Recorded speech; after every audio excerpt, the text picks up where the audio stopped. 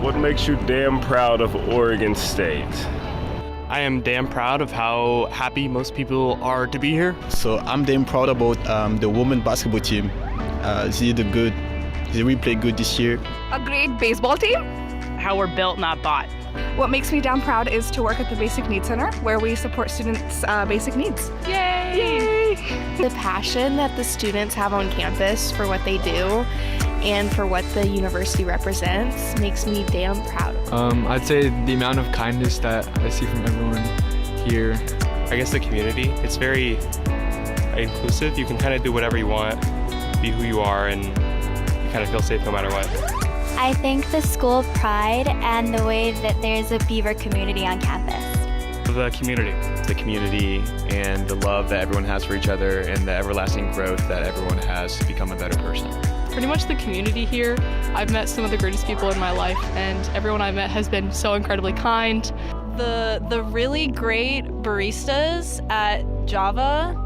I come from a family of 11 where opportunity was extremely hard to come by. Oregon State was the first university that I really had opportunity at, and because of that, it just makes me more proud every day to be here. I'd say my amazing sorority at Chi Theta Phi. Love them. I'm proud of my brothers at Delta Tau Delta and my roommates. I think they're incredible people. It's our top-of-the-line robotics department. They don't do it like anywhere else. A lot of my teachers also are super supportive of me and always want me to try my best. Everyone is welcome here, no matter who you are. I'm damn proud of my National Society of Black Engineers Oregon State chapter. It's all the wonderful people that I work with. How dedicated our media team is. The hard work of the Oregon State University Marching Band. I love all my coworkers and all my besties that I work with every single day. It makes me happy to be able to work with different people from different backgrounds. I love all of our research opportunities. I'm proud of being a first-generation student at Oregon State. I'm proud of all the student support that's offered for first-gen students like myself. But we're very involved in a lot of things and very diverse. All the cultural clubs. I will be going to med school, and I will be proud to say Oregon State is my alumni and did everything for me to make that happen. Go Beavs! I am damn proud to have just graduated. Let's go.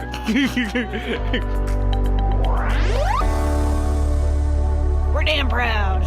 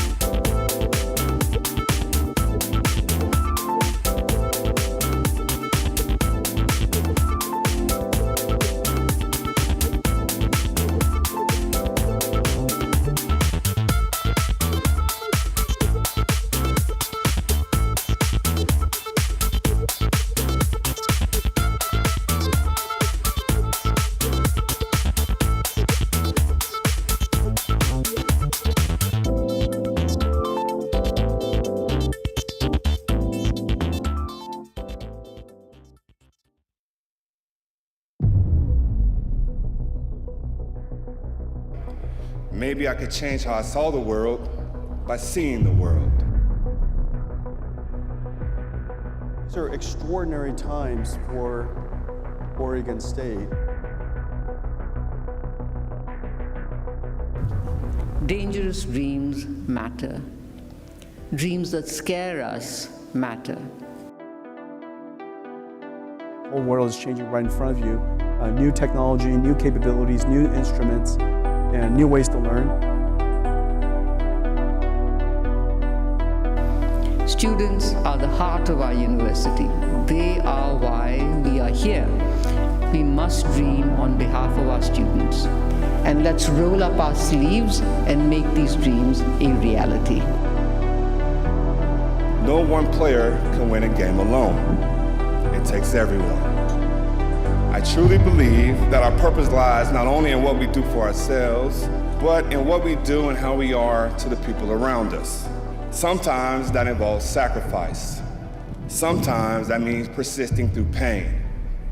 Virtually every time is worth it.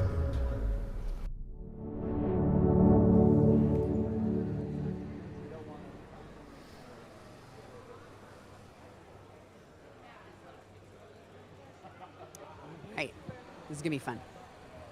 Hi, everyone. Welcome to the 6th annual Damn Proud Day Live. And the sound of the industrial tractor going by me can only mean that we are out here live on the SEC Plaza, Oregon State campus. It is a gorgeous day. Sunny, a little chilly, all the flowers are in bloom. And for the next 6 hours, we are going to be celebrating Oregon State and our fabulous day of giving. I'm Elena Passarello. I don't know if I've said that yet, but I still am if I said it before. And I'm so excited about all the folks that we're going to talk to today, starting with the board president of the Oregon State University Foundation, Penny Atkins, right here to my right. Hi, Penny. Good morning. Very nice to be here. Thank you. Happy Damn Proud Day. It's very exciting. Now, this is your first time here on the dais for Damn Proud Day, but not your first Damn Proud Day as a human being. Right. No. What does Damn Proud Day usually look like for you? So I live in Idaho, and usually Damn Proud Day for me is sitting in front of my computer all day and watching that leaderboard go round and round, and it's just so amazing and fun to see the impact and how quickly that number changes. And I like to look at the different challenges, and I go in and support the different things that I'm familiar with, the people that I know. Yeah. And I love it. You can kind of shop. You can shop for your favorite OSU initiatives to support. That's exactly right. But now you're here representing the Oregon State University Foundation. For folks that don't know, tell us a little bit about that organization. So the foundation exists solely to support the university. So everything we do is in an effort to inspire investment. So that's the fundraising part. We engage the community, and we steward the resources so that we can maximize the dollars that we have available to impact the university and all the great things that they're doing. And this is your first year as chair? Is that right? I'm almost done. It's a 2-year term, and my term will be done on July 1. Oh, okay. So this is toward the end. Yes. What's it been like to be the chair of such a helpful and interesting foundation? It's been incredibly rewarding and gratifying. It's been fun. Good. I have met so many amazing people. I've met students that are just so accomplished. I've met donors that are accomplished as well, but just down to earth. And I've got to work with the OSU Foundation staff, and they're incredible. I mean, just think about today and the work and effort that's gone into what they're doing today. They work so hard. And the thing that has been really a common theme for me with everybody is that everybody cares. Yes. They care about our students and our university. And I think that's what really makes Oregon State different. Speaking of caring about our university, are there any particular challenges that you are excited about today? Well, actually, yes, there's a lot of them. Tell me about them. So the one thing I would share is that we have this foundation trustee challenge. Okay. And so that is former volunteer leadership and myself and current future volunteer leadership. We have all donated $25,000 for a record $175,000 this year. Wow. And so I want to thank those people, John Sterick, John Devon, Ruth Beyer, Eric Schoenstein, Tom Toomey, and Dave Underreiner. So these people have just generously given so that we can pull those funds and encourage all of the giving that happens in the different units. Because this is a challenge.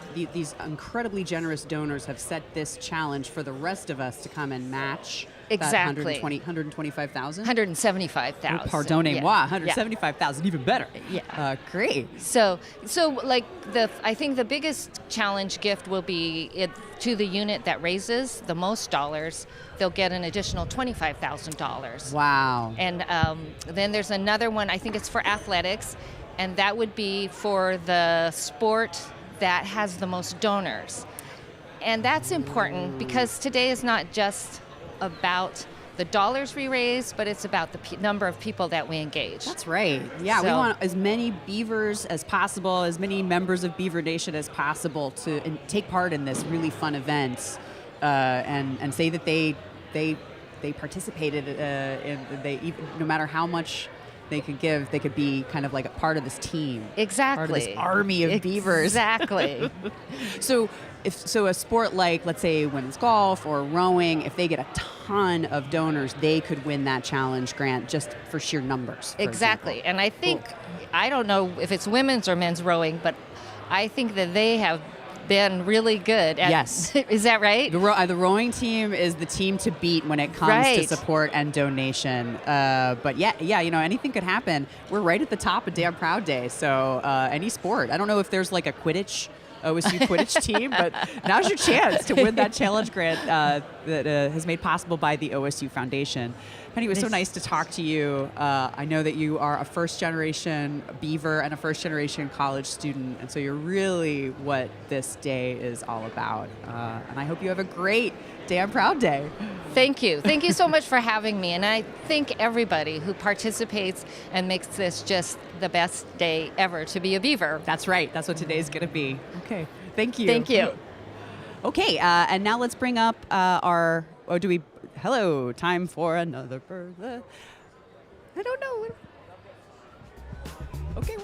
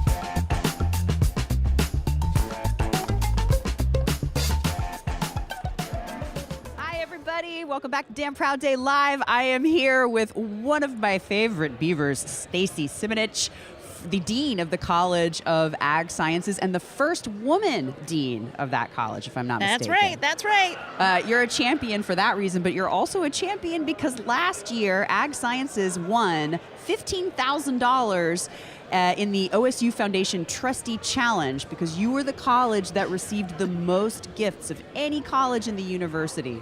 Congratulations. Thank you. It was I get excited on this day. I mean, the weather's great. It's a little chilly at the moment. We're going to be having ice cream from the food truck at noon. Noon? Yeah, noon. It's a little too early yet, but there's going to be here. But yes, it's a great day, and I love getting fired up for this day. We were so glad. Actually, when you walk into the dean's office, the first thing you see is our trophy from last year. Oh, there's a trophy yes, too? Not just during the $15,000? Dammies. Yes, during the Dammies, like the Grammys, but the Dammies. So, is there just a big picture of you in the center of the trophy? No, That's what I would do. It's more general than that, but it's a point of pride for sure. Are you going to try to recapture this glory this year? Well, I think the competition is every year ratchets up. I'd love to win it again because Damn Proud Day is all about the number of donors. It's not about the total dollar amount. It's increasing the number of donors, and every little bit counts, and everybody can make a difference. So yes, I agree. It's about making our team as big as possible. Yes, and a tent that's as big as possible, right? Yes, a big tent. Yep.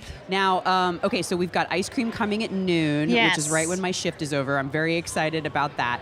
I also know that you reopened Withicum Hall earlier this month, and now there is a new Beaver Classic retail location. Yes, and that's part of our food truck that'll be out. Back in the 40s, 50s, 60s, there was an ice creamery in Withicum Hall, and it was removed for various reasons. And we conducted the $73 million renovation of Withicum Hall over a couple of years. Wow.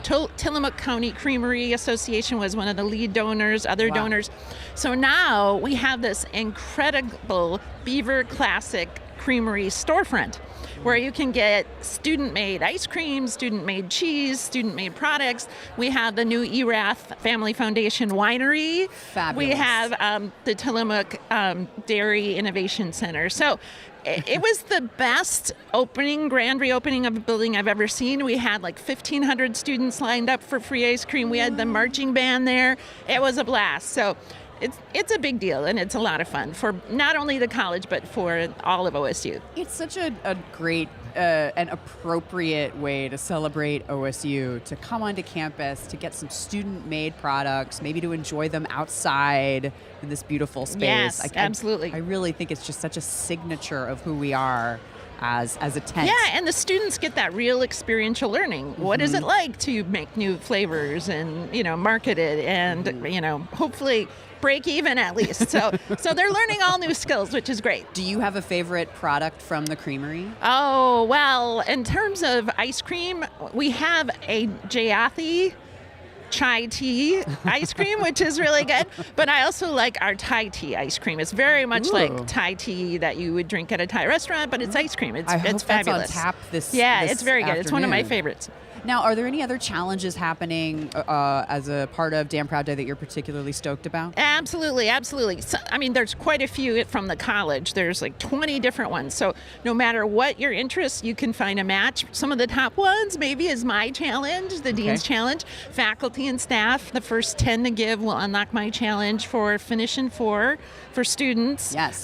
Oregon students with financial need. At noon, I'm doing my annual yoga with students, faculty, staff. What? Yes. They kick my butt every year. But Noon today? That's when the ice cream's here. Yeah. Well, we'll go do yoga and then we'll get ice cream. Okay. So can I get ice cream and then come and get on the mat and do yoga while I'm still if you want. eating? It might be a little difficult. Yeah. So that's fun. We have botany and plant pathology out here, raising money for their barn at their farm. We have so many options. Whatever your interests, we can find the right match for you. That's great. And then are there any other sort of exciting things? I know there are exciting things happening at the College of Ag that you can tell us a little bit more about. Oh, yes. We just continue to be at the forefront of sustainability in agriculture and natural resources, making sure our students are retained and having experiential learning along the way. We're growing in terms of enrollment year on year, research year on year. So, I've been at OSU 24 years. I've been dean now 3 years. Wow. It just gets better and better. So it's a lot of fun. Amazing. I am so excited about telling people about ag sciences and telling people about the ways in which that your particular college makes us special. Every time I'm down in that part of the campus, I always feel like things are happening. You know, the world is happening. Absolutely, and we're such a broad college. Our name might kind of limits what sounds like we do, but everything from Marine Mammal Institute, Fisheries, Wildlife, Conservation Sciences, 13 experiment station locations across the state. That's right. The full gamut of natural resources and agriculture and people, really meeting the needs of people throughout the state. Well, I hope all of those people come out and support the College of Ag Science, the team to beat. Ladies and gentlemen, and otherwise defined Go folks. Beavs! Go Beavs! And thank you so much for coming on, Stacey. Happy damn proud day. Thank you. To you too. Thank you.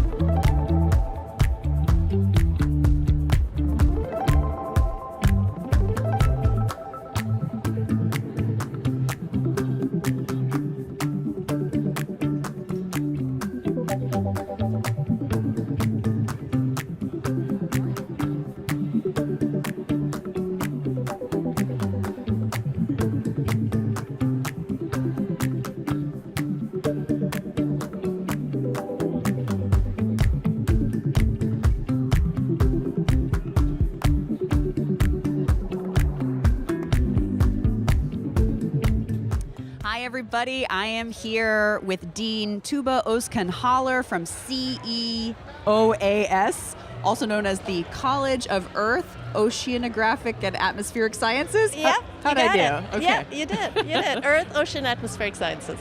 Welcome and happy damn proud day to you. Happy damn proud day. Not a bad day to be damn proud. Pretty day. Well, tell us all about your college. Excellent. What's your... So Earth, Ocean, Atmospheric Sciences. We have 5 undergraduate degrees we offer. One of the oldest degrees at OSU, the geology degree, over 100 years old, is our oldest degree program. We have a degree program in geography and geospatial science, very popular, especially because of GIS tools now becoming more and more popular in industry. We have a degree in environmental sciences. It's our largest degree with many different options as to how you can craft your degree and the directions you can go. We have a degree in climate science. Wow. That's one of our newest degrees. And we have a degree in oceanography, really fast-growing degree in oceanography. That really is a big strength in the college. And that must be a direct connection to what's happening out at Hatfield in Newport. Absolutely, absolutely. OSU is actually one of 10 oceanography programs that received a lot of investment way back in the 1960s and 70s. So we have a very top oceanography program as far as research and education is concerned. That's great. And now, so I'm sure, like all deans, you have some particular priorities for today's Damn Proud Day, other than having a great time. Yes. Tell me about those, please. Yeah, so we have 3 priorities, really. 2 of them are related to the fact that we have an experiential learning component in our college that really is pronounced. So our geology program, for example, is associated with 2 field efforts where students go out and really spend significant amount of time out in the field. Wow. Our oceanography program, we aim to take every single student out to sea for a research cruise. Wow. And so both of those, of course, these are expensive things to provide to students, so we're trying to always raise funds for these experiential learning opportunities. And the third thing, of course, it's about the students, so we always have a priority in fundraising for student scholarships. Sure. And there's a number of priorities in terms of student scholarships for the climate science program or the marine resource management program. Mineral geology is something that we're paying attention to right now. Oh, really? Because critical minerals are really what we need. It's in your cell phones, right? It's what we need in order to really electrify our economy. So those are the 3 priorities. I love that one of the oldest majors at OSU is one of the most, you're learning new things every day, you're innovating in new ways every day. There's plenty to discover. Absolutely. And in geology in particular, this critical minerals push is a really important one. Yes. Because right now, the ways in which some of those critical minerals are mined in other countries are not ways that we want our Right. earth to be mined. We really want to think about mining practices that are a lot more sustainable. And this is, I think, what Damn Proud Day really is all about. You're talking about a global impact, but you're also talking about with these experiential opportunities for every ocean sciences major. That's correct. You're talking about a student by student impact. So we are as global as we are local here. That's right. And, you know, these experiences for these students can really be life-changing. Wow. The cruise this year happened over spring break, and I mean, I receive feedback from students all the time about just how impactful the experience was. It also is an amazing cohort building activity. I'm sure. And cohort building is one of the ways in which our students become successful, right? Yes. It's a really important component in making sure that they finish on time. Yeah, and that community building, that collaboration is also what Damn Proud Day Live is all about, and that's why I'm so glad you were able to join us today. Absolutely. Thank you so much, Dean. What a pleasure. Thank you. Oh, man, you are.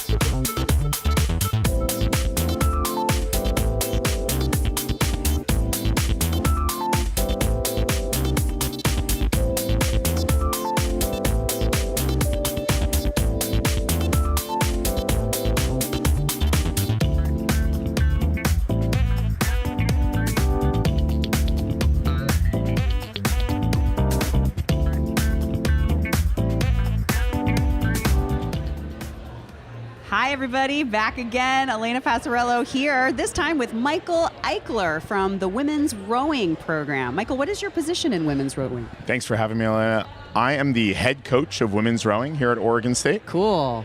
And now this is a kind of a bunch of champs here with women's rowing. Tell us a little bit about your recent accolades and successes. Yeah, certainly. So first, happy damn proud day. Happy damn proud happy day. Happy damn proud day. So recent successes, our program. We were down at the Big Ten Invitational in Sarasota, Florida. Woo. And we took a bunch of victories there with our Varsity 8 and our other crews. So right now we're actually gearing up for a race, a regatta at Lowell State Park, which is our home course at Dexter Lake That's this coming weekend. Saturday. Yep, that's this weekend, Cool. 9 a.m. to 11 a.m. And I know you've got the questions, but I would love to talk about why we're the champs on Damn Proud Day too. Oh yeah, this is not just the team to beat on the water. This is the team to beat in the SEC Plaza. Tell us about those triumphs, please, Michael. Yeah, certainly. So women's rowing has led the way the last number of years, not only in athletics, but across the entire university. So I know there's some deans out here and other head coaches who are coming for us, and that's what today's all about. So last year, I think we had about 850 gifts on Damn Proud Day. This year, we're trying to crack 1,000. Woo! We're trying to win some of those OSU F Trustee Awards today, as well as some of those 10 for 10 challenge gifts. Now, the during OSU Trustee Award is the sport that has the most donors. So not amount of money, but amount of people That's given. correct, yeah. And 850 is what won it last year. Yep. But you're thinking you can get to 4 figures this year. I think we can do 4 figures. It's going to be a push, but if there's anything that this team is good at, it's pushing. And if you reach that goal, or if any sport reaches that goal, you get like an extra 15 grand today. Yeah. Correct? So this year, thank you to the OSU Foundation trustees. It'll be $20,000 this year. Fabulous. So it will help our program in a big way. We've got some big goals and big ideas on what we want to do. So excited to try to make that a reality today. Yeah. What is it, do you think, about a sport like rowing and women's rowing that makes an impact in our community? Yeah, I think on so many levels. One, the community of athletes, of the student athletes, and how involved they are, not only in the sport, but in their academic endeavors, in their clubs and organizations they're a part of. I mean, I think last term on a team of 46 women, I think we had 16 4.0s. So the team is academically highly driven. These women, these individuals in our program, they are leaders in the classroom, leader in extracurricular activities, leaders on the water, and they do amazing things post-graduation. And that, for us, that's the biggest thing. Post-graduation, to prepare them for life's challenges and opportunities. That is the most important thing we're doing in the women's rowing program. And how long have you been affiliated with the program here? Yeah, so this is actually my 8th year at Oregon State, 8th academic year.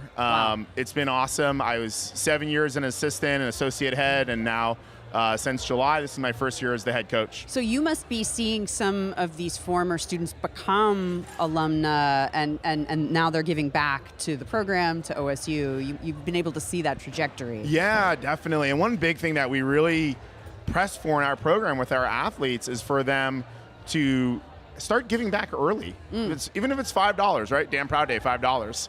All right. So making sure that's happening. And the trajectories, career trajectories they have put themselves on, how many doctors are out there, how many researchers and scientists are out there. It's pretty cool to see and be a part of. I'm so jazzed about your program and all of the ways in which y'all are champions. Yeah. The team to beat today, everyone. So are we on this camera here? Where are we? What camera are we on right now? We're right here. Here's the QR code.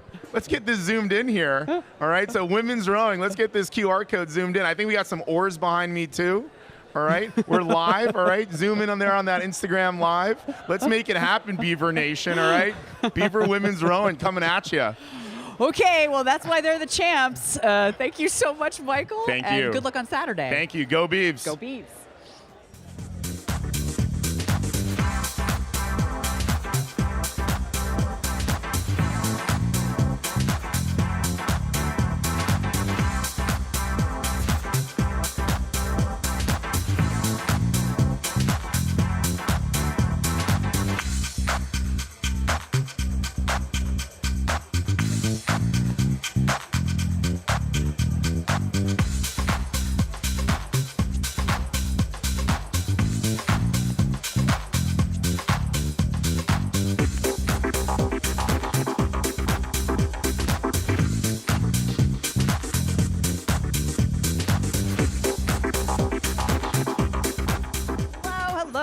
Beaver fans all over the world. Beaver Nation, welcome back to Damn Proud Day Live. I am here with Dr. David Bearden, the Dean of the College of Pharmacy. Nice to see you. Yeah, excited to be here. Who's your friend? We have Dr. Benny, Mini Benny. He's our newest student in the College of Pharmacy. We just got him in his white coat. Cool. And we figured to bring him along today. When you're a freshman pharmacy student or a newly declared major, do you get a white coat? Yes, one of the things that we do, like all of our students, as kind of a rite of passage into the professional career, they get their white coat from day one, and then they wear it throughout their journey in the pharmacy world. In the building?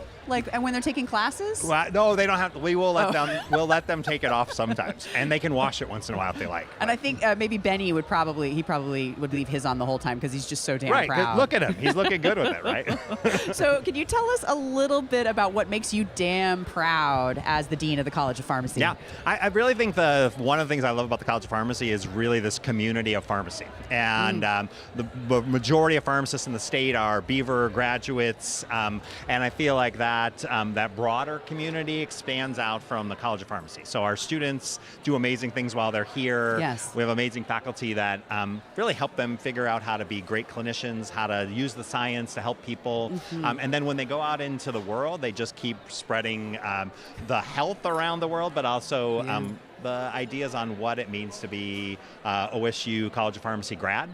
And to get to see that on a regular basis and the number of people giving back is what makes it fun to be here. Do you find yourself being able to interact with recent alum or not so recent alum on a frequent basis? Yeah, that's one of the things that I like specifically about being the dean. The one fun part I get to do is to keep seeing those folks and see them in different lights. I've seen them in the working scenarios of the world in pharmacies around the state, but to be able to really just find out what they've been able to do with their pharmacy degree is what makes coming to work every day easier and teaching the students every day easier. Are you teaching too? I still teach a little bit. They keep me in the classroom as little as they can, but I still get to do some of it, and always been my first love is teaching side. So what are the courses that you're still allowed to come in and teach every once in a while? I teach about antibiotics. So this is the shout out to all the students that hopefully remember something about antibiotics that I taught them in there. You got to take the whole bottle. That's what I read. Oh, very good.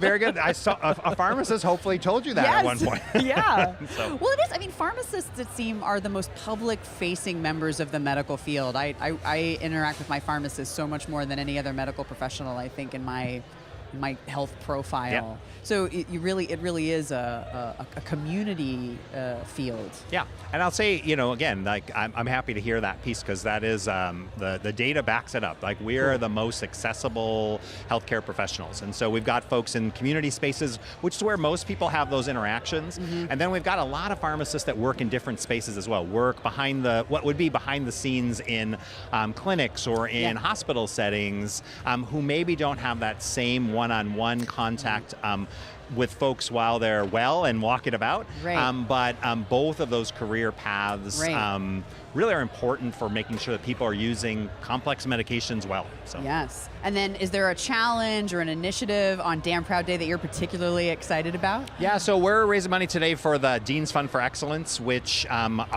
we use for lots of scenarios. The big thing that we're pushing for today is for student support.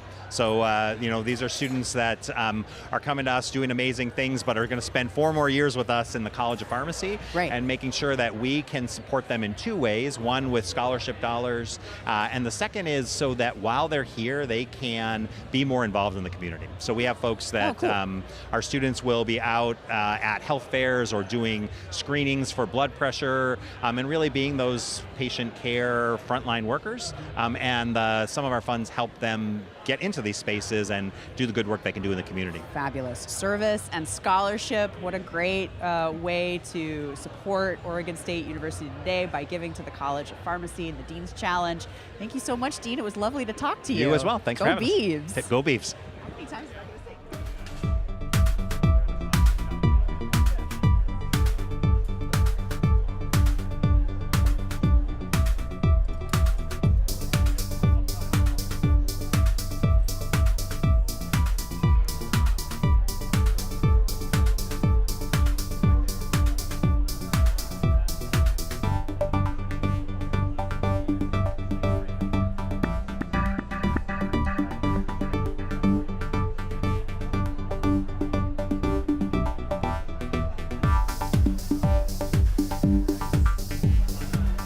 Hi, everybody. Very excited to tell you who we're with now. This is Dawn Shockley, the head coach of the women's golf program.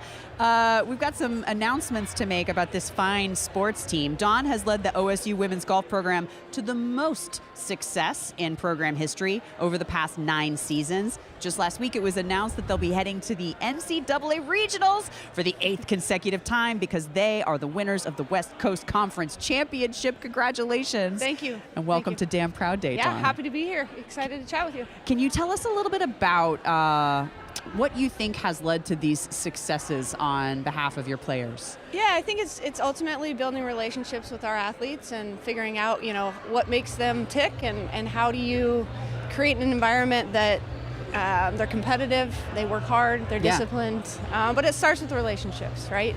And treating them as a human being. And again, they're all very different, and what they need is very different. And so really starting with that foundational piece of who are you? How do you work? What do you need? And really just working with that. How many players are on the team right now? We have 6 on our team right now. Wow. We're a smaller team. Do they come from all over the... Yeah, we've got all over. Kyra, our best player, who just got Player of the Year, which is awesome, is from Portland, so that's always fun. But we've got Europe, South Africa, all over the place. So and I'm assuming Canada. They're studying all over the university as well. They majors. are, yeah, and they're very, very, very smart kids. So our GPA was a 3.9 as a team. So very studious, science, business, all over. Now, Damn Proud Day is a larger and larger event every year. I know you've seen quite a few of them in your 9 seasons with us, but what does Damn Proud Day mean to the golf program? How are you going to be using your funds today? Yeah, it's incredible. I mean, I think at the end of the day, this is it's time for alum, right? It's just, I think, a true investment throughout the entire university, which is fun. For us, it's everything. You know, I talked about the human piece. We do a really big trip down to Bandon Dunes, which is essentially our kind of player development, kind of bonding. We do a lot of goal setting and vision setting and things like that. So it's important for us in that. Equipment, training, all that stuff, everything adds up, and this is a huge day for us. And just, again, for it to be a part of the success we've had from former athletes and to see that their success is what's helping us build this program. And so to have this whole thing for the whole university it's special. And where are the regionals being held this year? Norman, Oklahoma. Wow. Yeah. It'll take a while to get to, so you need some funds for that as well. I'm assuming. Yeah, exactly. All of it. You know, again, at the end of the day, there's a lot of expenses that this goes into, and so for us, again, building that foundation of our donors and support so that we can continue to have the success we're having. Well, I mean, every time we talk to someone who is leading student athletes here at Oregon State, I'm always so impressed with the average GPA of our student athletes and their commitment to service and community, and I know that's very much part of it. Yeah, it's huge for us. We ask our team to do at least 30 hours each of community service, and Maddie Sund, who's our senior, has over 200 hours of community service. So, and again, they're really good in the classroom. And so for me, as competitive as I am, it's not all about that. And I think when you live in a small town like this, it's important to give back. We talk about gratitude and compassion all the time, and that's kind of what we build our program on, and to continue to grow that. So yeah, all of it's important to us. When it's totally okay to be a little competitive today.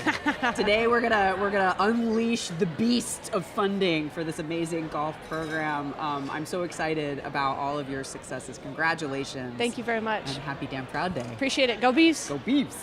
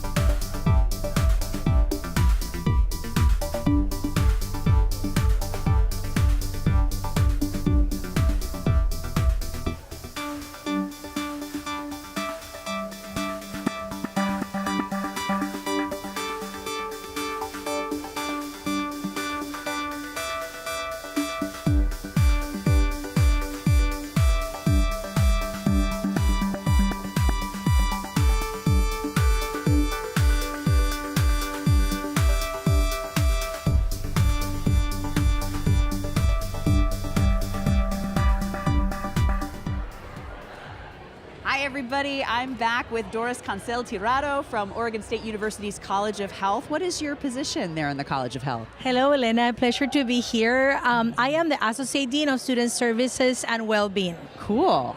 So what does that mean on a day-to-day basis? What kind of work are you doing here? Well, I am the leader of the Office of Student Success. In many ways, we are the heart of the college.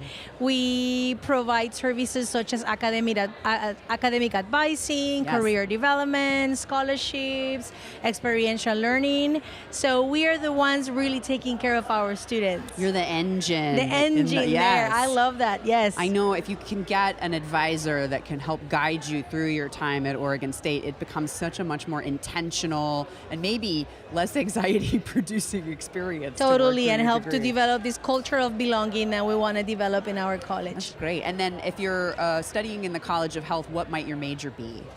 You may major in kinesiology, nutrition, public health, human development and family science, all of these fields that drive the health and well-being of families. Yeah, well, that makes perfect sense then, that the student experience is right at the center of a program that's also trying to privilege the human experience and human health. So can you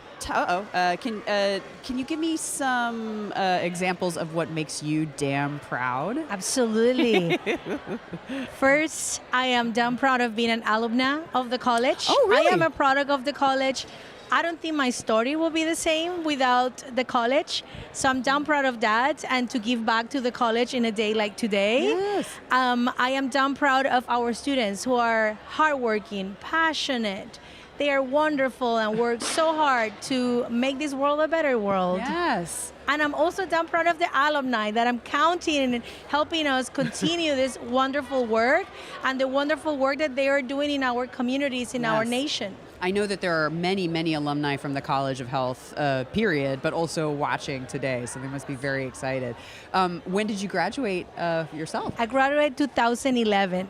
Nice. And have you stayed in the OSU No. community? I went away for a little bit and came back just this year. What a testament to our college that you came, to our school that you came back. Now, is there any particular gift or challenge or funding opportunity that you're really excited about today? Yes, we have. I personally have a challenge, so I hope that people join me. Let's hear it. Yes, but I also want people to, in general, think about the Student Success Fund in different ways, because I think we focus on the students, and the success of our students is also the success of our society. If we have a diverse body of a workforce, and that is what we're producing in the college. So I hope that people join my challenge to provide scholarship that supports experiential learning, emergency funds. All of our students can suffer at some point. Yes. So I want to make sure that they have the support. So I hope that those alumni join this Your challenge and many others Sure. to support our students and support the health and well-being of all individuals. Now, what kind of experiential learning opportunities are available to College of Health students? So our students do an array of internships, job shadowing, studied abroad, and service learning. I just had a faculty-led program, and we went to Puerto Rico to do community service. Wow. Our students participate in research throughout their years at Oregon State. So our students get a good job market experience before they're ready and graduate. And that's what it's all about, not just, making sure that students are taken care of while they're on campus, but giving them opportunities to go off campus and really live whatever professional experiences they aspire to achieve once they graduate. Absolutely. Okay, let's see. What else can we talk about in terms of Damn Proud Day Live? Do you guys have a social media presence at the College of Health? Yes, we have a social media. Shout out to our marketing team. Yes. There's so many things about the college. We were working really hard in our strategic planning and the success of our students, working hard with every student graduate and bring that to our college. Yes. So I hope that the donors know that we are invested in the success and well-being of our students. So support today for Damn Proud Day Live really focuses on student success, student stability, and student opportunity. And I think the College of Health is a beacon of that message. Thank you so much for your time today. Thank you for having me. It's Happy a pleasure. Damn Proud Day. Yes. Go Beavs. Go Beavs.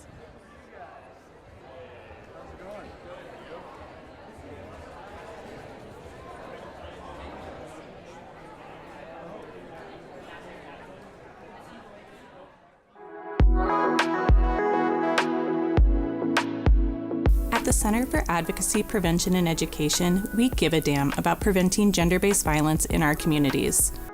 Our prevention services help the OSU community practice skills to address root causes of violence.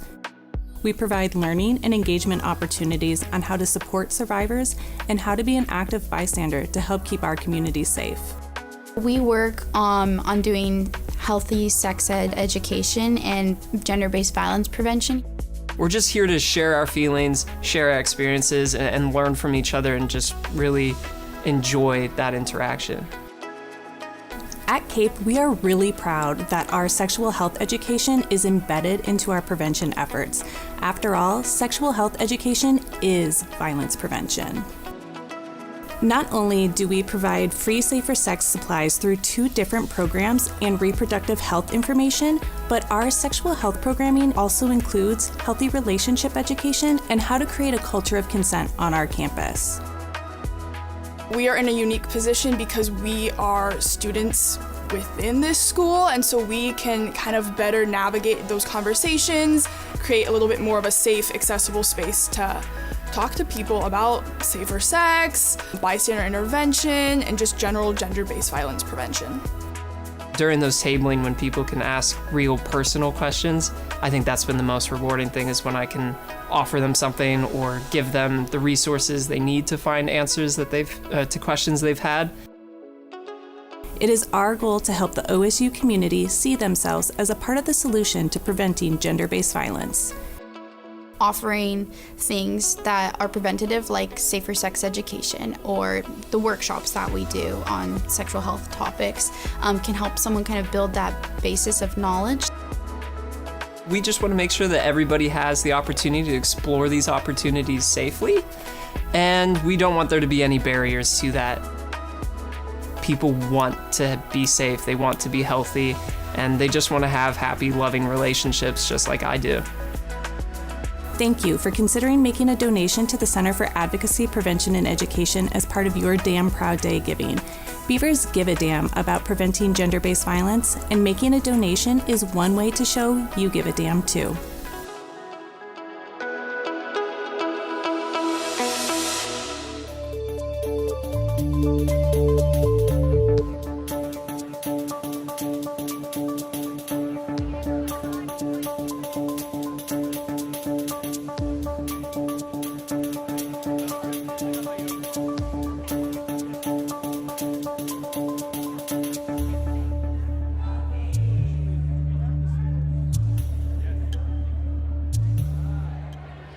Hello, we are back here in the SEC Plaza, and to my right is Missy Close, who is with Student Health Services, also known as CAPE. Yeah? Correct, yes. Missy, what is your Happy Damn Proud Day, by the way? Happy Damn Proud Day. And what is Thank your you. official position there at Student Health Services and CAPE? Yes, so I am our Advocacy Services Manager as well as a confidential advocate, so I get to play both roles. Wow. Yeah. And now, is CAPE a part of Student Health Services, or is it a rebranding? Tell me a little bit about CAPE. Yeah, so CAPE is within Student Health Services. Okay. CAPE stands for the Center for Advocacy, Prevention, and Education. Okay. So we are the department on campus that focuses on preventing gender-based violence, supporting survivors who have experienced harm, and survivors meaning students, faculty, staff, OSU community members. Wow. And then we also provide education across the OSU campus for focusing on sexual health, healthy relationships, bystander intervention, and most importantly, consent. Wow. And Yeah. what do these programs look like around campus? Are they seminars or courses or? Oftentimes it's workshops that we're providing for students. Also, we are providing opportunities for educational interaction for faculty and staff as well. Mhm. And I can talk a little bit more about what that looks like. I would love in to a know moment. what that looks like. Yeah. As so, a faculty member myself. Yeah. Well, actually, one point of pride that we have in our programming is our peer education program, which has grown significantly since it started in 2023. So fairly new program. Wow, Yeah. quite new. And our peer educators have actually worked with over 1,500 students this academic year alone, Wow. providing peer-led outreach and educational opportunities. So we are all over the place. And a group of 5 students, which we're super proud of. So, whoa, yeah. 5 students have been responsible for reaching out to 1,500 currently enrolled students. That's right. I'm Yeah. assuming that a peer education connection is really important when you deal with subject matters like gender-based violence and recovery and things like that. Is that right? Absolutely. Yeah, we see that is a really effective way of providing education and support through that connection of a peer-to-peer educational opportunity. We also have support groups where we have peer connection opportunities for survivors who've experienced violence. So it's a really important way for us to connect and make a difference in the community. Yeah. Are there any other major points of pride that you have for CAPE? Well, another one is that because of all of the amazing work happening with our peer educators, we've actually seen awareness raising around our confidential advocacy services. Nice. So we've seen a 43% increase in requests for care and services through our confidential advocacy services this year. And that's something to celebrate because we, as a community, want to make sure that the people who need these kinds of services feel feel comfortable reaching out, have the knowledge of where to go, have the information they need, yes? Exactly. That is one of our major goals, is making sure that folks who need us know how to find us. So knowing that we've seen a 43% increase is actually a point of pride, because we know that people are out there needing support. Yes. And so they've found us, which is really great. And it's so good to know that at Oregon State, our students, our faculty, and our community members have a vibrant organization like CAPE that they can go to. Like, I would assume that like no institution can be healthy without making sure that we have these kinds of services in place. Exactly. Well said. Yes. I mean, the thing is, a majority of our support through confidential advocacy is for direct survivor support, but we are also getting outreach from students, faculty, staff, family members who want to know how to support their loved one, how to support their student, how to have, skills around, violence-free campus and violence-free communities. So we are really... I didn't think about that, but parents or family members that are supporting people who are enrolled can also benefit from what CAPE has to offer. Exactly. That's fabulous. We are available for parents, faculty, staff, students, anybody. Are there any particular challenges that you're excited about in terms of Damn Proud Day? I mean, we just are really hoping that people, stand up and show that they're a Beaver who gives a damn and supports us through a donation to CAPE. Yeah, I think a donation to CAPE sounds like a great thing to do while you're sipping your coffee, watching the YouTube or wherever this is streaming from. Missy, it was so nice to talk to you, and thank you so much for being here. And happy Damn Proud Day. Happy Damn Proud Day. Thank you so much.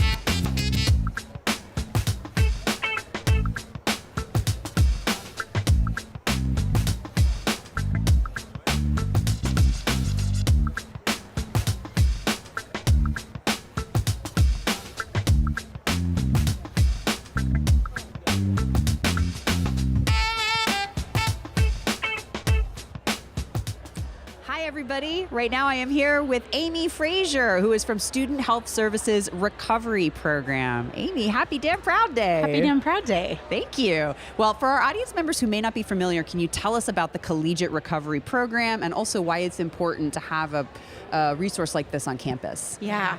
So the Collegiate Recovery Program is such an important resource. We provide support and services to students who are in recovery from substance use or who are on a journey toward that and are looking to kind of facilitate their well-being.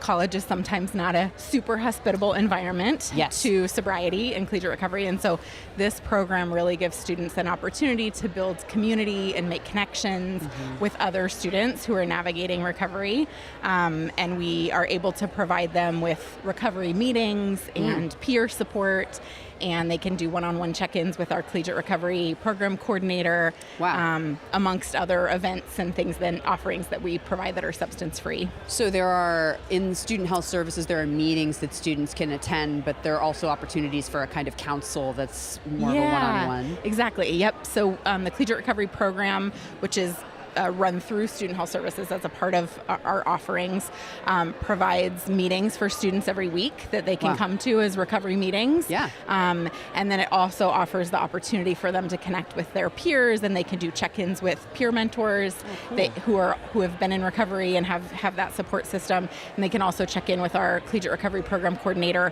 for one-on-one check-ins. And then separate from that, but as clinical services, we have substance use counseling as well for students.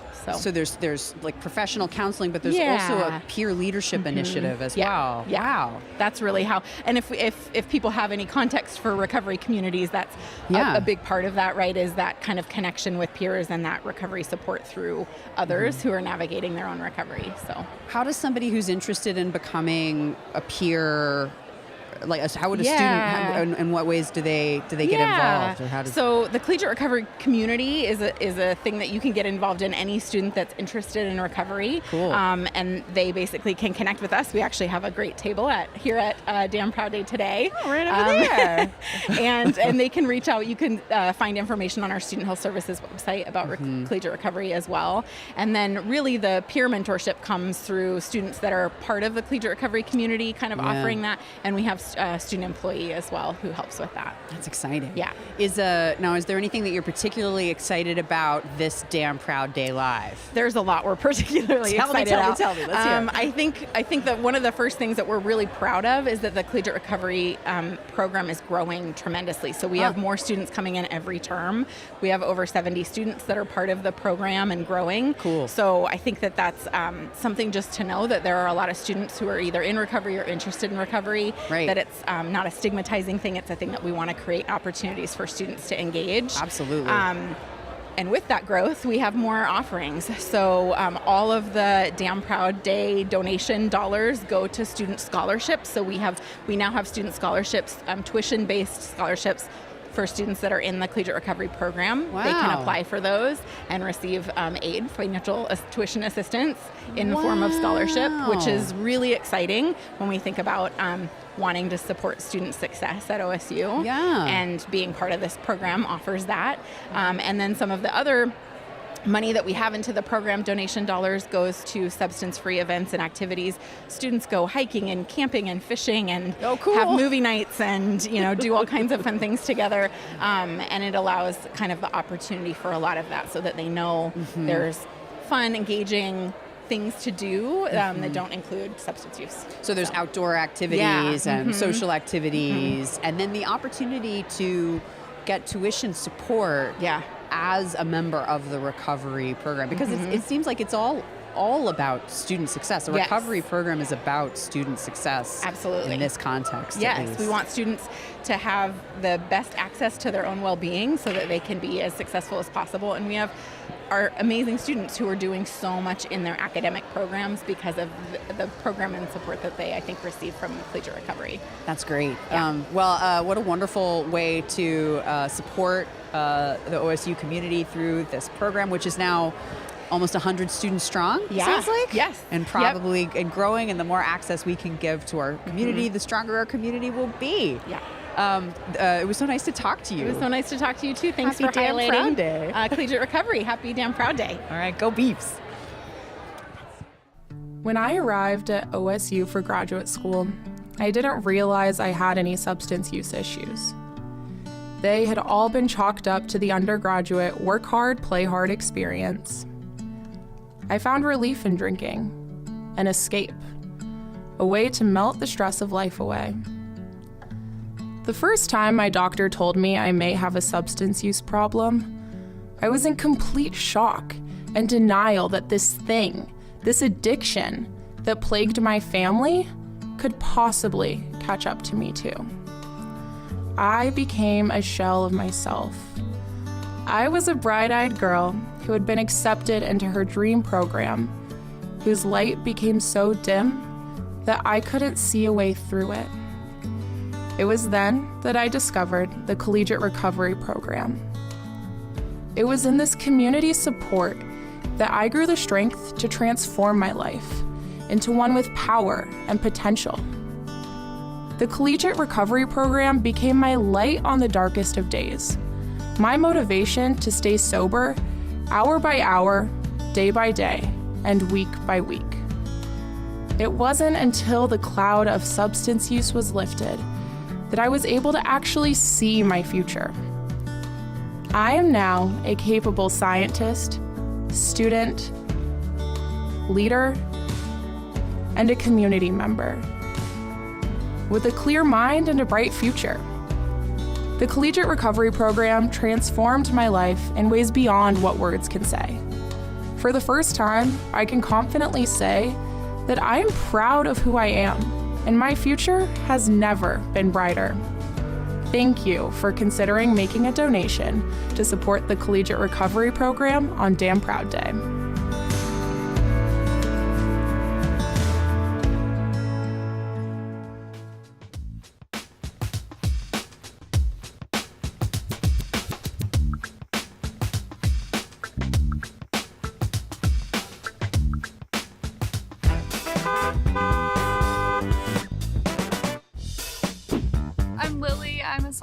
majoring in forestry. Name 3 goods or services provided to students by the OSU Basic Needs Center. The textbook lending program, so free textbooks, free laundry services, and free printing. What fruity garnish was invented at Oregon State? Is it Marionberry? I'll give you a hint. A Shirley Temple. Maraschino cherries. Correct! What was found under OSU's football stadium when they were doing construction? Is it mammoth bones? That is correct! How much did Damn Proud Day raise last year? I'm going to say $1.7 million. Darn, that is incorrect. You were really close though. It was $2.7 million.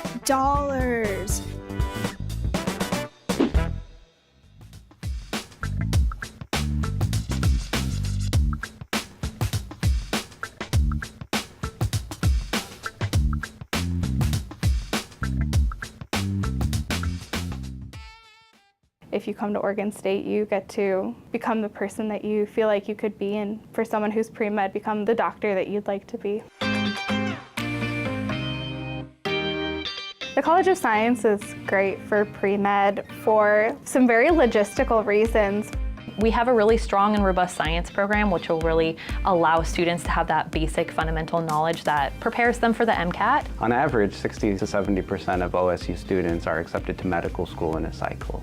Because we're a Research One university, we have a lot of opportunities for undergraduate research. We have faculty that are doing incredible international research with international impacts.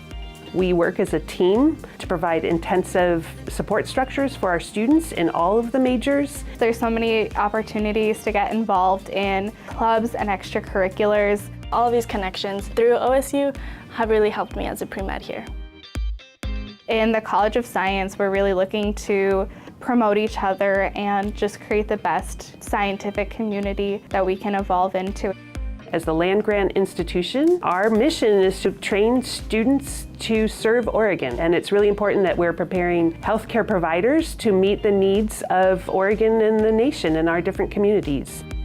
Medicine requires a lot of technical skills, for sure, but it actually requires you to be a human being, and those things that you like to do and that you're invested and passionate about are going to make you a better physician. Really, anyone could go to medical school with any major as long as they complete the prereqs, but those prereqs are integrated into your degree as a part of the College of Science. So that can be very valuable for students who are looking to save time, to save money.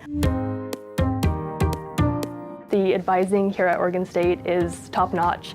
I can speak on behalf of my advisors in the biochemistry department. They are just the most wonderful human beings, and I personally know them on a first-name basis. They've really supported me in both my career here at OSU, but also setting me up for success in the future.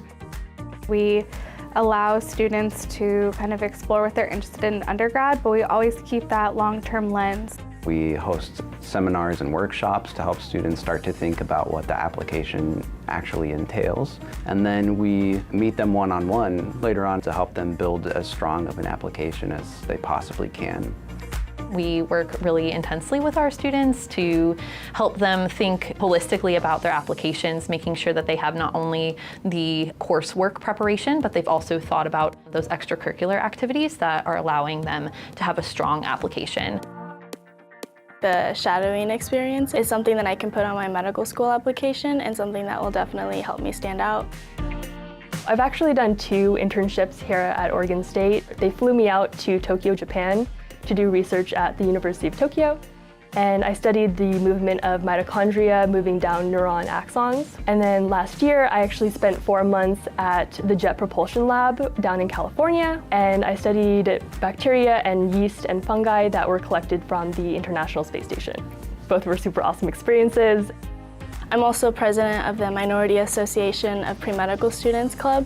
And so I think that aside from the curriculum, having that community of other pre-med students who are similar to me was super, super helpful. Oregon State University is really the premier research institution. And because of that, we do science better than anybody else in the state.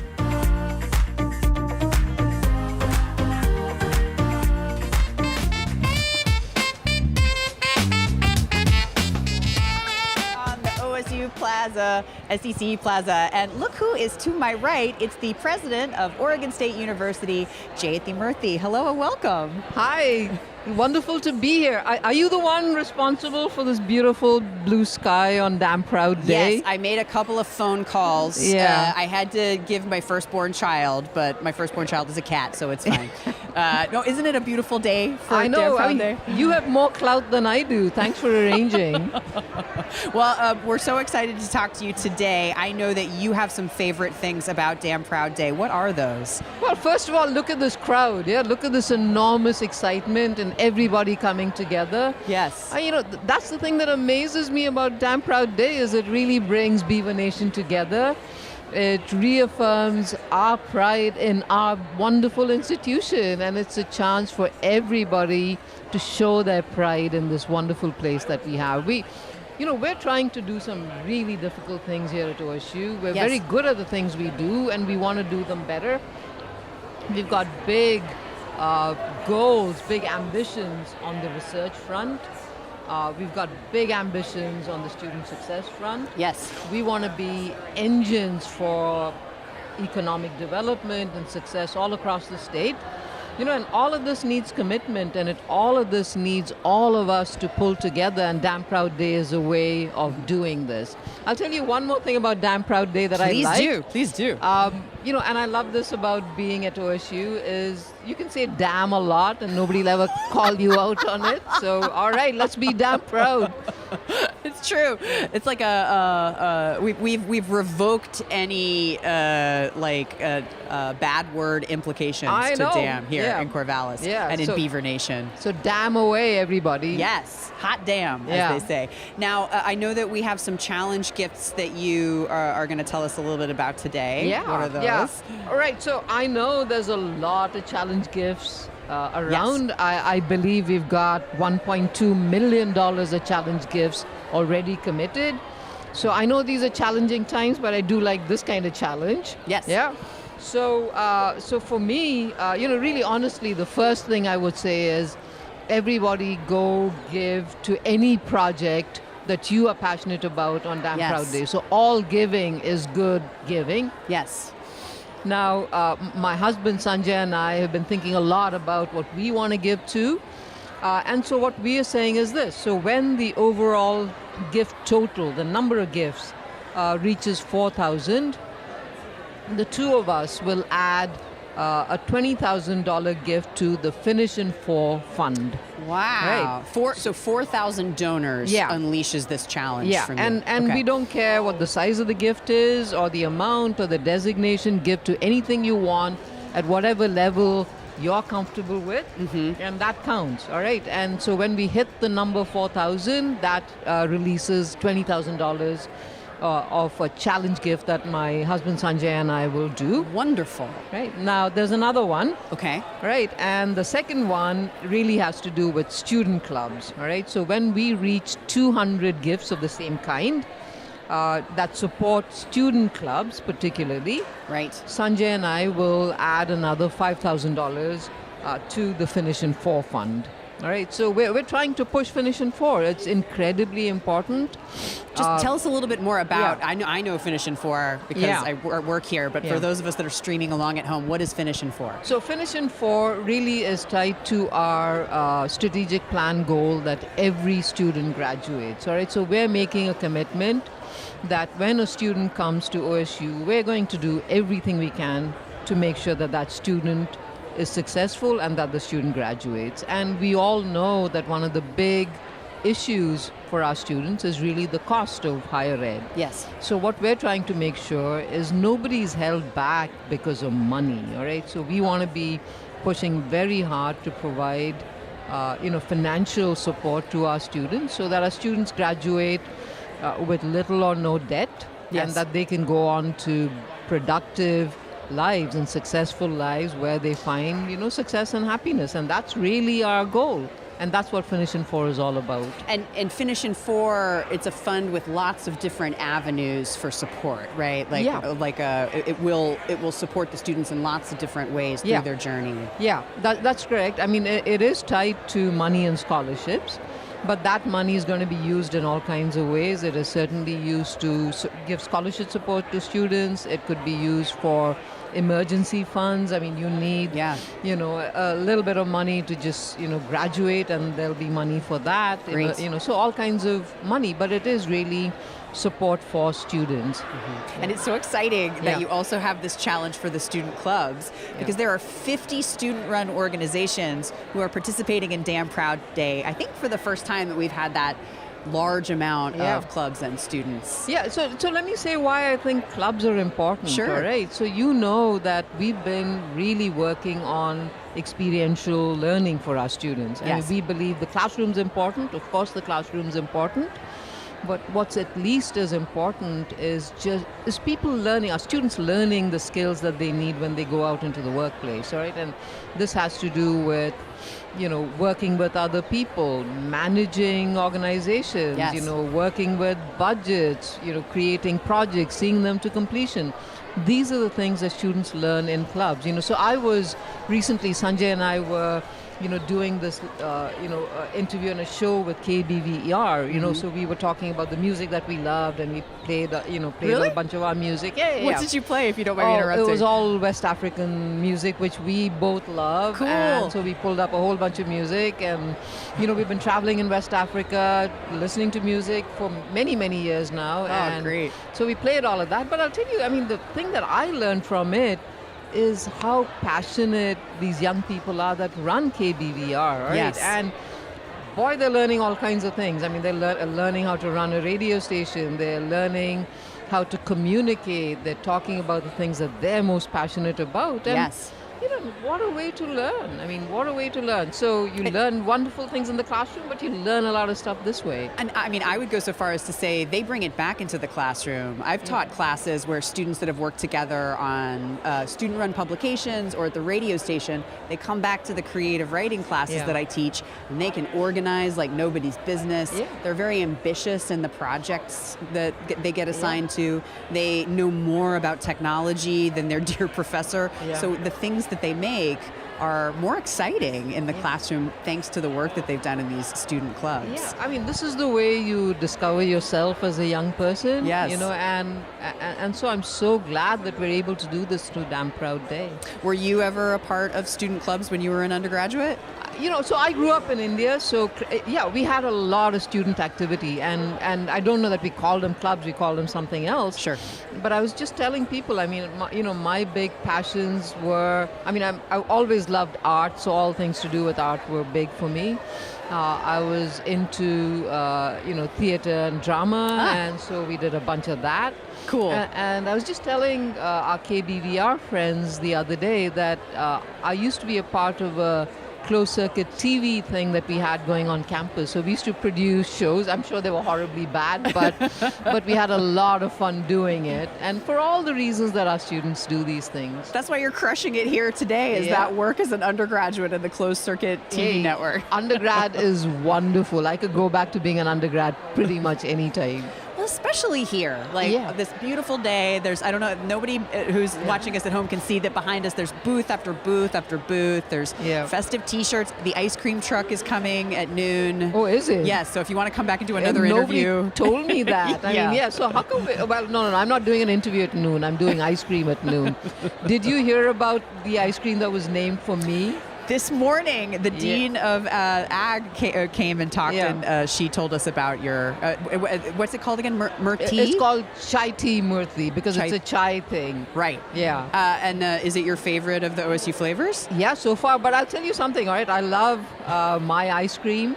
But one of the things, if you want an ice cream named for you, you should be aware of the pitfalls, all right? Which is that you're not allowed to eat any other flavor. Oh, so no. You can go in there and they say, do you want a bit of chai tea murti? And you can say, nah, give me the chocolate, all right? So you can't do that. Yeah. Well, two options. Either get a double scoop of a pairing, or we could go together at noon and I'll order what you want and we'll just swap cones. All right, thank you. But I do want to talk about the other stuff that are priorities for us on Damn Proud Day.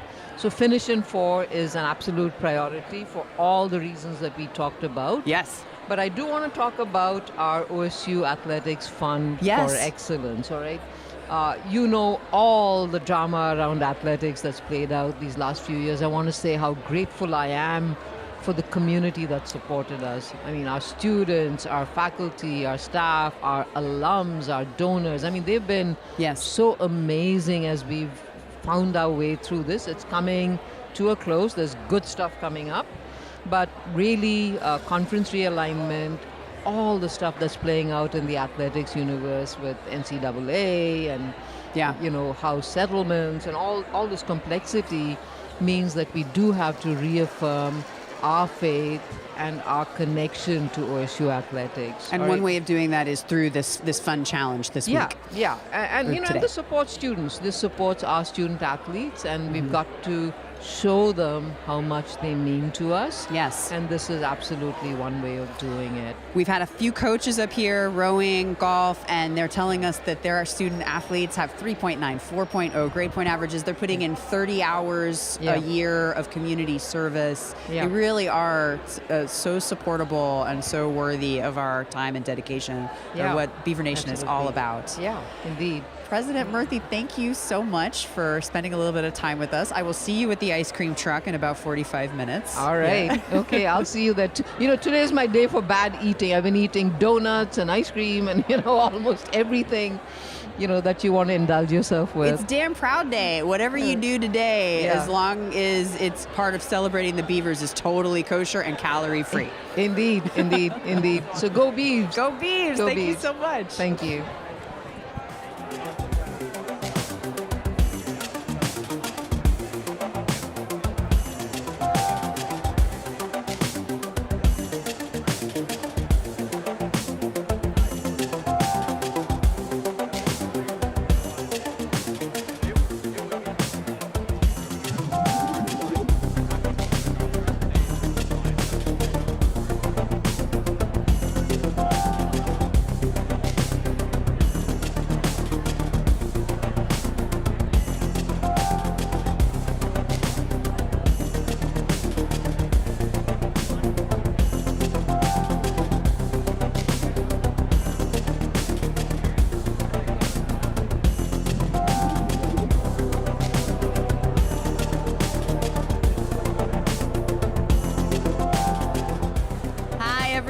I'm here now with Chris Elliott, who is the Vice President of Extension and Engagement and the Director of OSU Extension. Hi.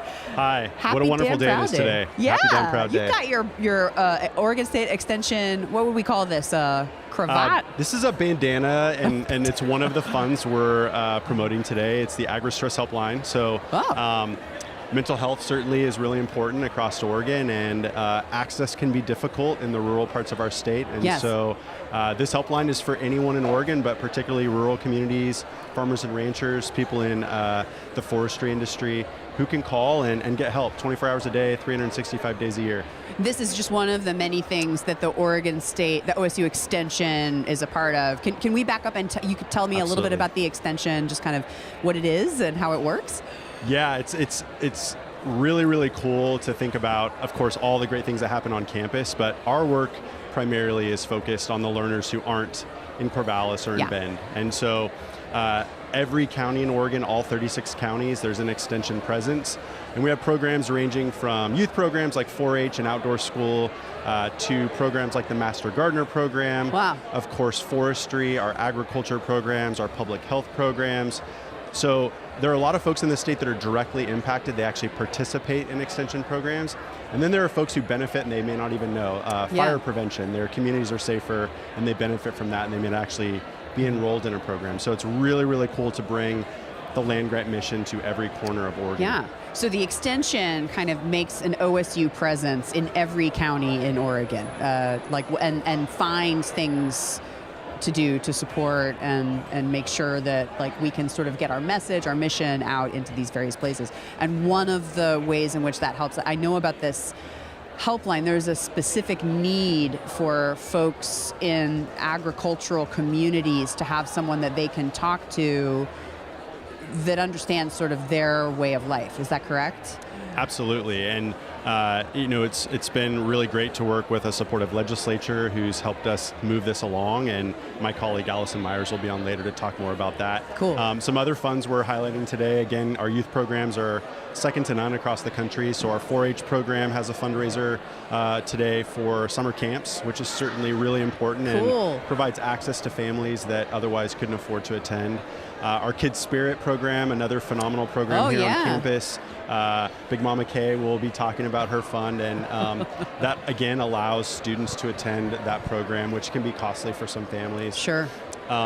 Our Open Campus and Juntos program, another program that really helps with college access, particularly again in rural communities across Oregon, is another fund we're highlighting. So there's so many ways that extension exists in communities, and those funds will help us increase our reach across Oregon. And it sounds to me like it's not just that OSU is extending its services into these counties. They're making it so that folks from these places can come to OSU as well. Like Juntos is a great example, right? Where just sort of smoothing the sort of understanding of what a college can do for a community or a family or right? Like that seems kind of... Absolutely. We work with about 90,000 youth every single year. And so certainly we want to make sure that they have success after high school. And that may be directly into a career, the military, a trade school, but also higher education. And many of them do attend Oregon State University. So it's really critical we get them prepared, we get them excited, that they're around an adult that believes in them and they feel empowered, and that we help their family understand some of the hurdles that it takes to get to higher education. Yeah, I think that Damn Proud Day, the OSU Extension is what Damn Proud Day is all about, and it's making the reach of this fine university, people like you who are working so hard, as accessible as possible to as many Oregonians and citizens as possible.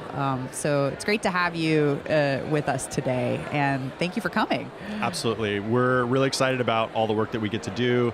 Our faculty, 600 faculty across the state, 8,000 volunteers, and then the help of folks like today who give to help us increase our reach. So give to Juntos, give to the OSU Extension, and don't forget to say Go Beavs when you do. When you hit that button, just say Go Beavs. Thank you so much. Go Beavs. Go Beavs.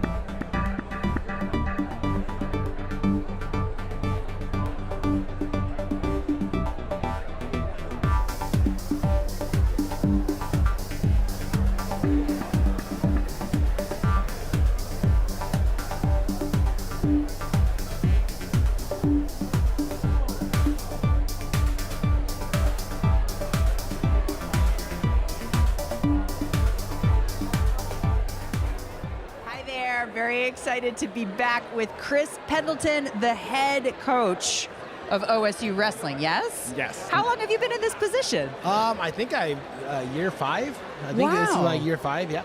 Congratulations. Now, I know that you are one of the most successful collegiate wrestlers in the history of the sport. And I can't believe that. Wow, that's so fantastic. I'm sorry, what'd you say? You are one of It's just a joke. I just want to hear you say it again. I'm happy to say no, it again. That was a couple decades ago. One of the most successful. Well, but now you're a coach that's leading us on to greatness. What inspired you to become a wrestling coach, and how has that shaped your leadership style here at OSU? That's a great question. I think that the calling to coach for me was how my coaches and my assistant coaches directly impacted my life. Yes. And when you take a step back as an 18-year-old kid from just a small town in California, and you look at what wrestling's done for me and my family, getting to travel the world and enjoy it, I just really felt a calling to give back in that way. How do you learn how to be a coach? I've never asked a coach this A lot of before. trial and error. You just pretty much have to just pretend like you know what you're doing until, fortunately/unfortunately, in our line of work, the win and loss column's pretty black and white. There's no teaching certificate for coaching. You no, just kind of there's get not. in there. You just jump and in make it there, happen. and I think what people will be surprised about is the X's and O's. That's like 15% of the job. You know, everything from fundraising, obviously Damn Proud Day, to recruiting, to community outreach, to academic support, to everything else. The coaching part's a little small part of the What's job. your favorite part about the gig?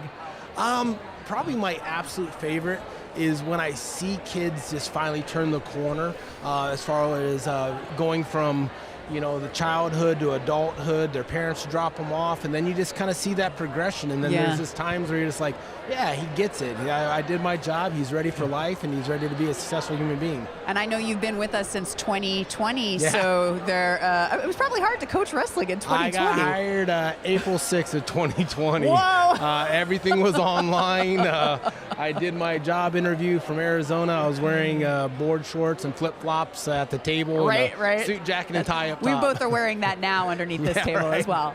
I got my baseball shirt on. You do. Got to support baseball. We're trying to beat them in a head-to-head matchup with Damn Proud Day. This is the most exciting thing about having athletes as a part of this stream is y'all are really good at being competitive. We've had golf, rowing, now we have wrestling. I think football's coming up next. Well, I try not to bring up rowing because they're really good. So baseball, we want to take out baseball. And how can you take out baseball this today? Tell us about the challenge. Right now we've raised about $42,000. We're 40 donations away from unlocking a $10,000 gift, and then once we get over 50, we have an anonymous donor that has pledged $50,000 in matching. So that'll take us right into the six figures. Wow, so how many more do we need to get to that? 40 more to unlock a $10,000 gift, and then we're going to be over $100,000, and those are going to go directly back to the student athletes. Wow. We just had a kid, Justin Rademacher, who won the U.S. Open and just got selected. It'll be announced later today. He'll be representing the United States in the Pan Am Championships here in a couple weeks. Breaking news. Yeah, I know. Wow. We just got off the phone with USA Wrestling this morning, and little small things like that. You're helping a kid chase an Olympic dream down. And when you say just 40 more donors, that's not of a certain amount. It could 40. be $5. Just $5 each, 40 people. Come on. One click on all of our social media platforms, help us out. And then what about beating baseball? What do we need to do? You just have to have more donors than baseball. As long as their major league players don't just step up at the last minute. So let's just make sure they're not paying attention right now. Well, I mean, I think that it sounds very doable to get 40 more people who love OSU wrestling, which is one of our most beloved sports. I think that luckily fundraising isn't very hard at Oregon State because there's been so many people that have come through these doors that wrestling and the school has impacted their life. They want to give back, and we want to make them proud. What about and I'm getting the wrap-up sign because I feel like if we have you up here any longer, you're going to make $6 billion. I would like that. That'd be great. And that's fine with us. No problem at all. It was so nice to have you with us, Coach. Thank you so much. Thank you for everything you guys are doing. Go Beavs. Thank you.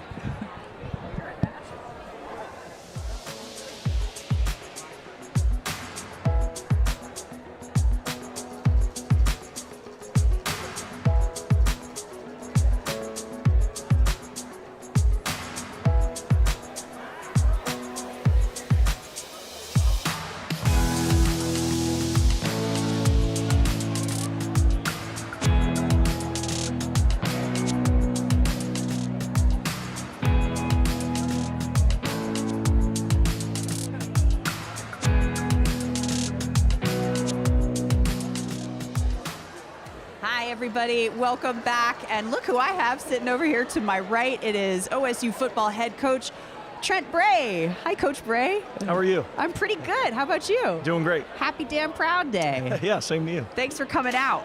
Now, this is a day where we celebrate all that makes Oregon State special, our students, our supporters, our traditions, our bold future. And so it's only fitting that we welcome you, an exemplar of that pride and passion every single day on and off the field.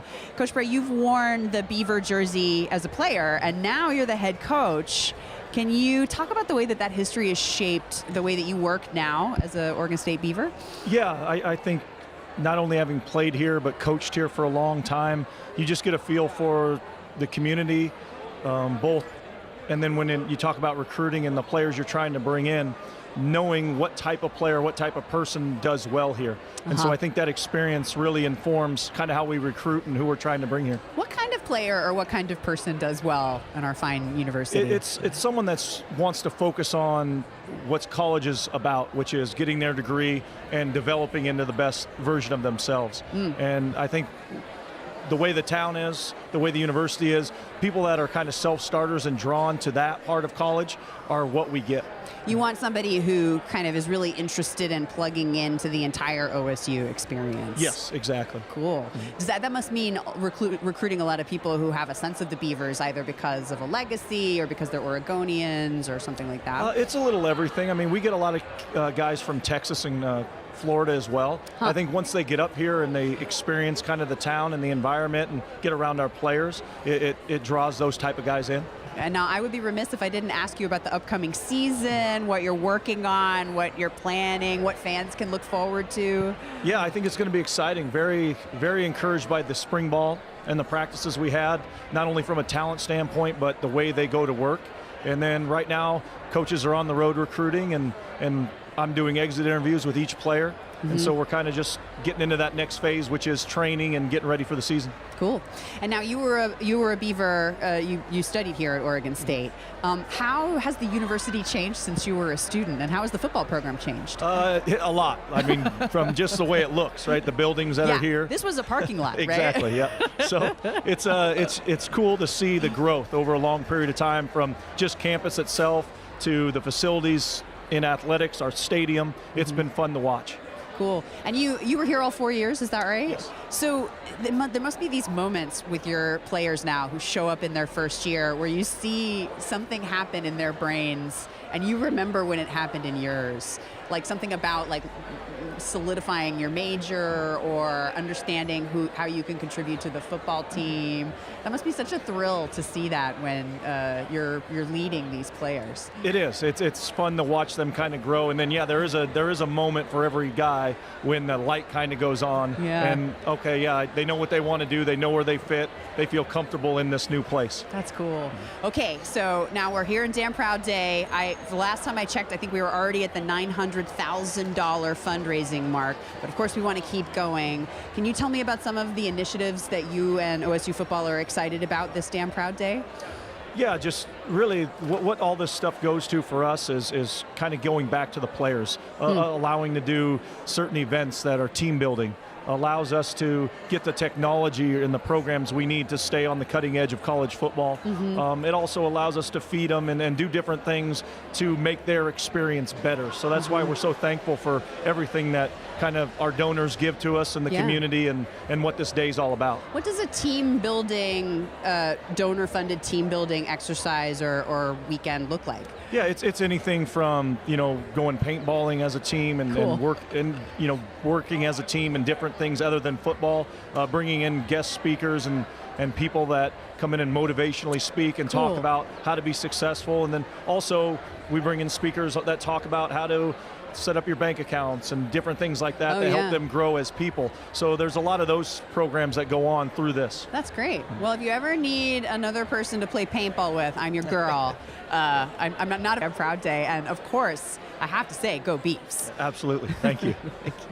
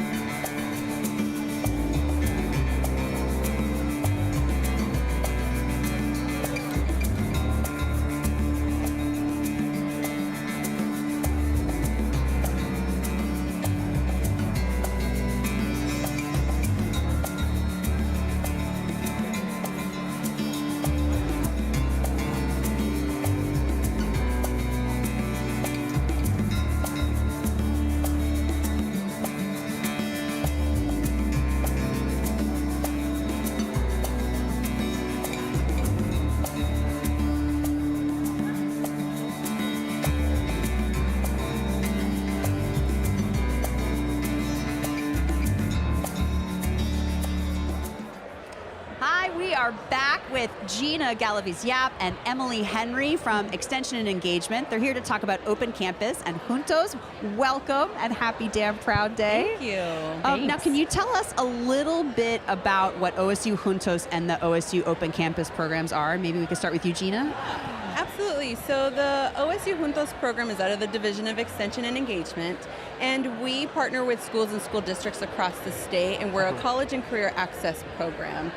What makes us unique from other college access programs is that we include the entire family in the process. Yes. And so we have a family engagement series, college visits, individual mentoring, and we also have Juntos Family Day, which happens here on OSU's campus every other year. So the families are an integral part of the process, and our main goal is that students graduate high school and select a post-secondary education pathway of their choice. So just making college more envisionable kind of reality. Yeah. Why is it important to get Emily to get the family involved?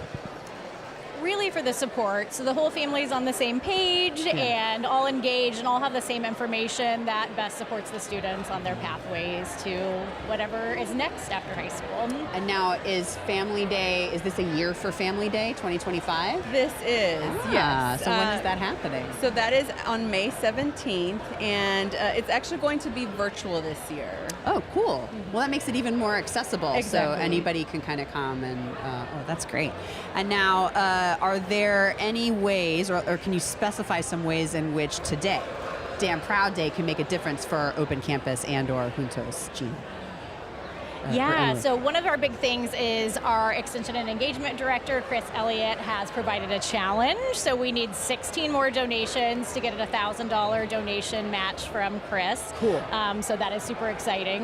And that's 60 donations, but that doesn't have to be of a certain amount. It could be $5, it could be $500, it could be $5 billion. We'll take the $5 billion. Okay, all right. So we have a request from Emily and Gina for the high end. Yes. Although you just want 60 people to hit that click button. Yeah, 16 even, just 16. Oh, 16? Yes, Oh, we man. needed 25 and we just have 16 left to go. So very doable, yes. Congratulations on already getting 25. Thank And you. And then if that happens, Chris Elliott, who's the director, that will engage his challenge of $1,000.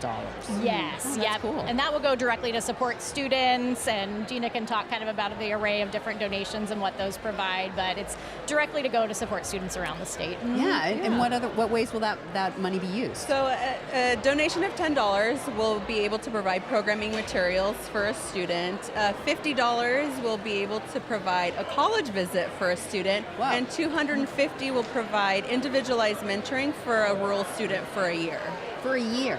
And so is that like a 17-year-old student who's trying to figure out trying to make it to graduation and then trying to figure out what? Just a high school student. They don't have to be 17. So cool. the mentoring can start as early as their freshman year of high school, because we know the earlier students start, the better they are, or the more likely they are to be successful. Right. I remember learning when I first came here to OSU, where we prize our first generation students, that you have to kind of make the experience something that they can envision. You have to make college a thing that you can picture and a thing that you can see yourself doing in order for you to start planning on what your future's going to be. Emily with the Open Campus program is doing a lot of great work around career and technical education as well, since that's more of an interest from the students. Tell us a little more about Open Campus. Yeah, so the exciting thing, we also focus on career and college access, just like Juntos, and are working with students around the state. We do have more of a rural focus a lot of times, but one of the very cool things is we support lots of students that come to OSU, but we support students on any path, and we just hired a new specialist focused on career and technical ed and trades. Cool. Sometimes those pathways look different. It might be higher ed, but it also might be like an apprenticeship or internship or work experience, and so really making sure we're supporting students on any pathway that they're interested in after high school, which is exciting, including supporting transfer students. I'm going to put you on the spot here, and if you don't have an answer, that's fine. But can you think in your careers here as part of the OSU Extension of a particular triumph of one of the folks who have come through either the Juntos program or Open Campus program? You're nodding, Emily, so let's go with you. I mean, I think some of our most amazing stories are actually some of our employees that have come through the program. Okay. So we have 2 employees in Central Oregon who actually started with their families as Juntos students. They both went on to college. One went to Oregon State, one went to University of Oregon, and now they are back as coordinators helping students and families in Central Oregon, Jefferson, Deschutes, and Crook counties. Wow. So, yeah.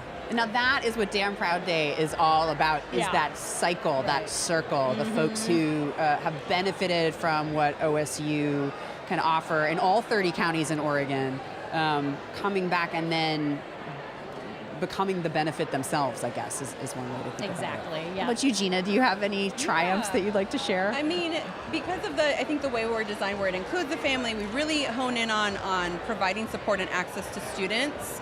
We have about a 90% high school graduation rate of all of our all of our participants, and they all go on to some sort of post-secondary education pathway as well. So we're pretty proud that a lot of the work that goes into this is paying off. And I think the opportunity for Oregon State, with us being a program underneath here, is of course enrollment to OSU. And Emily and I were just kind of pulling some numbers, and about 700 of our participants have come to OSU. 700? In how many years? Oh, you started earlier. Yeah, 2009, 2012. We started in 2012. But yes, yeah, so. Wow. So we're looking for these 16 donors to match the challenge. This is what the donations are going to go to. Contributing to a 90% graduation rate and getting as many as 700 new Beavers into our fine community. I can't think of any better way to donate, honestly. It's fantastic. Thank you so much for being here today. Thank you. Yeah, Thank you so much for your good work. And go Beavs. Thanks, go Beavs. Go Beavs. Thank you.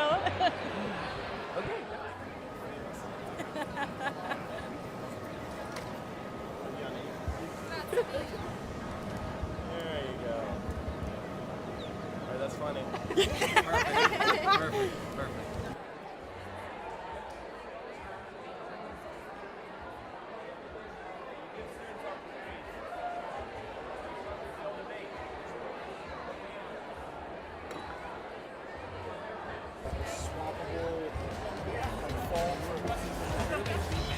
Okay.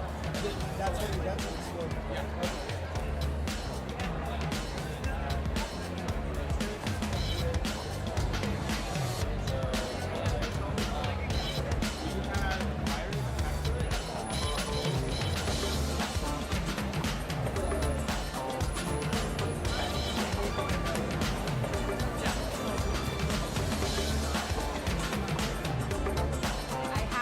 Before we get to talking to Laura Berg, we have hit the $1 million mark with donations. That's 4,100 folks. Beavers have stepped up today on Damn Proud Day.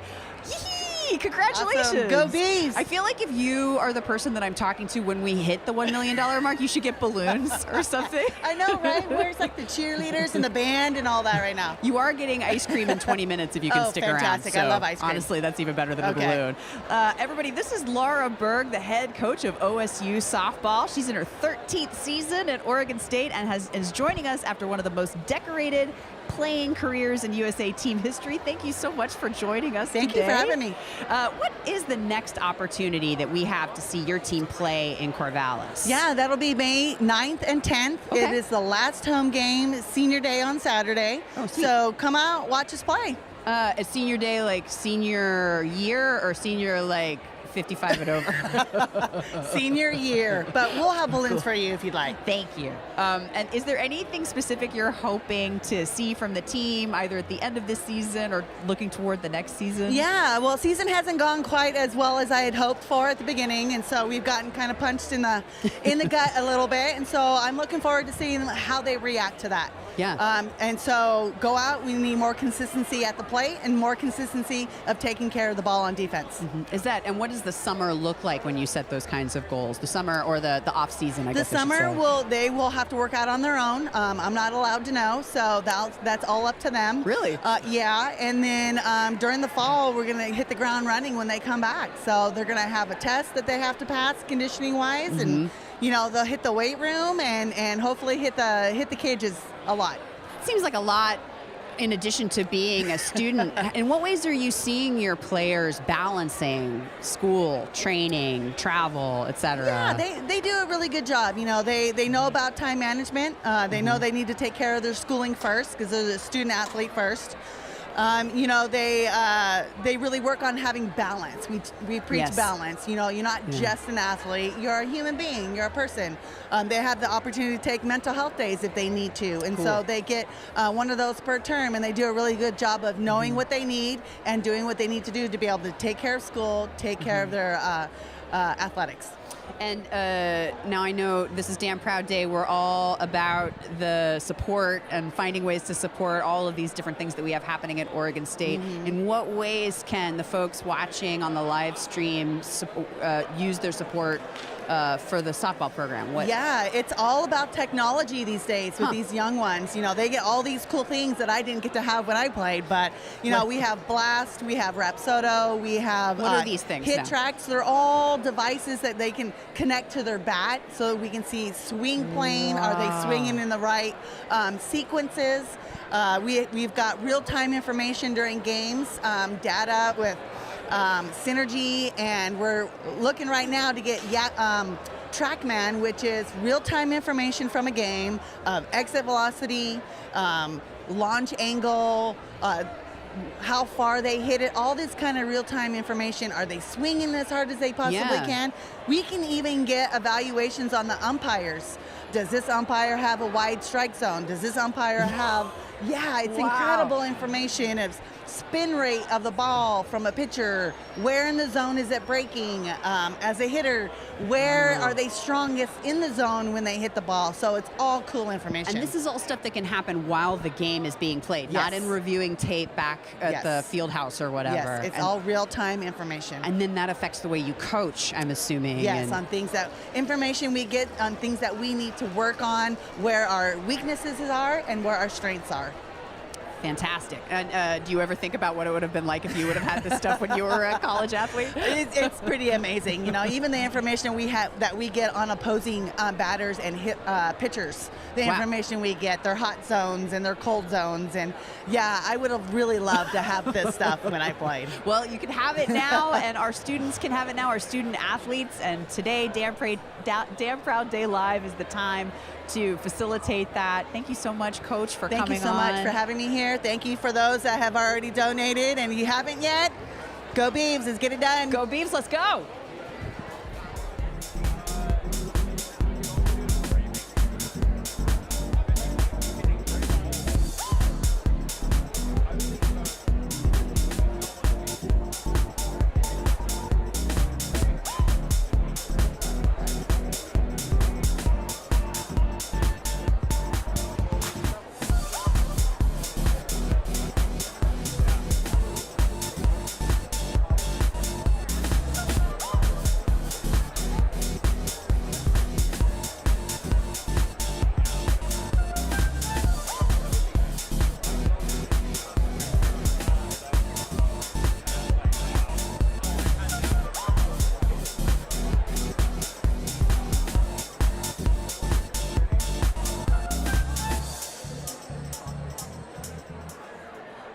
Hi, everybody. We're back with Dr. Peter Betjeman, who is the, actually, I don't have your title for PRAX, for the Patricia Research Center for the Arts. I'm the Patricia Valian Research Executive Director of PRAX and Associate Vice Provost of Arts and Humanities. Now, I know PRAX very well, but for those of us that are paying attention to the live stream, tell us a little bit about what the new gem in OSU's crown is. Sure. So from a physical point of view, it's a 50,000 square foot visual and performing arts center. Yes.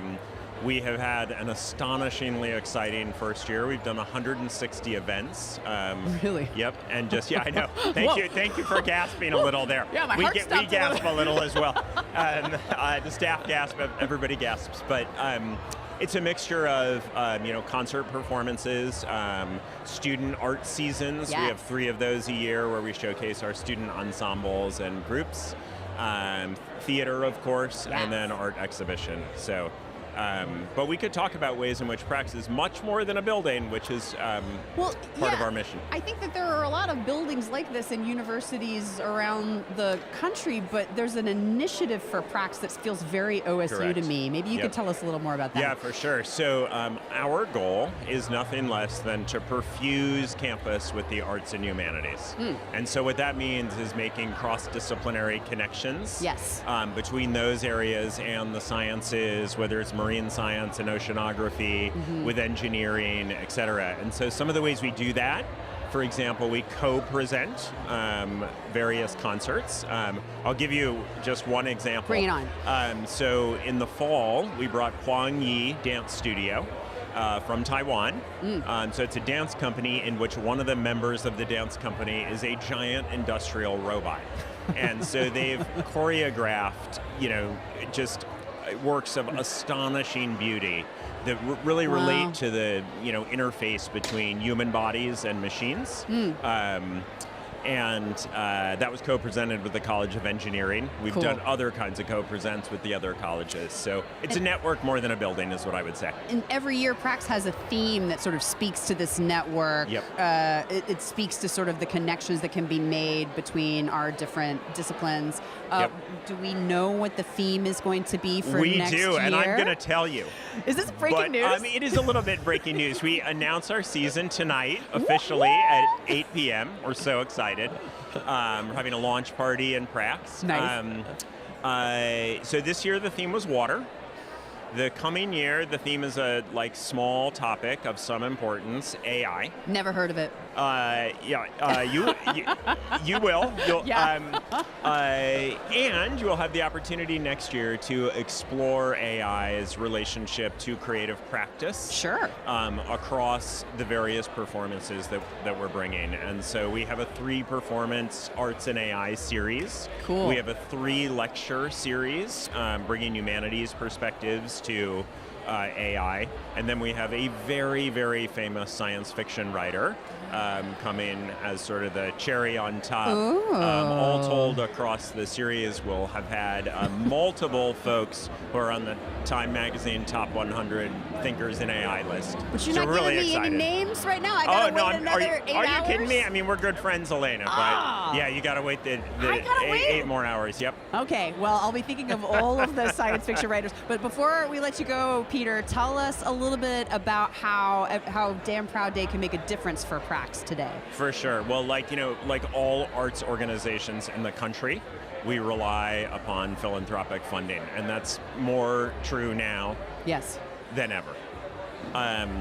We have a challenge from President Emeritus Ed Ray, who has been a great supporter of the arts and was one of the original people involved in framing the vision for Prax, a Prax board member. So he'll give an additional $10,000 if we can recruit 10 new people into our Friends of Prax membership program. Okay. Friends of Prax brings all kinds of benefits, free ticket exchanges, invitations to the season launch party, things like that. Oh, so they'll get the news before. They will. Nice. I'm so sorry. Okay. But I'd like to invite you, Elena, to join the Friends of Prax. You can do so through the Damn Proud Day page for Prax. So go onto the Damn Proud Day page, go to Prax, become a friend. A friend of Prax. Correct. Friend you, like social media. Yes, correct. Great. Yeah. And the relationship, though, is deep, and we never shut it off. Cool. So we never unfriend you. Good. Yeah. Good. Yeah. And then if 10 folks do that, the challenge is unlocked. That unlocks $10,000 additional dollars from Ed Ray. Okay. Yep. Well, I think we have our mission, and I'm really excited to hear about Prax's new season. All joking aside, I am into it. Get it? I am into it. Very, I'm sorry. very clever. Everybody. Yeah. Thank you so much for being here, Peter. Thanks, Elena. Happy Great Damn Proud to see Day. you. Me Likewise. too. Go Beavs.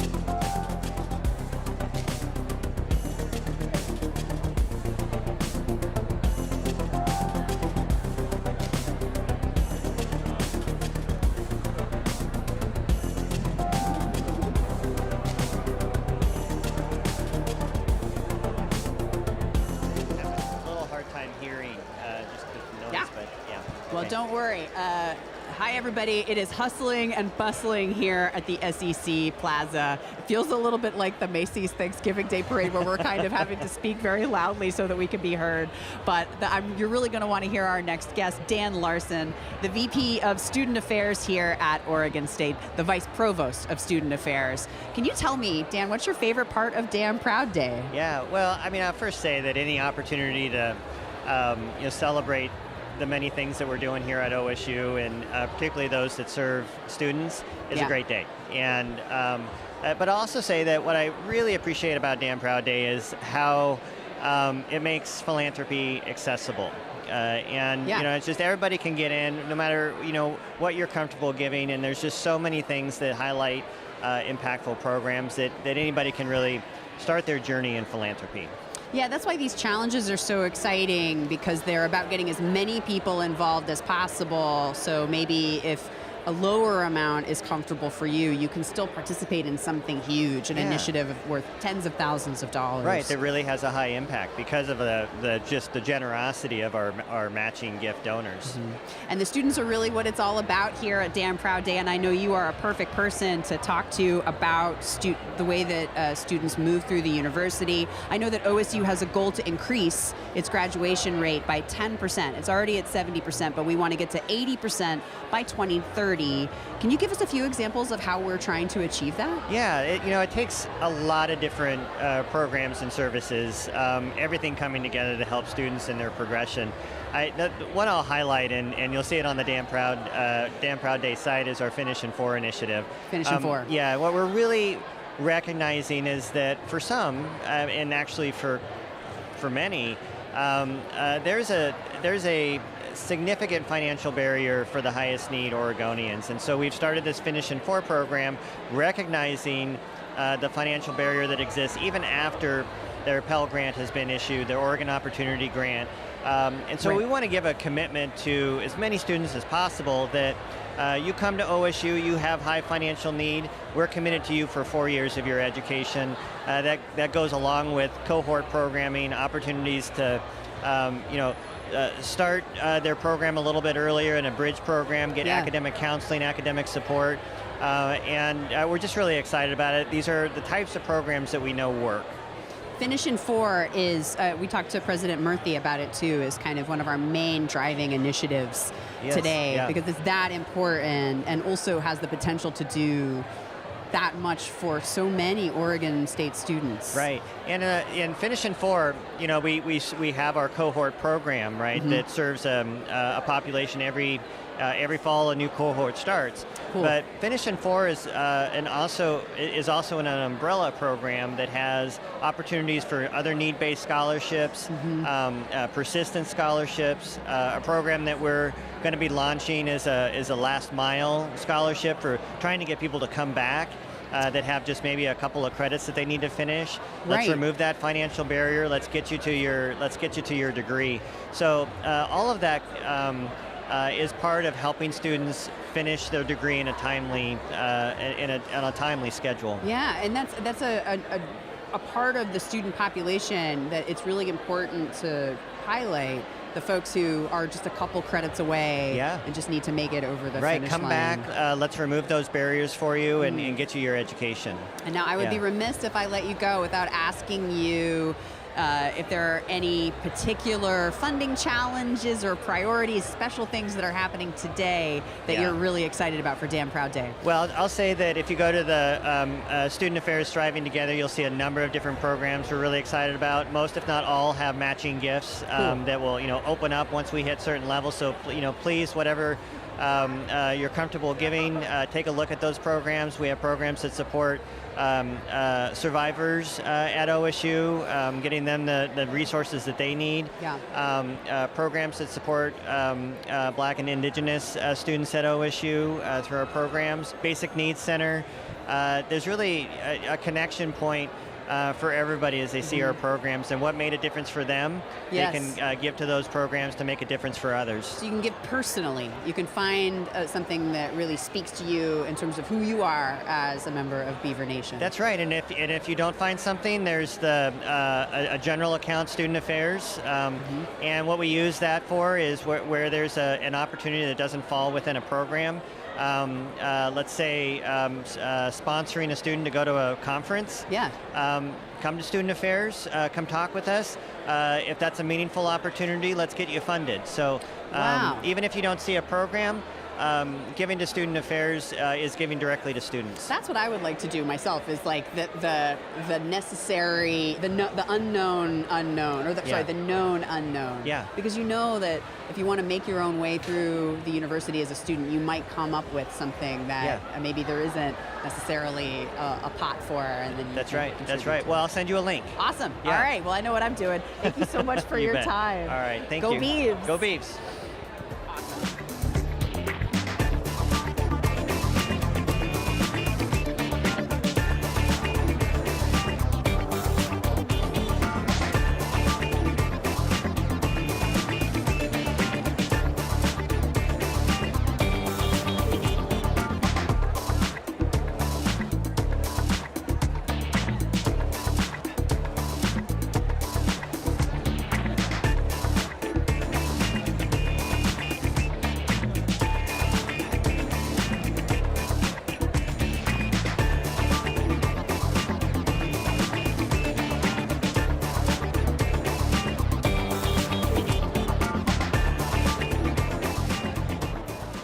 Hi, everybody. Happy Damn Proud Day. Joining us now is Mitch Canham, the Pat Casey head baseball coach at OSU. Welcome.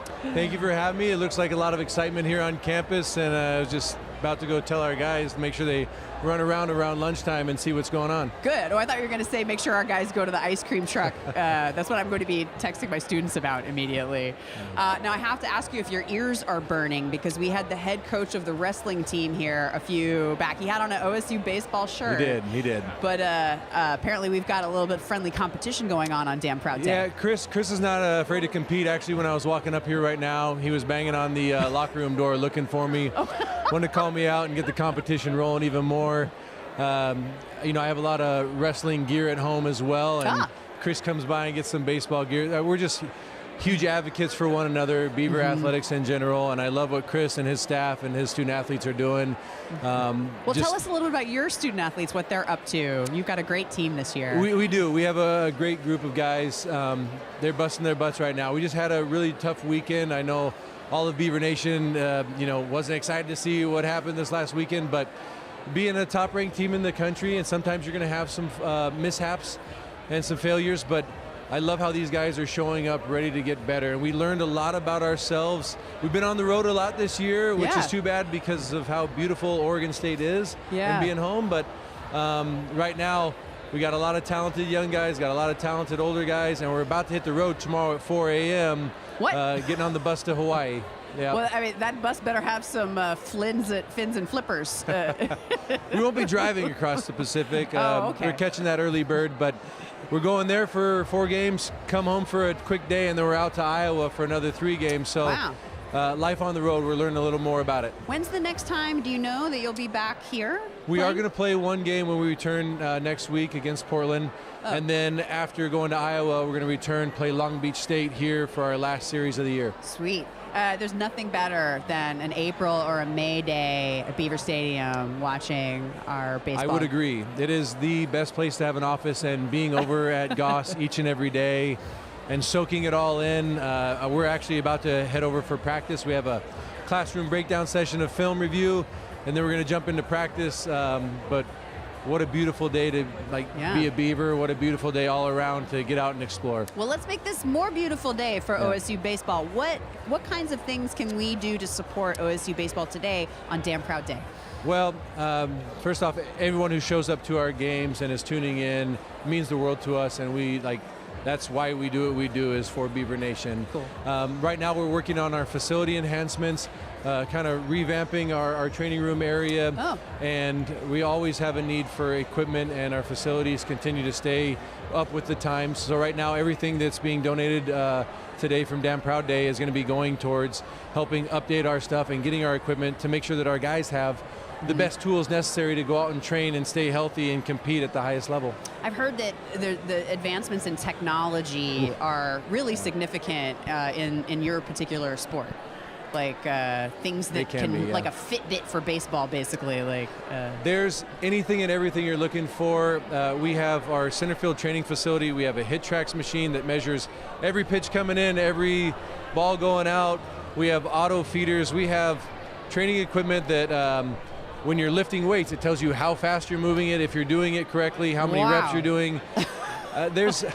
You can go through there and get amazed. Our analytics squad runs a lot of that stuff, as well as our athletic trainer, our strength coach.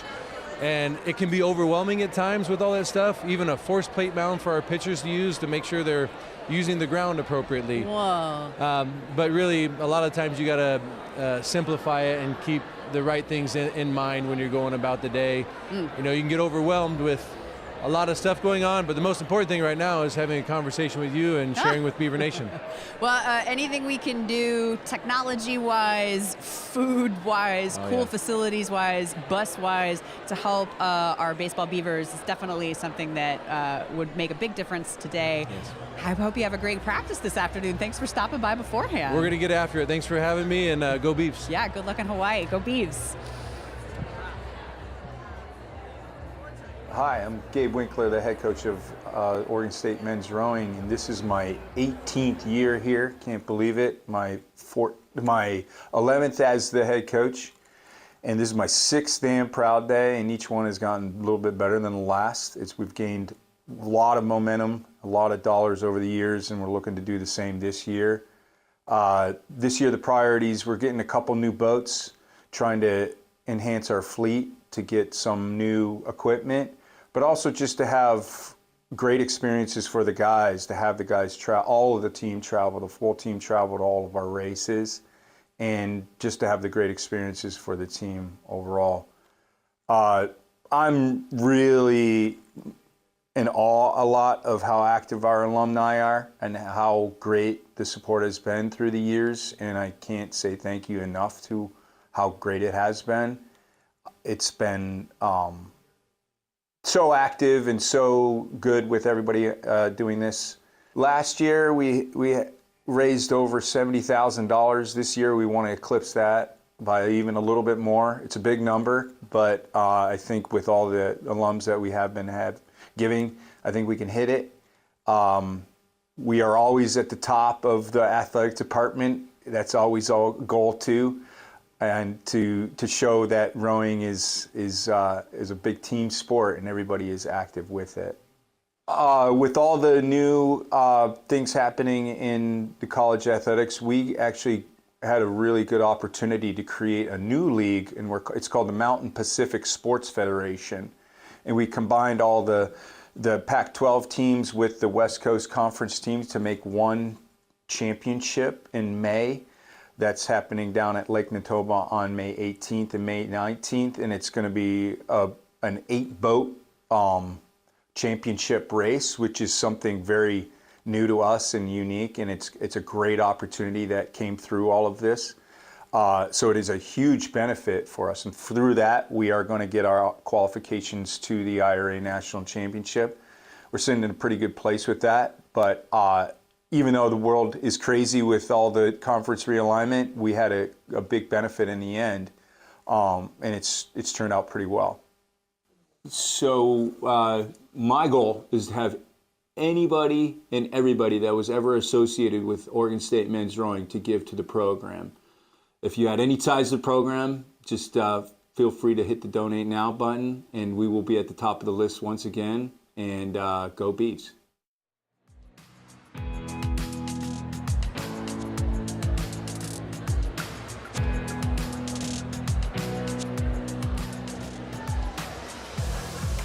Hey, guess what? We continue with Damn Proud Day.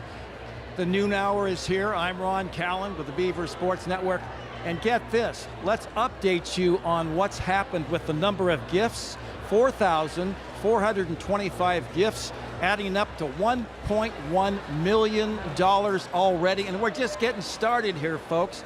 And I've got a special guest with me to begin my section of this wonderful day out here on campus, a gorgeous day. I'm with gymnastics coach Tanya Chaplin. Tanya, great to see you. Yeah, it's really an exciting day for Oregon State University. And it's everybody, as we know. It's not just athletics. No. It's we're going to run the gamut here today. Yes. But I want to talk to you about you completing year 28 as the gymnastics coach. Yeah, it's amazing. I mean, talk about being proud. You must be proud, and I think everybody's proud of what's happening with the gymnastics program. It's been a blessing to have, to be in this position and be a steward of such an amazing program. It's something that we've built a consistent culture around this community that we're in. And it's just, like I said, amazing to be able to steward a program like we do.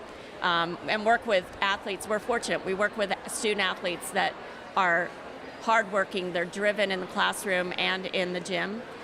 We have a dedicated staff, and we have Beaver Nation behind us. And so with that combination, you can do anything.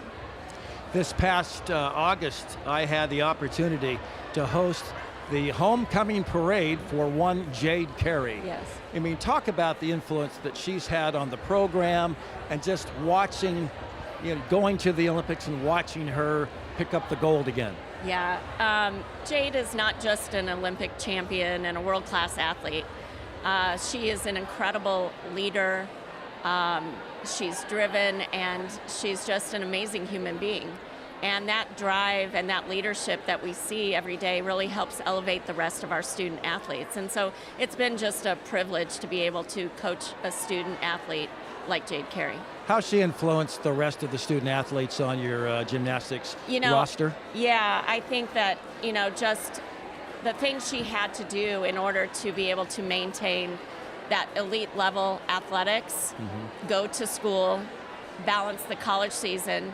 A lot of people don't know that last season, when she was competing for a position for the Olympic Games, she had to do both worlds of international gymnastics and college gymnastics at the same time. Right. And so those routines are very different. And so to be able to balance both of those, she spent a lot of hours, much more than what our regular student athletes would do in the gym, to be able to balance both of those things and still be able to be a full-time student and do all the things. And I think she's been a 4.0 student. She received a COSIDA Academic All-American honor. So, not just doing it in the gym, but in the classroom as well. So that leadership and that example really makes a difference for the rest of the athletes. All right, Tanya Chaplin with us. And Tanya, every program has needs. Damn Proud Day is about raising funds to help in what areas that you really need help with.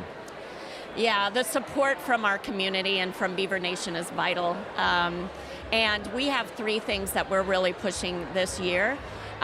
We are hosting the NCAA Regional Championship this coming year. Wow. And one of our first items is using these funds to help us get a new floor exercise mat for the competitive arena in Gill Coliseum. That will allow us to be able to do and host more NCAA championships and big events just like that. Our second one is to really enhance the wellness and the nutritional needs of our student athletes to help with their recovery and to help them compete at the very top level. And then just also continuing to work on the overall experience of our student athletes year after year, and doing what we can to enhance that and to provide all the things that we've been able to do in the past. We want to continue to be able to do in the future. That's so exciting. And you know what? I'm excited. I'm excited for Beaver fans who will have an opportunity to go to this regional. They turned out in big numbers this year for you guys. Yes. Oh, I mean, it was electric in Gill Coliseum. The support that Beaver Nation has shown us all the way across, like filling Gill. I think it was the highest numbers, I know it was the highest numbers that we've had in any one year. And to be able to do that and have another sellout crowd was just electric for our student athletes as well. So it's just a great experience to coach in and to compete in. Tanya Chaplin, say hi to Michael for us. I will. know he's in Boise today working on something. Good luck to you guys, and we'll have to check the leaderboard, but we want you gymnastics lovers, help out the Oregon State Gymnastics I just program. want to say thank you to all of those that have already contributed to our fund and to Oregon State University, and those that haven't, I would just encourage you to go to damnproudday.org and be a part of something really special. You do make a difference in these student athletes and these students' lives. And go Beavs. Go Beavs. Hey, Tanya Chaplin, thank you for spending your time with us on this gorgeous day here in Corvallis. All right, stick around. We'll continue. Damn Proud Day coming up here in just a couple of minutes.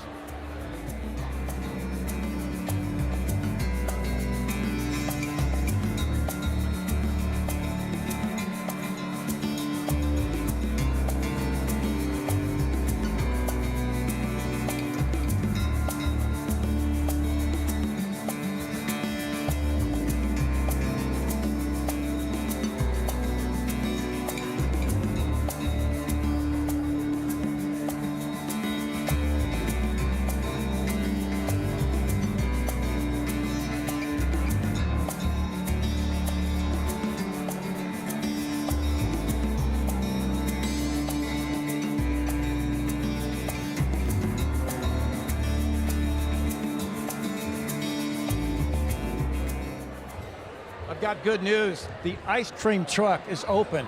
So get here before the line gets too long. Ron Callan with you. Damn Proud Day continues. Let's talk about Honors College.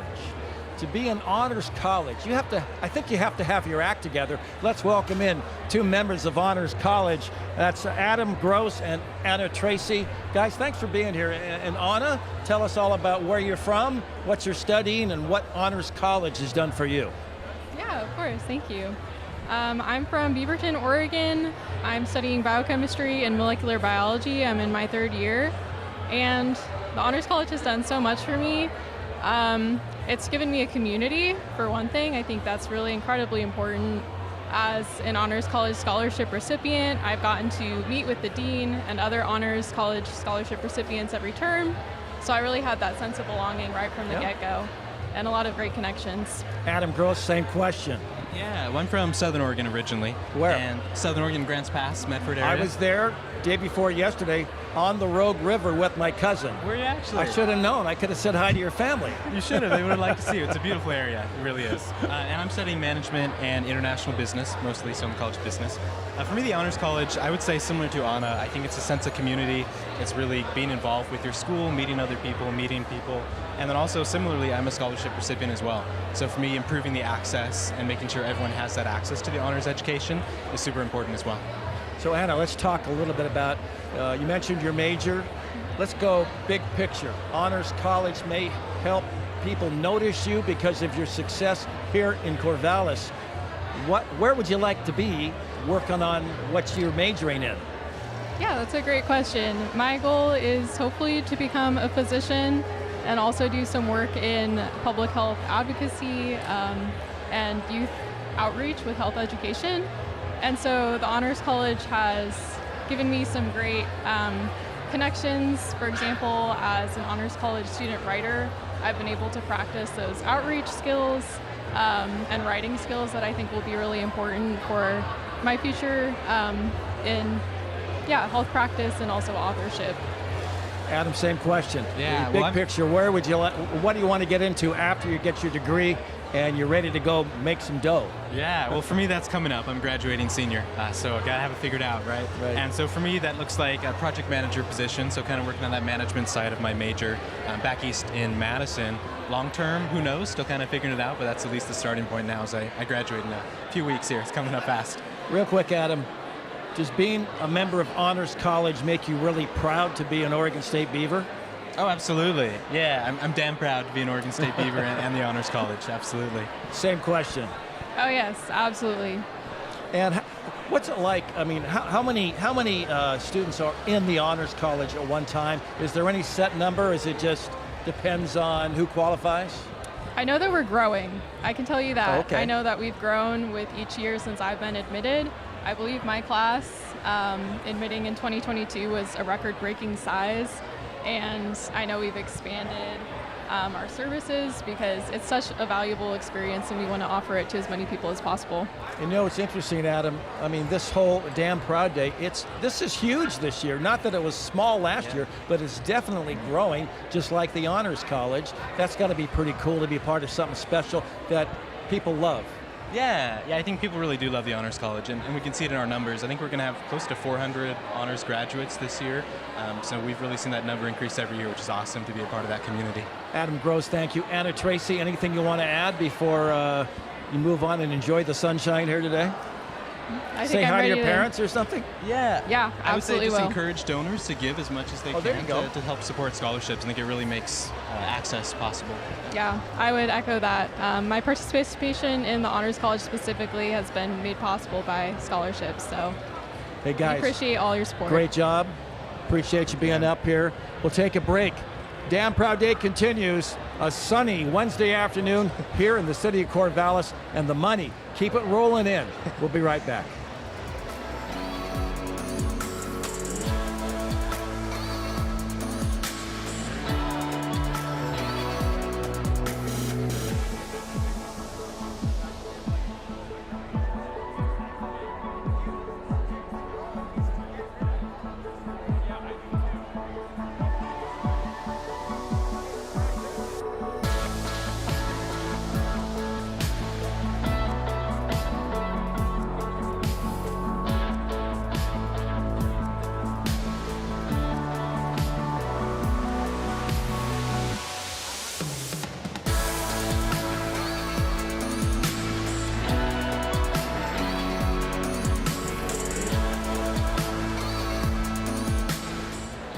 Well, I kind of underdressed, folks.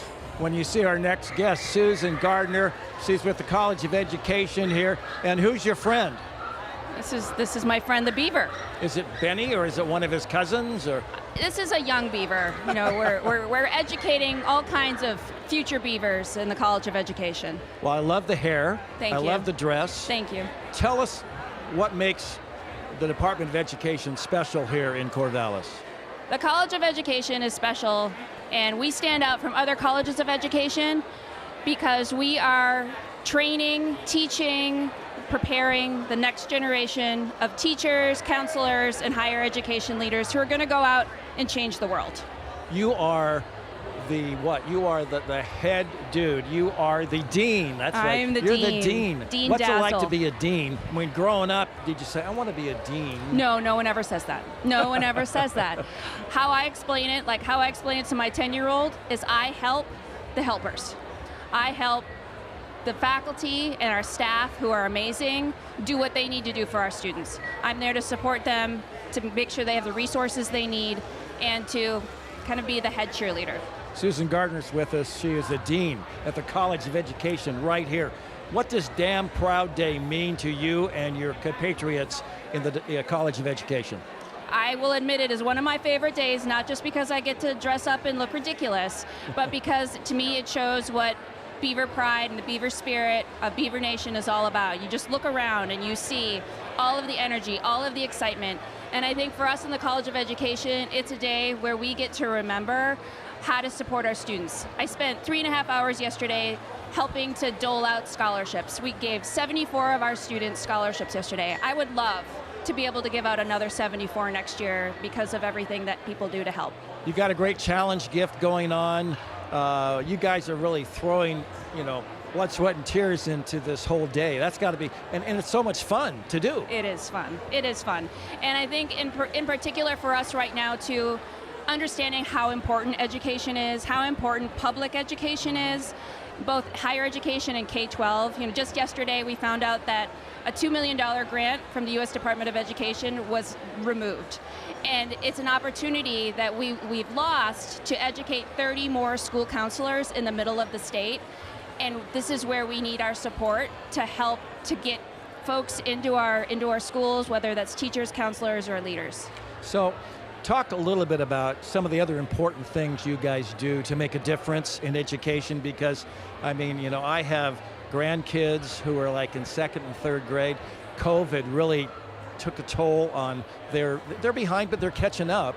And Yeah. I think there's probably you guys are on the forefront of helping some of these kids catch up. Absolutely. So we had actually an $8 million grant last year that we worked with the Oregon Department of Education to help teachers do more professional development to help them learn how to do some of this, you know, getting up to speed, where some of the kids lost some of that learning, and we brought in over 800 teachers to do some of that professional development, and that was really exciting. We're here to be a partner to Oregon in all of its ways and to support its future. So we're here at the big celebration. I've walked around this morning. It's only getting bigger and bigger. Damn Proud Day. That's got to make you, as one of the deans on this campus, feel pretty good. I love it, and it just shows the kindness, the spirit, and OSU is a special place, and all you need to do is meet the people who are students here, meet the people who work here, and meet our alums to know the deep love that people have for this place. I might not have graduated from here, but I am truly a Beaver because this place, I just love it. You know, I feel the same way. I went to a little school up the road in McMinnville, Linfield, but I've been with the Beavers so long doing their sports broadcasting, and it's just been this is a magical place, and this is one of the magical days. I encourage y'all to come on down here on campus and check it out. Before I let you go, how long did it take to get your hair to be dyed that color? You know, it took years. It did. Yeah. It did. And the dress, did you make it? Sure. Susan Gardner, thank you so much. Appreciate the time here. Thank you. All right. Yeah, I think I'm going to call him Mini Benny. Mini Benny. Yeah. What was the Mini Me on? What was the movie? Mike Myers, you know, kind of like, but he's Mini so Dean. cute. Right. I love it. Yeah. We'll take a break. We'll continue right here. It's Damn Proud Day, and we'll check the leaderboard when we come back.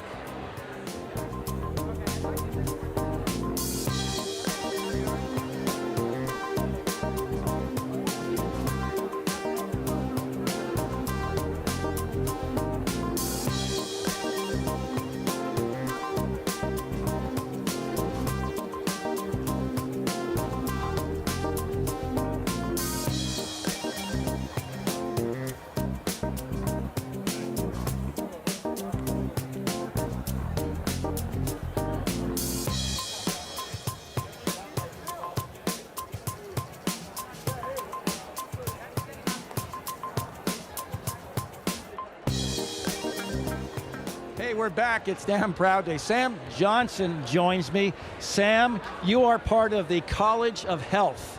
So you are concerned about everyone's health all the time. And I know athletic trainers. And I got a little birdie told me that this is 50 years now consecutively that the College of Health has had accredited athletic trainers without a break. You got to be proud of that. Yeah, very proud. One of the longest continuously accredited programs in the country. You know, we've, for a long time have graduated students that go on to do great things. And we have athletic trainers that left here. They've been inducted into the National Athletic Trainers Hall of Fame. The first female athletic trainer in the NFL was an alum of our program. Athletic trainers working in the professional sports, college, high school, clinics across the country. You know, but wherever they are making an impact in the communities where they work and live. You know, what's really interesting, Sam, is, I travel with women's basketball and football. The trainers, selfless, it's tough work. You're taping ankles at crazy times. I mean, you're dealing with rehabs, players who are redshirting but want to get back next year. I mean, the challenges are dynamic, yet this group, I mean, they just dive in and have a great attitude. Yeah, I mean, we have a great group of preceptors, a great group of faculty that are educating our students, but I also hand it to our students. You know, the challenges they have of going to class, but then all the clinical time they put working in with the student athletes here and our partners at Western Oregon and the high schools.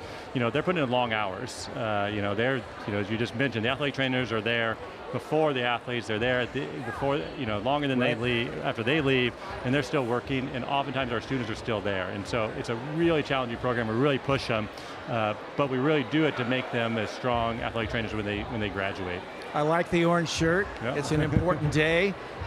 What does your department need and want to help make things even better? Yeah, today we're raising funds for the athletic training student scholarship. It's a fund set up by the first program director, Dick Irvin, many years ago, and we're trying to raise money for that to support our students. It's like I said, it's a challenging program, and we know college is expensive, especially as we move to the graduate program. So we're just asking for help for our students. Technology is swiftly changing. I mean, the whole AI thing. Yeah. And I don't know if that fits into the world of athletic training, but I mean, technology, how has it helped, the student athletes and also the trainers, get things back on the field quicker? Yeah, I think we're all learning, right? I mean, I think there's always new technology coming along, but I think AI is going to be a game changer. And there's a lot of conversation what that means. I think we're trying to integrate that into our program as best we can. I mean, it's still early days, but I'm really excited to see what happens with it because it's really going to change what we do.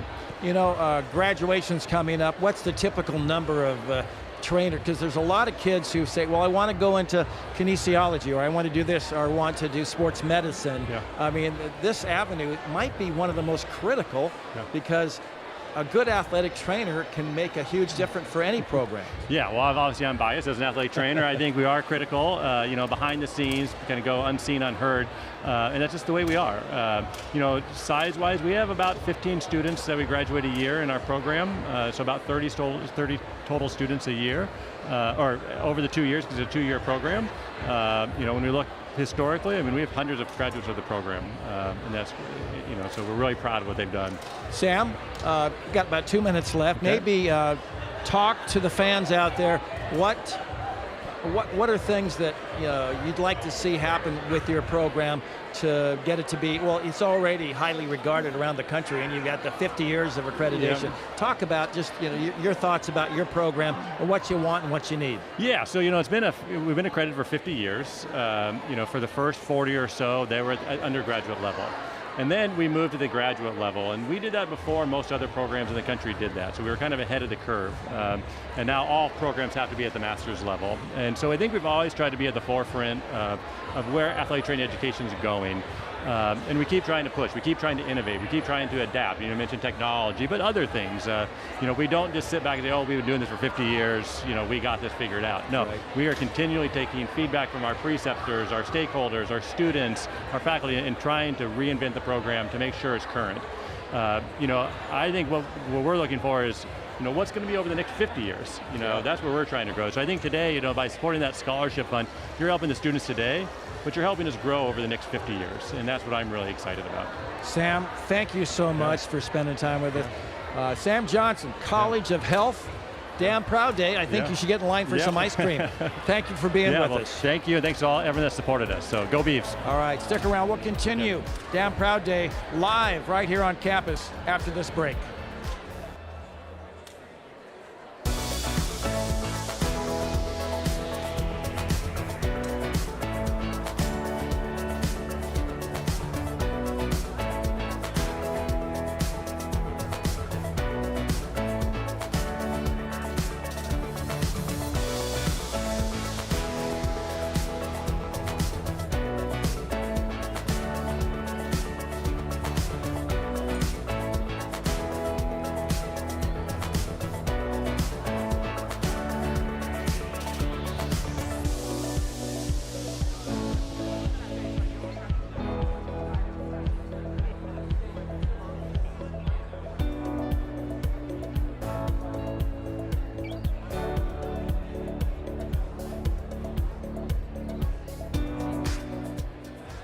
Hey, Ron Callan with you.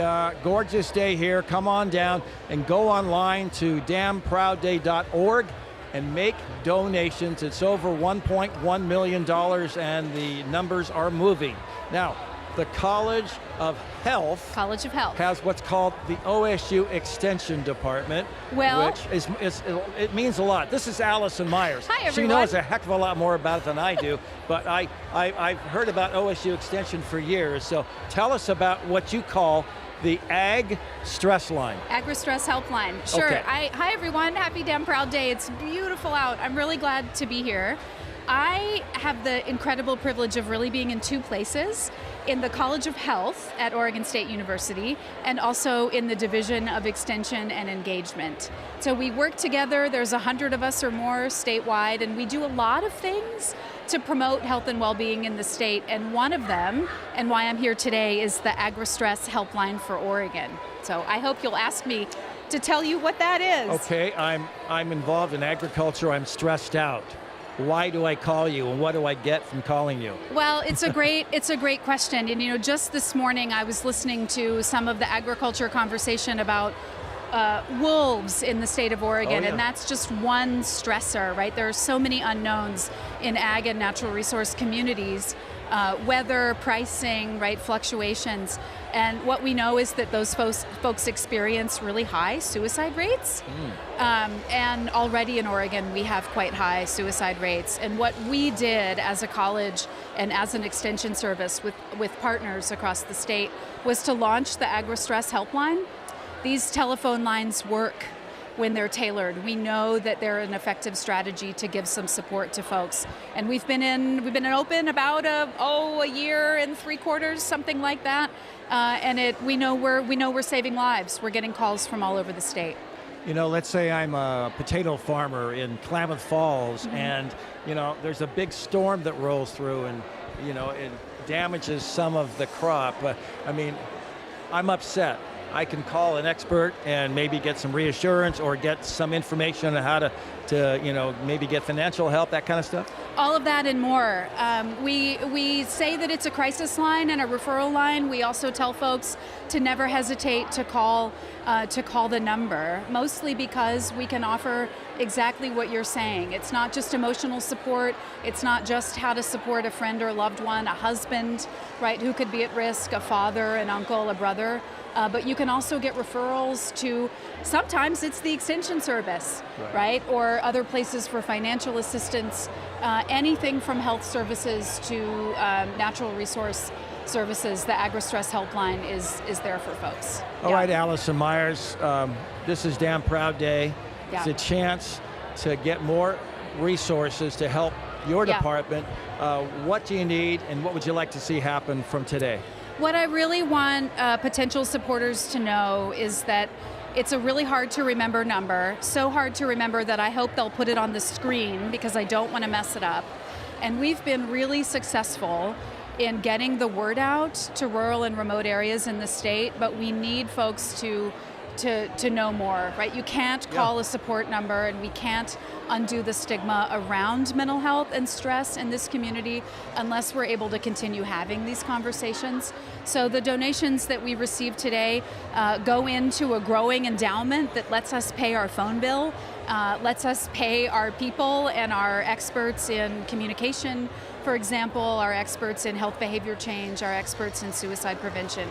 And I think one thing that's important to know is that the AgriStress Helpline is brand new. You know, it started in the legislature with a Senate bill in 2023.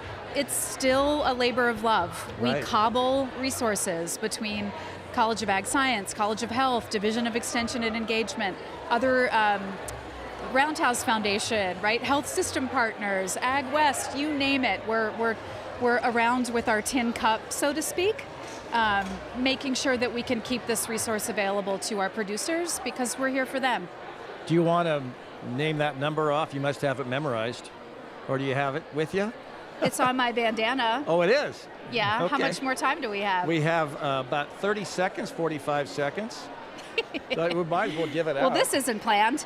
833-897-2474. And my whole team is going to be like, Allison, I thought for sure you'd have it memorized. 833-897-2474. So you can call or text that number too, right? Yep, you can. Because the world's a texting machine right now. Yep, 160 languages, Spanish and English, 24/7, free, confidential. If you feel like you've got something on your mind, not sure who to call, don't know how to start a conversation, they'll answer the phone in 30 seconds or less, and they'll say, why are you calling today? 893-897-2474. Allison Myers, thank you so much for being here. Appreciate it, and good luck to you guys. Thank you so much.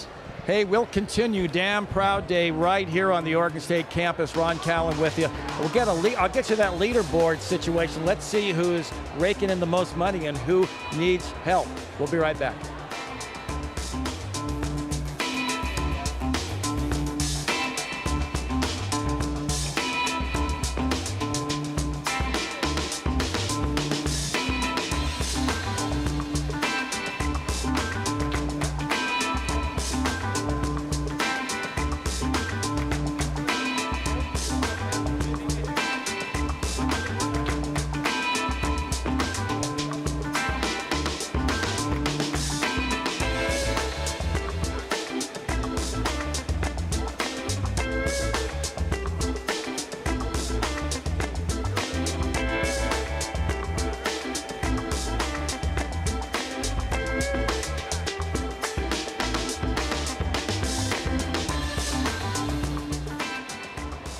You know, one of the great sports that takes place at Oregon State is volleyball. It's exciting. The student athletes are amazing. And in her third year as the head coach is Lindsay Bohonic, who joins us on your third year. I mean, you must feel like you're really a Beaver now, because it's not year one. You're not the rookie, not the second-year sophomore. You are the third year as a coach. How exciting is it to be back again? It's really exciting and really exciting times right now in our spring block of training, and just seeing our girls get better that have been here in the fall. And we have 2 new additions this winter and spring term, a transfer from the University of Hawaii, Jackie Matias, and we had an incoming freshman graduate high school early, Lana Mars, and she's been in college for 4.5 weeks. You know, that's great. You get that early opportunity for her to learn your system, learn the teammates, and that's so huge in this crazy world of conference realignment and NIL. Yes. As a coach, a longtime coach, you were so successful back at Pitt, and I think you had some kind of a championship at Concordia. Were you playing or coaching? I was coaching. Okay. Yeah, coaching at Concordia, won an NAIA national championship, was runner-up my college years, so glad I got it as a coach. You got it done as a coach. Congratulations. So how's volleyball adapting to the new way things are right now? Adapting. It's crazy out there, but for me, I'm just being present where my feet are and just focusing on the team, and just really excited about all the money we've raised so far on Damn Proud Day, and just the continued support from Beaver Nation. You're in the top 10 right now, and so that's the good news. Overall, $1.216 million right now, so people are giving, they care. And there's thousands of members of Beaver Nation who love going to the volleyball matches inside Gill. You guys, you know, continue to improve. What are your expectations coming up in the fall? I know that this spring you guys have had some pretty good matches. And, you know, they don't count the standings, but you know what I mean. Yeah, we played 2 opponents this spring that we'll be playing again in the fall, and we're just really coming in on our own. I think this is a year where we're no longer rebuilding, we're building, and so excited to get back in the WCC conference. We have a great non-conference slate, as well as we're able to host a home weekend tournament. So 3 really good RPI teams coming to Corvallis as well in September. See, experienced coaches know the RPI is huge, right? So you gotta play, you know, challenging matches. I mean, and I think that's great that you're doing that. You know, what about, this is Damn Proud Day. What does the volleyball program really need financially to even step it up even farther? Yeah, we have 2 initiatives. One is in the fall 2025. We want to do a team bonding trip. Last year we did that, and was able to go to Hawaii for some non-conference competition, and we were able to have an amazing dinner at Duke's and some paddleboarding. And so we're going to Southern California for a non-conference, and that's my home area, so want to do something fun for the team this year. And then our big initiative is in June 2026, we want to fundraise for a foreign trip. And so we're really excited about that. A stat that's just kind of really interesting is, for those teams that made the Sweet 16 this past year, 11 of them went on a foreign trip within the last 2 years. And I think that just goes to show that the more time you get like you are with your team, the more time you are competing, experiencing new things, the more you can have success in winning and advancing farther in the tournament or getting more wins. And so that's what ultimately we're here to do too.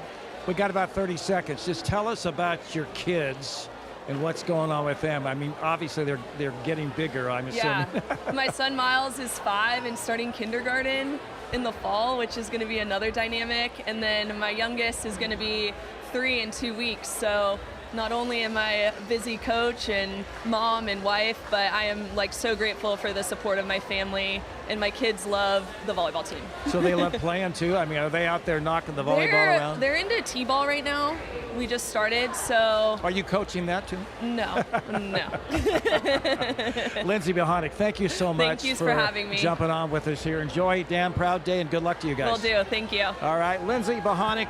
And you know what? A lot more coming up as we continue here on the Beavers Damn Proud Day. By the way, This week's Beaver Sports Podcast includes talk about the football schedule, women's golf heading to the NCAA tournament, and women's rowing off to a great start.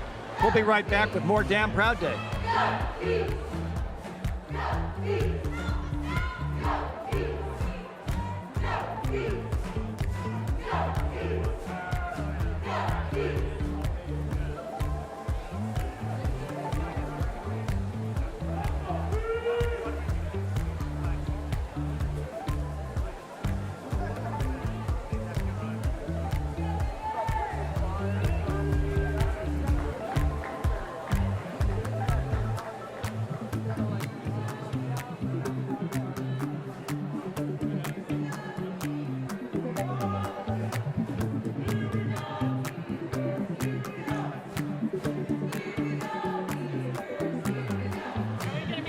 In the background, you can hear the cheerleaders. They're holding court here at Damn Proud Day. Ron Callan with you, and I'm welcoming in right now Susan Tornquist with Veterinary Medicine. And I know that's loud, Susan, yes, but it's great to have you here. Thank you. My dog, Sagan, and I walk by the vet school pretty much every day. He's in Corvallis, and so he knows that area. Yeah. He knows where he likes to do his thing. I hope he doesn't have to come in and visit us, because that would mean there's a problem. But. You know, he's going to have teeth extraction next week. Okay. So I'm worried. Well, He'll be fine. if you were to advise me, should I how serious is having a tooth pulled for a dog?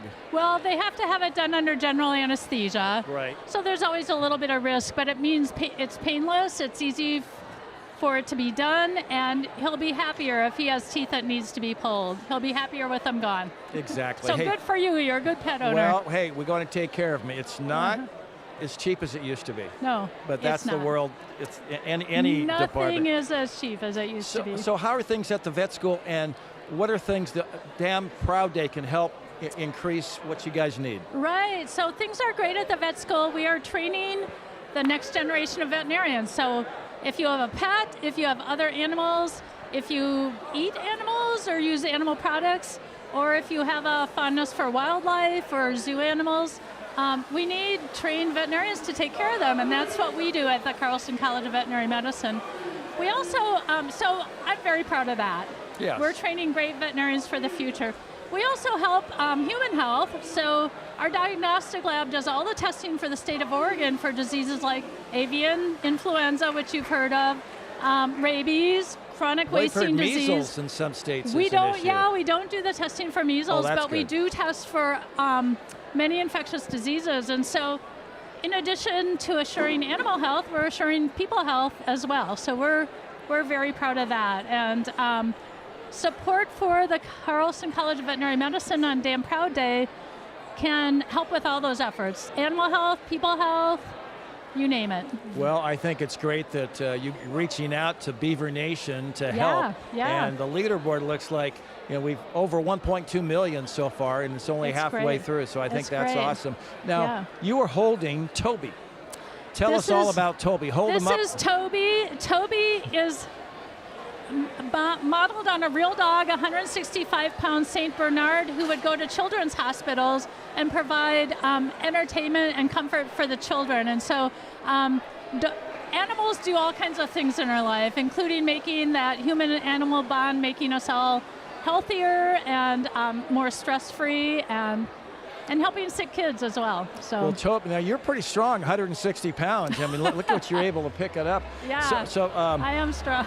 I have a friend, and she has a Australian Doodle, and they go to the libraries, or they go to places where there might be disadvantaged kids. Right. And this dog is so well trained. She just sits there, and they can pet them Yeah. while they read books to the kids too. Yeah, The dog's that's there. awesome. Yeah, the effect that our relationship with the animals have on us is incredible. We think we're being kind to them, but that relationship between humans and animals really helps us more than anything. So it's important, and that's why people like you take their dogs to the vet to make Right. sure they're healthy and happy, and that makes us happy and healthy too. So, how long have you been with the School of Veterinary Medicine now? 29 years. So that's a good run. I've been around for a while, yeah. be around for a little bit longer, but yeah, I've seen a lot of changes in those years. Susan, thank you so much for jumping up Thank here on you. stage with me. Yeah. And hey, good luck. And Toby, what's Toby like to eat? The real Toby. Dog food. Well, what do you Go think dog about food. all these? We're going to run out of time in a second, but Yeah. you go to a grocery store and they have the refrigerated dog food Yeah. called Fresh Pet, things like yeah, that. yeah. What do you think I about can't that? endorse or not endorse anything, but I understand the that. long-standing kibble dry dog food for most dogs is very healthy and well balanced. So there are well-trained veterinary nutritionists that come up with those formulas. So you don't need to feed food out of the refrigerator. Hey, thank you so much for You're being welcome. here, as always. Thanks and for- we'll look yeah. forward to year 30 next year, all right? Yeah, okay. I'll All be right. here. Thank you. All right, Susan Tornquist, School of Veterinary Medicine. Coming up next, you know who's going to join us? The Linus Pauling Institute. We'll get the latest on that. Stick around right here. It's Damn Proud Day and a beautiful Wednesday here in Corvallis.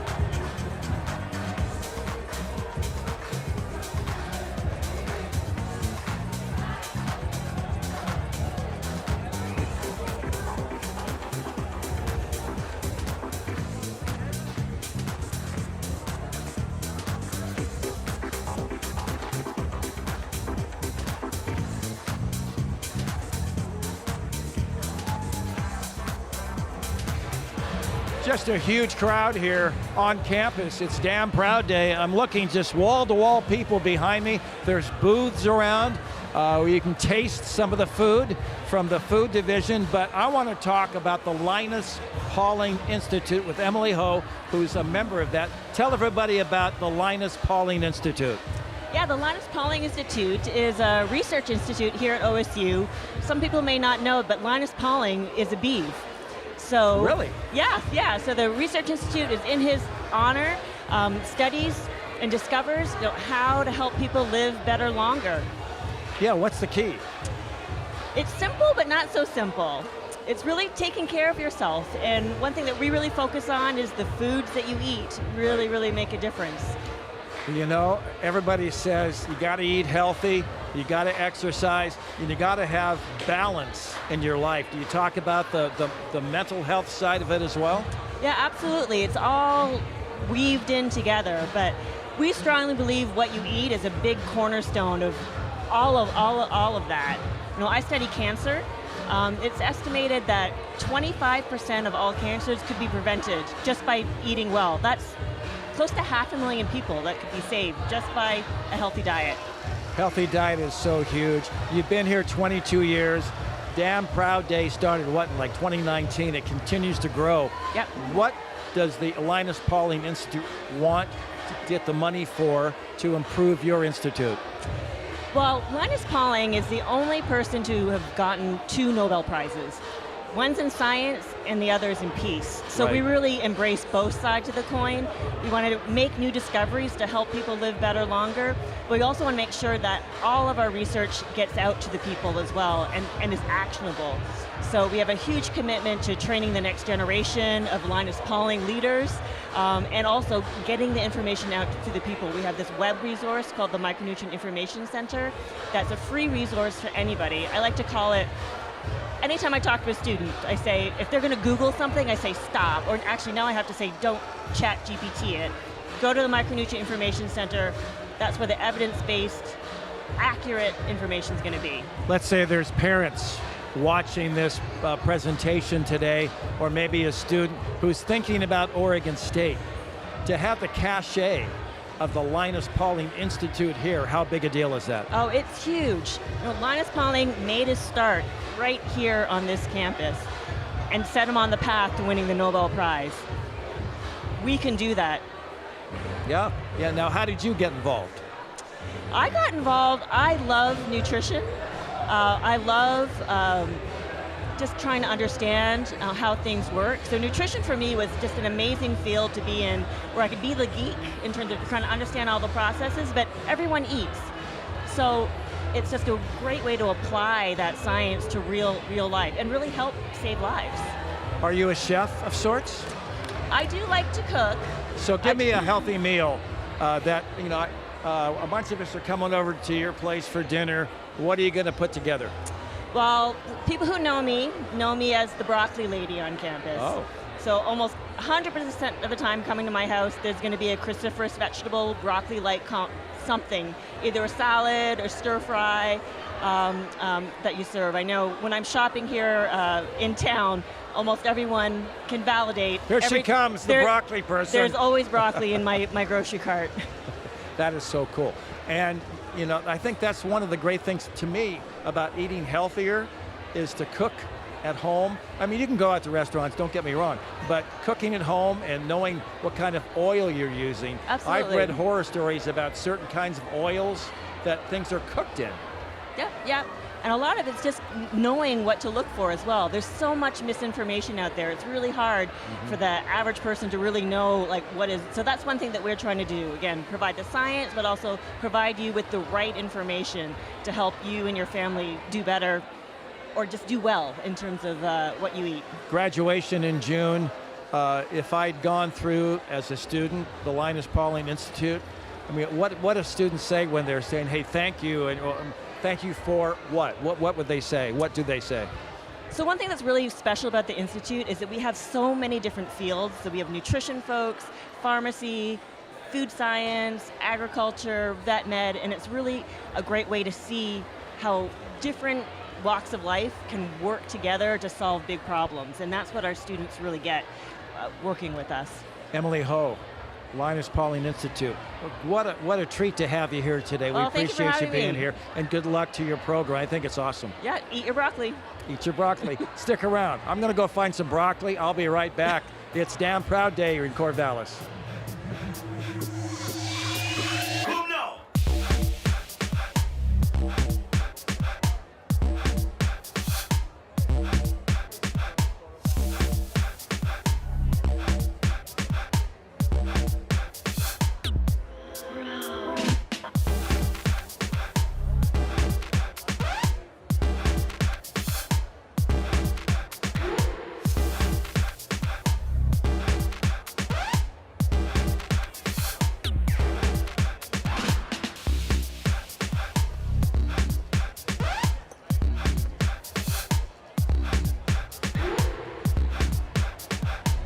Ron Callan with you, 1.2 million raised. We got a long ways to go, but what a great start here at Damn Proud Day.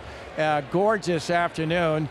And let's talk about the Pride Center. Cindy Conrad, correct? Yes, I'm Cindy Conrad. I'm going to read your diversity and cultural engagement. So tell me what that means. I mean, I know what it means, but tell me what. Tell our viewers what it means. Exactly. So diversity and cultural engagement houses our 7 cultural centers at Oregon State University. We serve so many communities. We serve all students on campus, and our job is to create a sense of community and belonging and support students on their journeys.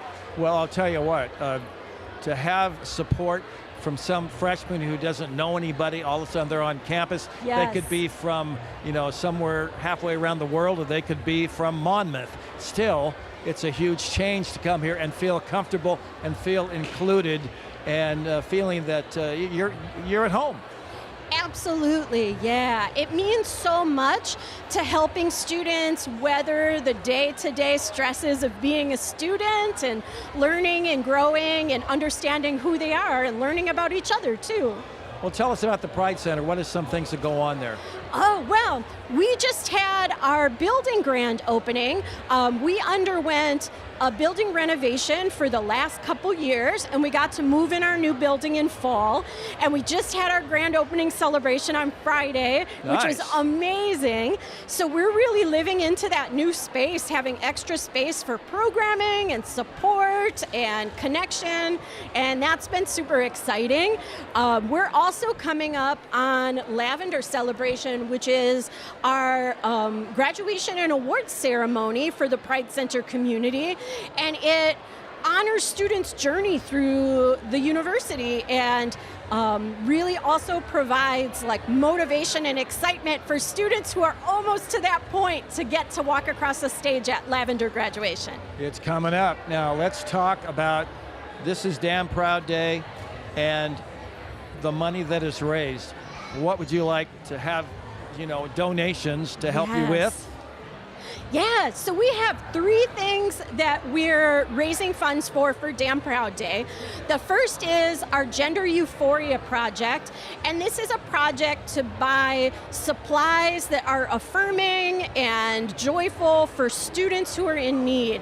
So anything that might help students feel more comfortable in their bodies and their lives on campus, we can do small purchases for things that make a big difference.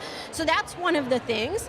One of the other things is a programming fund to do programming on experiences of queer and trans students of color throughout all of the cultural centers. So we're supporting that programming with the funds that we get from Damn Proud Day.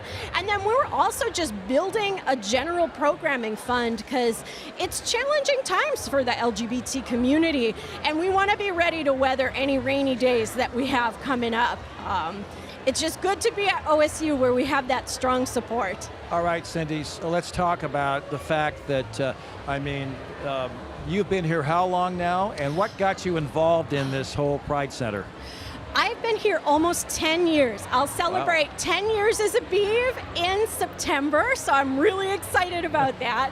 And what got me interested in Pride Center work was I was a first-generation college student, and I had a lot of challenges navigating the university, and I was motivated to work in higher education to help people not face so many challenges. So I am a resource and navigation expert for folks who need it, and that just gives me a lot of joy and meaning.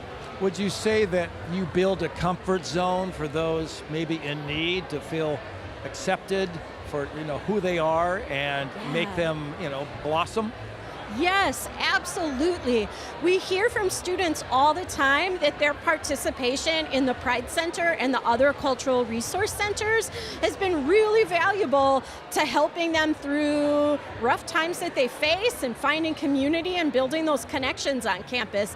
It translates to students being able to graduate from the university. Let's say students watching or wandering around here, this massive crowd. Yeah.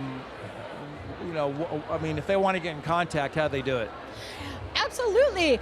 Well, you all can always email me right from the Pride Center webpage or message us on Instagram. And you can stop by the Pride Center. We're on the corner of 15th and A Avenue, kind of kitty corner from the International Living Learning Community. So folks can stop by, grab a coffee in our new space, and enjoy. Hey, Cindy Conrad, thanks for jumping on with us here on the Damn Proud Day broadcast, and good luck to you guys. Thank you so much for having me. Go Beavs! Go Beavs indeed. Hey, stick around.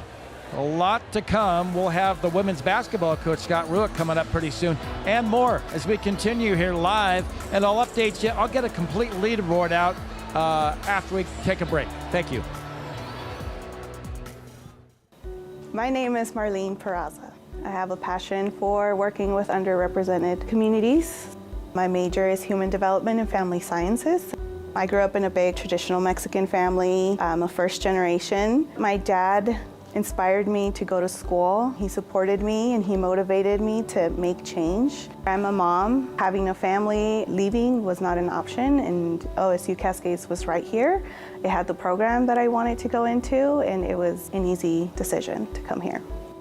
I had the opportunity to do 2 internships. I did a practicum at Saving Grace and then moved to the Latino Community Association. Working with Marlene and being our first OSU student with this program, it's been an exciting thing to do because she's awesome. She is more familiar with resources and she's familiar with all the job that social workers do. She helps me deciding on some things that sometimes I don't know how to do it. So she is like, oh, we can do this, we can do that. She is very participant on what we do in the office. I was able to apply what I was learning in the classroom into my internship site, and then bringing back information from my internship to the classroom and relating those things. My project was focused on the experiences of Latina mothers in Central Oregon. We created a survey to get information about what they have as a support system and what they are looking for in future services. We were looking for gaps as well so that we can share this with providers and make programs fit better for everyone. The study that she was doing, it was very helpful for our community, and we tried to give it to our clients so that they can express their concerns. And doing this for the Latinx community, I believe it's very powerful because our community doesn't like to talk about ourselves a lot. While doing my internship, Beatriz asked me if I wanted to stay on and continue working with her and continue working with our clients, because she saw my passion for working with everyone that walked through the office. The program that she's doing right now with the OSU, I believe it's preparing her for a very bright future. My education in the HDFS program has prepared me for this position in working with our community.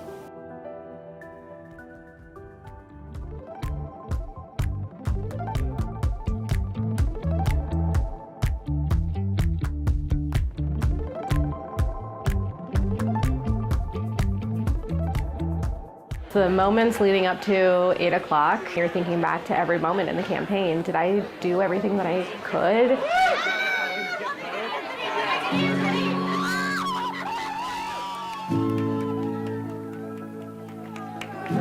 I have to think the best campaign team in the business. Where are they? Where's Myra?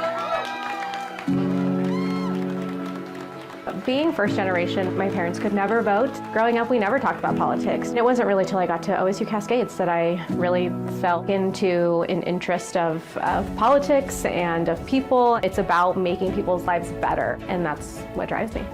When I think about the importance of social science, I think about humanizing all the institutions that we live in, about really being intentional about the world we want to create. And I think especially the interdisciplinary nature of our program allows students to do that, and that's really exciting and powerful. I still think that going to OSU Cascades is one of the best decisions of my life. I think the community that I created there was very, very instrumental in getting me where I am today. I think that I will always call Beth my mentor. She encouraged me to put in my applications for Washington, D.C. and my internship. She's been there every step of the way. I first met Anthony through Dr. Mendez, my constitutional law class, and we kept in touch. And after graduation, I was in Washington, D.C. for my internship. He called me and was like, hey, I think you'd be really good at running my campaign. Now that the election is over, I'm going to be Anthony's chief of staff in the Oregon Senate. So one thing I hope our students take away from the program is that we really can create the world we want to live in. That the world we live in is a feature of human decision making. My heart is set on helping my community. If I ever have the opportunity to lead and make sure people's voices are heard, I would love to run for an elected position one day.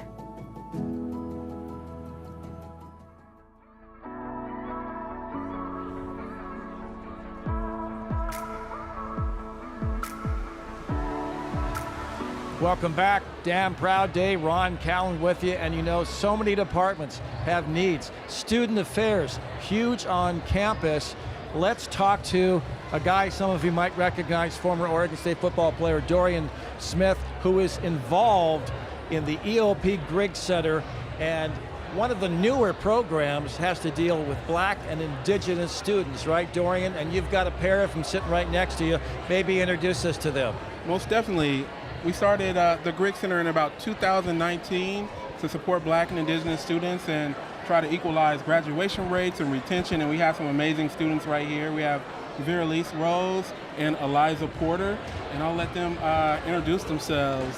Hi, my name is Vera-Lise Rose. I'm an international student from France, and I'm a sophomore, so yeah.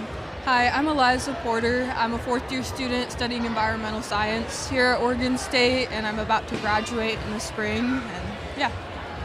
Dorian, how is this opportunity giving students like this parent a chance to do exactly what you talked about, getting them help if they need it, getting them opportunities if they need it? This has been so impactful over the years since we started this program, because we've been able to support students in multiple different kind of ways. And so it's been everything from having financial issues and not being able to pay your rent, all the way to getting support to come back and finish your degree or continue your degree. And from what I've heard from students, it's been so meaningful to know that not just folks that work at OSU, but alumni and other folks give funds to support their dreams and their futures. And so I love Damn Proud Day because it's an opportunity for folks to be able to give and support amazing students like this. Now you guys want 50 donations and you're getting close. You're about, what, 10 more, 12 more? And We're close. We need help. We're at, last time I looked, we were at 38, and we need to get to 50 to open a $10,000 match. Oh, and let's get there. Such a huge deal because over the last 2 years, we've given over $44,000 straight to students to support student success in the Griggs office. Let's talk to you now. Bonjour. You are from France. How important is this program to you, and how did you wind up coming to Corvallis? This program is really important to me, especially coming from France, because it's really hard, especially when you come from really far, to find a home. And I really like the program and also the community itself here at Oregon State, because it really feels like I'm at home all the time. And I really like the support that I always receive, anytime, anywhere, no matter what. Especially with Dorian, I can always talk to him about anything. I never feel judged or anything. And I really like the support that I receive from everybody else here and the feeling of being at home all the time. Was it fun seeing Jade Carey in Paris winning medals?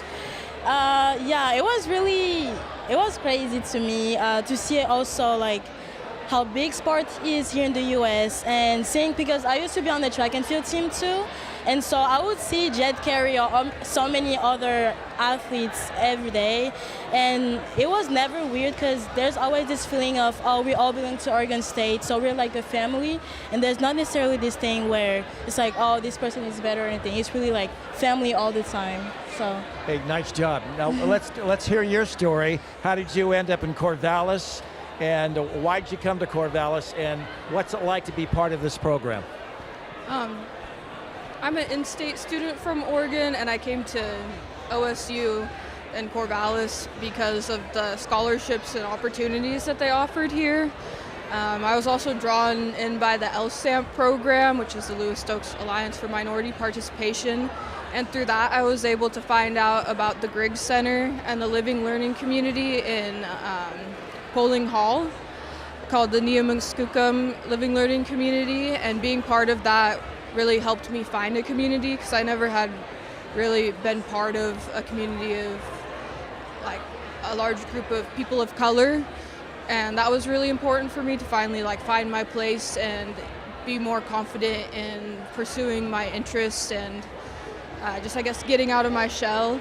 And through that I've participated in a lot of things with the Griggs Center, and that has... You're getting out of your shell right here on stage pretty well. Yeah, I could never imagine myself doing this probably in high school, but the Griggs Center has been very instrumental in my 4 years here at Oregon State, and I don't think that I would be where I am today or have many of the opportunities that I have pursued throughout my college experience without them and the support of Christy Jones and Dorian. So, yeah. Hey, guys, thank you for coming up here and spending your time. Dorian, any final thoughts about, I mean, here's a couple of superstars who are involved in your program. You got to love it. I do have some final thoughts. And first, I want to thank them for coming up here and getting out of their shell, and thank everyone that's watching and gets to see what amazing students that we have the opportunity to support every day. And I'm here, I'm supporting this fund. I'm also supporting Finishing 4.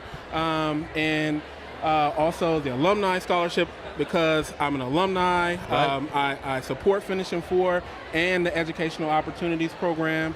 But most importantly, I'm really focused on how we can support these amazing students every day, and every single dollar that we give to this fund goes directly to support incredible students like this and change the lives of Oregonians. So I am happy to be here. I'm so lucky to be sitting next to you and them. And go Beavs. Go Beavs. Dorian Smith, thank you so much. You were a great player here, even a better professor is the way I would say right now. Appreciate it. Appreciate it. We'll take a break. Man. Damn Proud Day, approaching 1.3 million. Keep it on coming, and you'll help a lot of different programs here at Oregon State. We'll continue. Women's basketball coming up.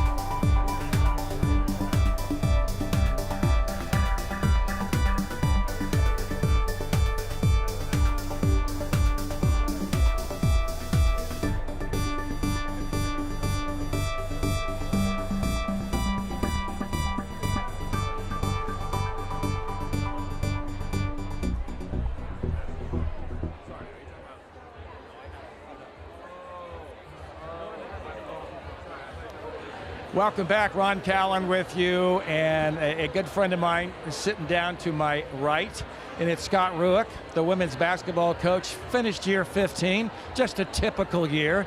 I mean, nothing unusual happened.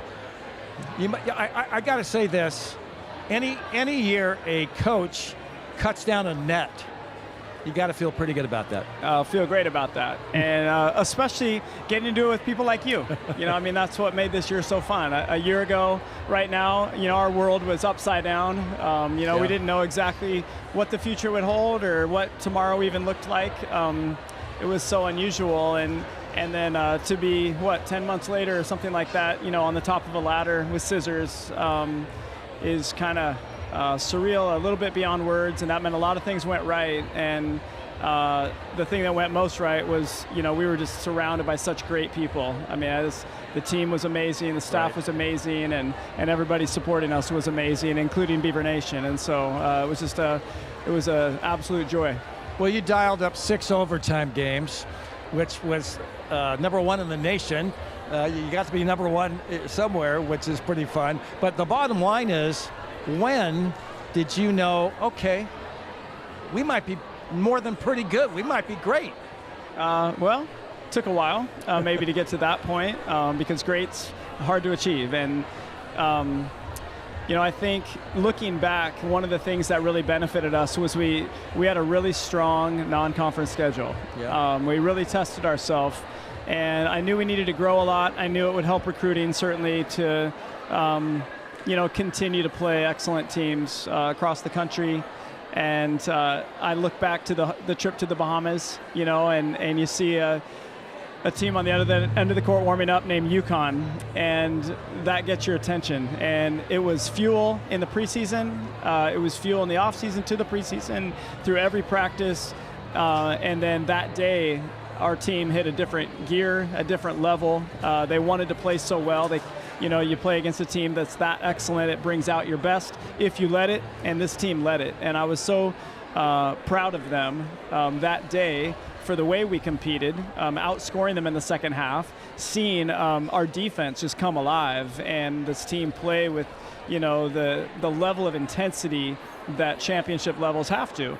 And that day just raised the bar for us. And then from that point forward, it was just doing everything we could to recapture it as we had so many growing pains. And so inconsistency, was kind of our issue because we'd have these flashes of greatness, almost every game. And yet we'd have the other flashes too, almost every game. Yeah. And then something happened, late January, early February, where everything clicked and that just became the standard. Everybody adapted to it, and then we were a tough out, every night after that. No doubt about that. Now, Damn Proud Day, you guys are top 6 as far as donations so far. I mean, this thing continues to grow every year, and I had more than one person say happy Damn Proud Day. It's like, Merry Christmas. I mean, this is important for all of the departments. Absolutely, and it feels like that for all of us. We're so grateful for the support we get. So many of our programs, well, everybody's supported so well, but you just look at our program. I mean, in a year where, we didn't play beautiful basketball in Gill Coliseum in November or December. It was not what people were used to, of course, as we were figuring things out with so many new people. And yet you look up and the crowd's still there. And they stuck with us. And the way that we were supported this year through the, whatever it was called, through all of the chaos, I guess, was just explained exactly who Beaver Nation is. So a day like this celebrates that, certainly in the financial way. We're so grateful for everyone's support. But I'm grateful for every version of the support we receive, and all the encouragement, I don't know, I feel like we're so blessed, and so through my 15 years, as you mentioned, it's just been this love relationship between our program and our fans and Beaver Nation in general. And so this is just a day, like you said, it's like Christmas for us, and a great reminder that we're impacting so many people, and so many people care in so many ways. Scott Ruick, out of time, always a pleasure. And hey, it'll be coming around pretty soon, that 16th season, and we're going down under in a big way, it looks like. With 3 Australians coming in. Well, 2 for sure. 2 for confirmed. Sure. Okay.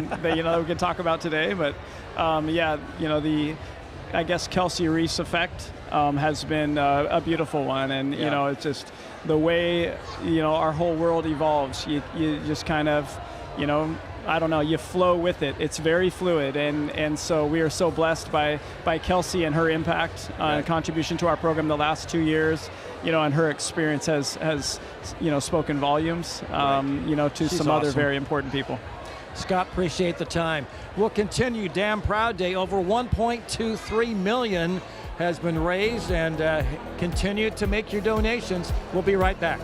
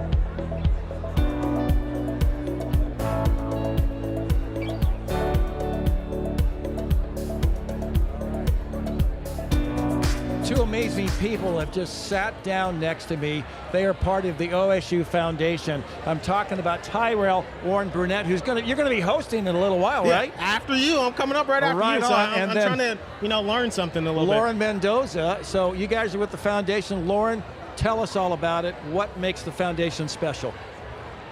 I actually work for clubs and organizations. Oh, wait a minute. See, I knew I was going to. Oh, this is OSUF is all I have. Yep, Tyrell here is with the foundation. He does great and important work over there. I'll let him let's start with explain you, what he does. and then we'll let you tell your story. Yeah, Tyrell, go for it. With the annual giving team, Damn Proud Day is one of the many projects that we do every year. So excited to see all the atmosphere we have behind us in the quad and the This SEC is something. Plaza. I mean, this is like, I'm going to say 25% bigger than last year with all of the bouncy things out there, and you can throw a football and stuff like that. It's been basically a big community day, so it's been exciting to see. Almost at the 2 million mark. I think we're at 1.5 million already, almost 5,000 gifts, and we still have almost 12 hours worth of giving. So it's really exciting to see, and love seeing all the student clubs. This was the first time that we've had student clubs as a part of our fundraising efforts, and Lauren was a big help in getting that across. Well, let's hear about it. Tell us all about Student Club. This is such a big and momentous day for student clubs and organizations. We have 55 clubs participating today in Damn Proud Day. Wow. It's the first ever student org cohort.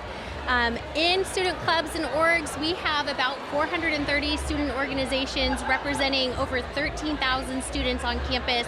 So this is just opening doors and providing great opportunities for our students today. And it's interesting. Some of these kids are really assertive. I got this from I don't know which camera, but this is the Supply Chain Club, which helps kids as they move into the workforce. Yes. I mean, that's not just like, the Spanish club or something, you know what I'm saying? Yes, exactly. We actually have about 4 different types of clubs on campus. We represent Greek life, identity-based clubs, so our cultural clubs, academic, and hobby-based. And so it really is a great opportunity, not just for students to get plugged in and find community, but also be presented with resources and connections and networks. That way they can enter the workforce successfully. Tyrell, you've been with the foundation for 8 years, the growth you've seen, but yet, hey, you're here because you would love to have some of that Damn Proud Day money to help with what? Yes, so I think the big focus this year was impacting students. Almost 80% of the projects overall support students in some shape or form, from the student clubs to the athletics. Fearless, we have Beavers Without Borders. So there's a lot of different things for people to give to, and what I equate it a lot to, like, no matter what you're passionate about at OSU, we can find something for you to give to, and I think this is the day to do that, really to show how damn proud you are at Oregon State. The Beavers Without Borders, I mean, that is such a special thing. 2 of the women's basketball players, Michaela Pivick and AJ Murat, they say it changed their lives in a dramatic, positive way. Hey, you're seeing a part of the world, and you're helping get something done in that culture. Yeah, experiential learning, I think, is a huge part of that, and I think that's one of the things that the student clubs does, have that experience outside of the classroom, and I think it really makes that holistic experience when you are here as a student, which equates, in my world, that makes you, a prime donor in the long run, really building that pipeline based on their student experience. And Lauren, as far as Damn Proud Day and the clubs, I mean, they have expenses. They need, what are some of the things they need the money for? Well, Engineering Without Borders actually is a great example. So they do travel to foreign countries to provide aid, and that costs money. Yeah. And so Damn Proud Day is a great way for that club to raise funds to be able to do those outreach activities.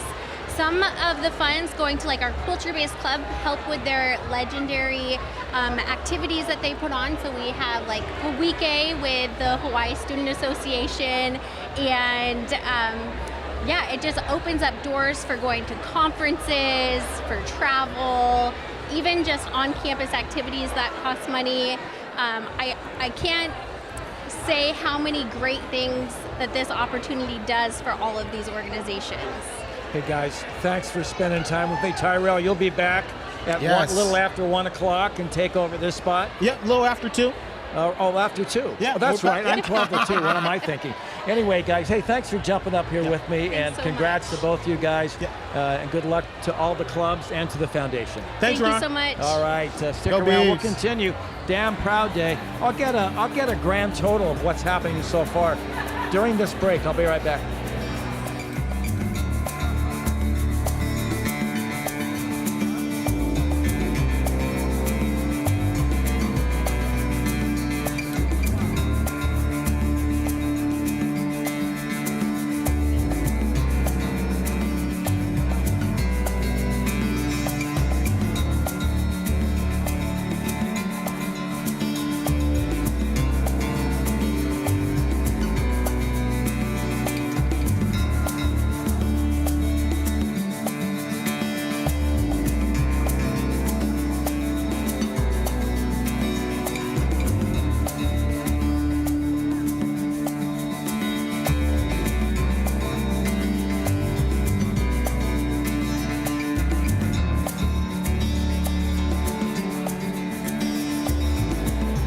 And here's the leaderboard total right now. $1.474 million, over 5,285 gifts. So a long way to go. The goal is as much as we can raise, but this is a great start with about 10 hours to go. Kids Spirit, I saw a booth out here behind me earlier today before I came on the air, and it's something special. And let's welcome in two guests. Introduce yourselves, please. I'm Paula /Rainbow. And I'm Drew. All right, and you guys are students, supervisors, you're both students. Yes, I'm actually a grad student. You're a grad student, and you? Yes, but I don't go here. I'm actually a student at Western Oregon University. All right, so you're up the road in Monmouth. Hey, we love Western Oregon. So talk about Kid Spirit. Obviously, I mean, you can be a kid of any age, but obviously you guys must have a focus. Who wants to go first? You go ahead. Yeah, so we actually have two focuses. So first is the youth development portion of it. The other side of it is workforce development for students and also high schoolers in the area. On the youth development side of it, it's developing all sorts of life skills, lifelong learning skills, cooking, swimming, archery, STEM work, you name it. Like, we have a program that supports youth with it. What about you? Wow, you said it all. But really, it's all about teaching the real life skills that people use in our specific program. So while you can learn all of these like wonderful things like gymnastics, but you like how to do a cartwheel and stuff like that, but you can also learn how to have determination, how to build up your skill set, how to do something that's really hard and challenge yourself, and that can go on for the rest of your life. Well, you know, when you say really challenging, what age groups do you begin Kid Spirit? We start actually at 2. So we have our polywog classes, and we also have for swimming, and then we have our little head over heels class for gymnastics. So they can start really, really young. Those are actually really great ages to start off. And then we service all the way to 18. And I mean, if we count our students, we keep going. I'm 25 and I'm still there. You're rocking and rolling. So let's say I'm 11 and I want to learn how to bake a cake. Is that something that... We have a cooking program for that. So the cooking program includes what? So we have a summer program for Cooking Academy, which the youth come in, they learn kitchen skills, kitchen safety, food safety, baking, I mean everything. They provide a full meal for themselves in their class each day, so they have lunch together that they prepare, snacks as well. But yeah, the amount of like learning skills that happens, and it all happens over in Milam. So there's a test kitchen over in Milam that the kids get to use all summer. That's awesome. Yeah, it's fantastic. Can you guys do cartwheels? Are you good? I can. Do gymnastics. I'm one of the gymnastics coaches. Awesome. I'm a little bit older, so I cannot do a cartwheel. No, hey, you know, I was never good at it. But I was playing all the ball sports, you know, like football, basketball, baseball, soccer, whatever. I'm sure you have intramural teams for these kids, like soccer, you know, like t-ball, that kind of stuff. We have so during summer day camp or our ACES days, we do have our sports activities, but we don't have like the teams to do them with. But all of these kids, so all of these are recreational programs. Talk about some of the needs that you guys have, because that's why we're here today, to raise money for programs just like this. I don't know who wants to go first, but what are some of the critical needs? Yeah, so basically what is happening right now is that we get about 50% of our of the people that we service require a scholarship. They need the financial help to be able to participate and get all of these skills, because there is a need in the community to do this. So that's what we're here for today. I think a misconception too is that Kid Spirit only services youth whose parents are involved with Oregon State, when really we actually are really involved with the community at large. So we have a lot of youth that come from Corvallis and Albany to participate in our programs. And a lot of the scholarships, what they do is they help bridge that community gap between the city of Corvallis or Albany and Oregon State. So these kids get to see OSU as a part of the greater community as a whole from a really young age. Last thing, what's it like to look at the world through orange sunglasses? Really awesome. It brings this light to the day, and damn good day to be a Beaver. It is on Damn Proud Day. Thanks, guys. Good luck to Kid Spirit. Thank you. Appreciate it. We'll take a break, continue our live coverage here. Big crowd on hand, dozens and dozens of booths, and you can throw the football, you can kick the soccer ball, you can actually be a running back and knock down, what are those called, the big tackling dummies, I guess they call them. Anyway, we'll be right back. Stick with us.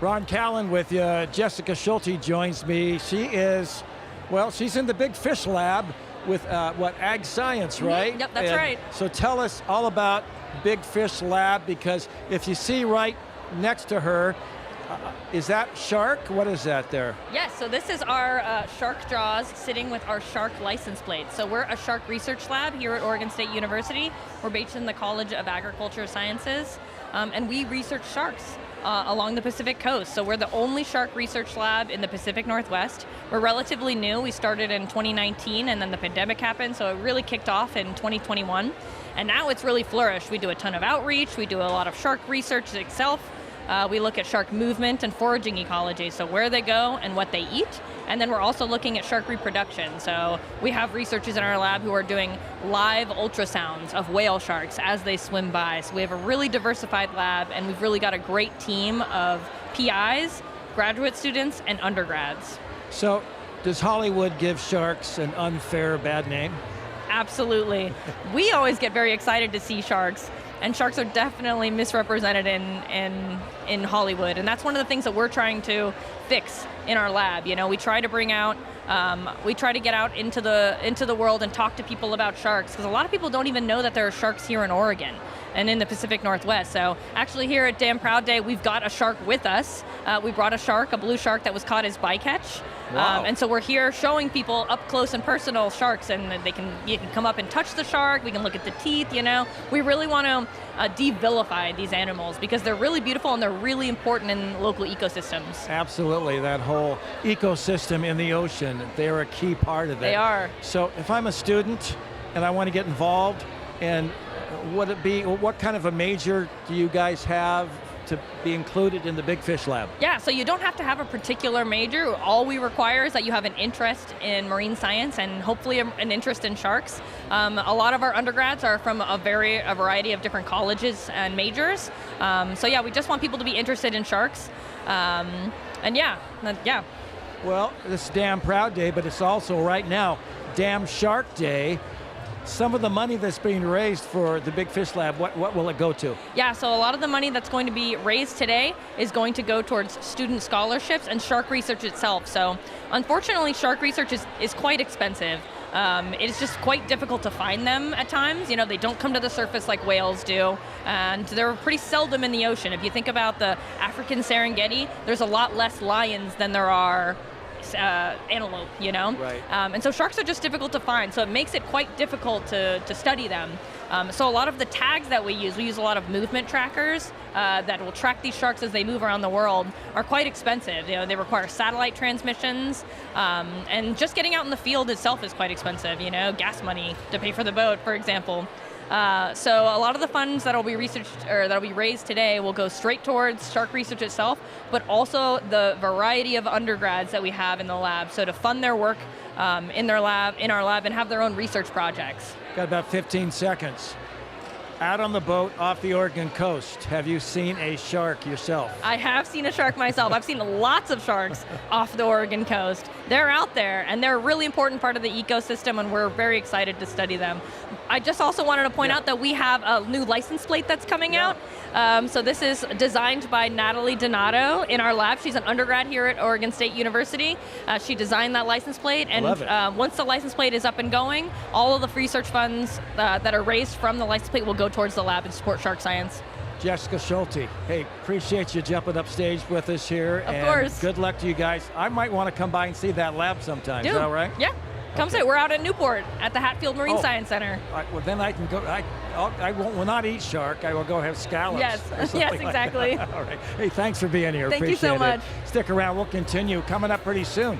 The athletic director, the VP, Scott Barnes, joins us coming up next here on Hey, It's Damn Proud Day. Be right back.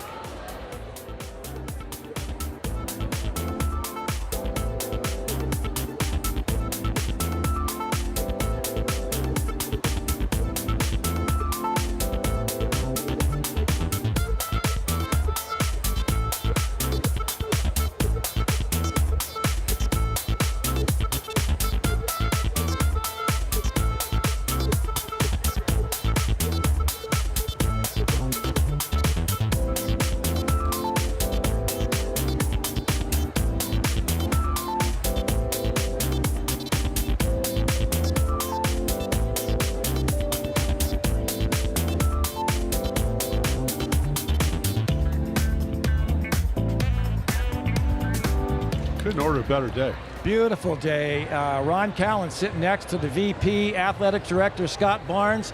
And Scott, I mean, this is a big turnout. It's gorgeous, and the total continues to climb, 1.5 million and growing. Yeah, it's amazing. Jeff Pivick and I were just talking about the humble beginnings of this all, and how we had that out in front of Gill, a 10 by 20 tent, and a few people would show up. Moving it over here and engaging the campus, the students are alive and well today. You can tell the energy is awesome, and that just feeds into what we're trying to do here. You know, we get in our bubbles on campus, and when you come over here, you're talking to so many diverse categories of what's going on at this big university. It goes, wow, this is pretty impressive. Just everybody coming together today to try to raise money for all these different needs. Yeah, it's fun to see the energy, all the different departments on campus. You think about our athletic department and our individual teams. This wasn't a thing 4 years ago, and when it started, crew came up big and they took it seriously, and other teams started to follow. And now it's quite a healthy competition, not only for campus, but for our sports teams. And there's some dollars at stake as well, depending on how many members they get or how many dollars they raise as a percentage. So it's been a fun, engaging experience for everybody. And, you know, right now I think I saw women's rowing. I mean, they're on the podcast this week, and I mean, they always have alums who are passionate about those shells, and they're not cheap, as you know. And they have a lot of them, too. They do. They've got a bunch, and so that's a built-in advantage for our rowing programs, men and women. But you know, our goal this year, Ron, is over $1 million. Last year, I think we're at 917 or something, and we're tracking about 80,000 ahead of our last year. So I think we're going to be right there. But we've got to have everybody. You know, it goes beyond just the sports themselves. There's athletic, the Excellence Fund, which gives discretionary dollars to use in our entire program. And when you think about what's happened with us and declining revenues from conference distributions, these dollars become even more critical for each of our sports to not only shore up their budget, but to add enhancements. And now that we have the settlement, which is coming to a close here soon, we hope, and an ability to pay student athletes from internal resources starting next year for name, image, and likeness, as well as revenue share, these dollars can go to that. And so we're really, we're at a critical time in building out this Pac-12 membership and being relevant and being on top. Well, I love the fact that Gonzaga's coming in. There's another football team. I'm not going to ask you who it's going to be because I don't know if you have any idea. Because you know I won't answer you. Oh, I know. But I thought maybe he'll just throw it out, right? No, but what do you think about the TV setup that they announced yesterday? Yeah, so yesterday's announcement was for 2025, as you know. And when you think about the broadcasters, CBS, ESPN, the mothership, will be on twice the main ESPN, and CW, which was a great partner last year. We're in 100% of homes, and so this is an amazing opportunity for us to again showcase what we're doing, specifically football. I love what Trent's done. We're past the portal now. We've warded off the suitors, I'll say, and we're in really good shape there. This is I think a really good example of what's to come with 26 and beyond in terms of advancing the platforms we're on, the exposure we have, and the viability of this wonderful conference that we're building. And hey, the Pac-12 will be back in a big way in 2026. Scott, we're out of time. Thank you so much for being here today. It's great to see you again. And good luck to you guys. And I can't wait for that game in August when that former, what's an ACC team now, Cal, comes to town. That's going to be wild. It's going to be fun. Oh, it's going to be a lot of fun. Go Beavs. Go Beavs. Scott Barnes, right here on Damn Proud Day. We'll be right back with more. Stick around.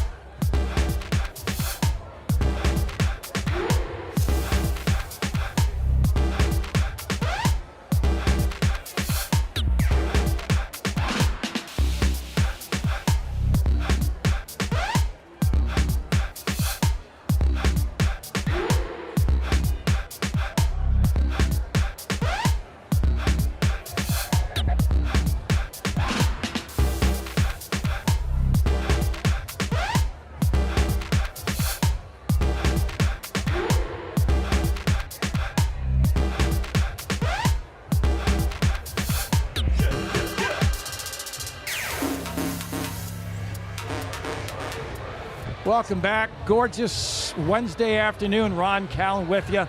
And Ms. Newsbaum joins me. Give Hi. me your full name. She just sat down. I am Sandy Newbaum. I'm the Executive Director for Student Engagement with the College of Business. The College of Business. So many people need to learn how to do their checkbook long before they come to college and become a business person. It's such a popular degree to get. How did you get involved, and what's the College of Business like here at Oregon State? College of Business at Oregon State is an amazing college. Their support, their care for our students, I think is unparalleled. And you're right, every aspect of the world thrives on good, solid business leaders, and that's what we produce here at Oregon State. You know, it's so true. I mean, you look at some of what's NVIDIA. There's a Beaver alum, right? I mean, you never know. You're here at campus, you learn, you have dreams, and hey, this is a place to make it happen. Absolutely. Foundationally, I think the college does a great job. We prepare our students foundationally for their first job, and then from there, the doors just open for them. Yeah, I mean, in fact, even we plugged it last hour, the Supply Chain Club. So many clubs, so many ways to learn besides just the standard sit in the classroom and listen to a professor. Correct. I mean, that's, if you think about the things that make us proud of being part of the College of Business, I mean, one, it's the alum, it's our donors, it's our supporters. In 20 years at Oregon State, I have never been turned down when I've reached out to ask an alum to help support a student club by a tour of their company, mentoring students.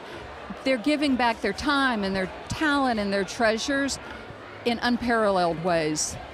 You know, when I was in college and I had an internship at a business, and that was a TV station, and I've been I'm still doing it 50 years later. So, I mean, it's such an important time in your life, going to college and getting the right opportunity And in the College of Business, you guys do that, which is really admirable. This is Damn Proud Day. The money that's being raised for the school, what do you hope to do with it? So it's going to three things. So one, it's Finish in 4. It's helping our high-need students from the state of Oregon be able to focus on their college career and that journey and not have to worry day by day about their finances. It's our emergency scholarship program where students can apply for, truthfully, small amounts of money that are life-changing for them. It helps buy textbooks or keep the lights on so that, again, right, they can focus on their education and not worrying. Not worry about having to eat top ramen every night. Correct. And by choice, that's fine. Sometimes it's good. I mean, we used to do that. But you know, those things matter so much day in the lives of our students. And then it's the faculty and staff who create these amazing opportunities for our students out inside the classroom, but also, as you heard from Supply Chain Club, right? It's the opportunities that are afforded to our students outside the classroom. It's that combination that's going to change their lives. And truthfully, as we change their lives, they're going to change the world. Real quick, we've got about 1 minute. How many students graduate each year from the College of Business? About 800 to 1,000. That's a good number. Yep. Man, oh man. And about 87% of them graduate and have jobs within their first 6 months. About 90% of our students do internships before they graduate. Every bit of the support that comes to the college, and it doesn't matter how small it is, right? It's Damn Proud Day. If you can afford to give, we're going to encourage you to give. A quick story as I wrap up. I was talking to a student. She's in Hawaii. She lost everything in the Hawaiian fires. Oh boy. She's still living in an apartment, in a hotel. But she got an emergency scholarship that allowed her to buy textbooks. And she said, leave it to the College of Business to support me when I needed it most. Great story, and what a great department. And if you're a graduate College Business, listen to now's the time. Our students need you. Thank you so much for being here today. Thank you very much. I appreciate the time. You bet. Stick around. We'll continue right here. I mean, there's ice cream. Hey, the line's short right now for ice cream, so you better get over there right now. We'll be right back.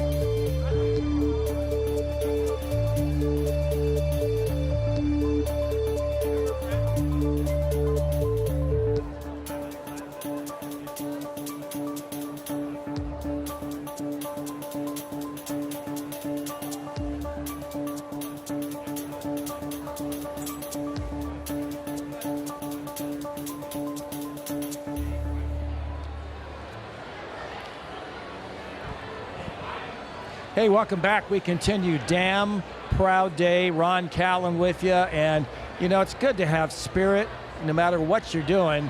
However, I have with me her second year. Jasmine Miggins joins us live here on the set. Jasmine, you in charge of the cheer squad. Yes. And you're in charge of Benny the Beaver. Yes. And there's one other thing you're in charge of too. What is that? What is that? Oh, it says dance. Yes, Yes. No, yes. Our spirit squad is cheer and dance combined. And then I love helping out Benny as well. It's really fun to just make sure that the spirit of Oregon State continues to shine. So, have you ever been Benny the Beaver? Have I ever been him? Yes, Ben the guy, you know. No, but technically he is. What do you mean? Benny is Benny. He's well, Bernice too. Yes, those are they are real in the flesh. They are Benny and Bernice. They are amazing. I see a quartet of your cheer squad over there. One thing that's fun for us who travel with football and women's basketball, men's basketball, whatever it might be, is that during the NCAA's, cheer is a big part, along with the band, on these road games that are played at neutral sites. It's pretty cool. Yes, we have so much fun traveling, and that's obviously one of the things that we're continuing to raise money for today is having more opportunities to travel with Beaver Nation and all of the athletic sports. It would be awesome. I mean, whether it's soccer, we did baseball yesterday, and we're just willing always to show up for Beaver Nation. So yes, that was an amazing trip. All right, so you think about the great athletes on campus. I'm going to say that the cheer squad and the dance squad rank right up there. I mean, It's demanding. It can be really difficult at times. Talk about that, because, I mean, that is a huge aspect. You got to have athletes. Yes, so for those who don't know, we have a 4-week training camp during the summer where we have 2-a-days for 4 weeks. So from 8 to 5 for 1 month, we're going all day. And that's just us preparing for our season. All of the sports, whether it's volleyball, basketball, football, baseball, wrestling, we're showing up for all of the sports here. And, with that comes a lot of preparation. We brought in an alum of the football team this year who's also been an Olympic trainer, and he trained us and got us ready. And he has all of our workout plans for the year, so it's a big part to have him involved as well. All right, Damn Proud Day. You need money. Every department on campus, whether it's athletics or not, they want help. They need help. Yes. What would the money go to that you'll be getting from Damn Proud Day? So this year we're focusing on more experiences for them, more travel opportunities to support Beaver Nation on the road for, in-season or post-season play, and more uniforms, more gear. Yeah, so that's what we're focusing on this year. How many are involved in cheer? How many students are involved in cheer, dance? Yeah. And of course, Benny, there may be more than one that would help Benny. Yes, well, there's only Benny and Bernice, yes. And then I have a roster of 40.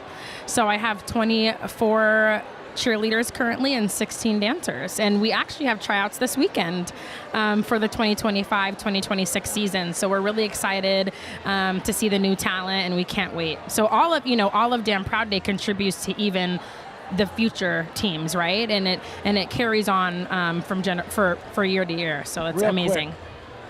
Quick. Let's say there's a student who wants to try out, but she's new on campus.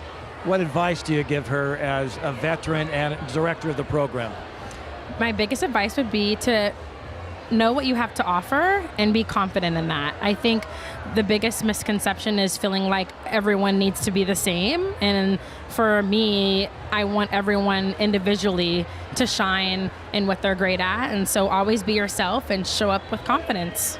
Jasmine Shannon Miggins, great to chat with you, and good luck to cheer. And you can wave to your cheerleader buddies over there. Yes. All right. So glad we could have them here today. Exactly. They were great. They had to put on a good show when we were live, so that was cool. Catch us at all of the games this year and next year and the years to come, and support us today on Damn Proud Day. Jasmine, appreciate the time. We'll return with more. It's Damn Proud Day, and it's live here on the Oregon State campus. Stick around.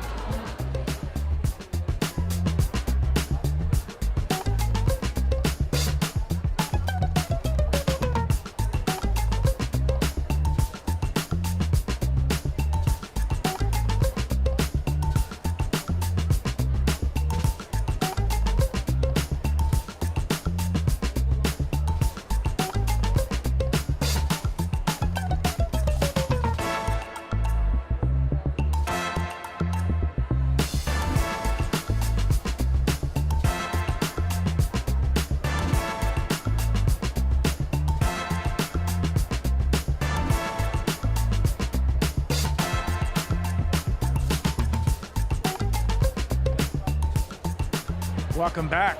Damn Proud Day. I'm sitting next to Jay Well, who is part of the SMILE program of the pre-college program. So just open that up for us, Jay. Tell us all about it, and we sure appreciate you being here. Yes, pre-college programs has a whole host of programs that focus on those students who are not here at OSU yet. We want to get those students to come here to OSU, and by engaging with those students all the way starting when kindergarten all the way through high school is the way we can do that. And we have a variety of different programs, including the SMILE program, as you mentioned, that do just that.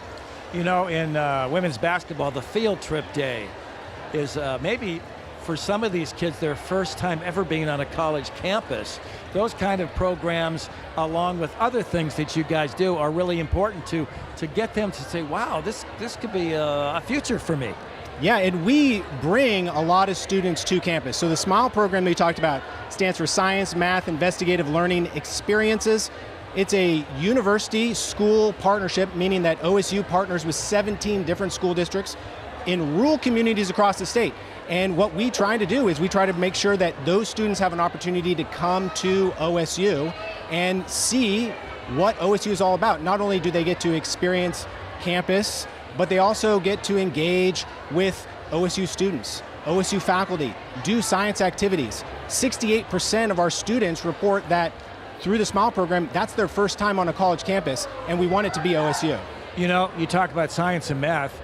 I can imagine a 10-year-old male or female seeing the robotics that take place here, seeing the rocket engineering. I mean, there's so many opportunities in such a diverse way here at Oregon State. That's exactly right. And so when they're here, we want to give them those experiences, but a lot of those students, they're in rural communities that may be on the border. You know, one of our communities is in Nissa. It's on the border of Oregon and Idaho. I've been to Nissa. It's hard for those students to get here. So what we do is we bring the OSU research to them. So we partner with faculty here on campus, and we develop curriculum that those students are able to engage with in after-school STEM clubs and in their own classrooms. Real quick before we let you go, Jay, the money that's being raised today, what do you need it for?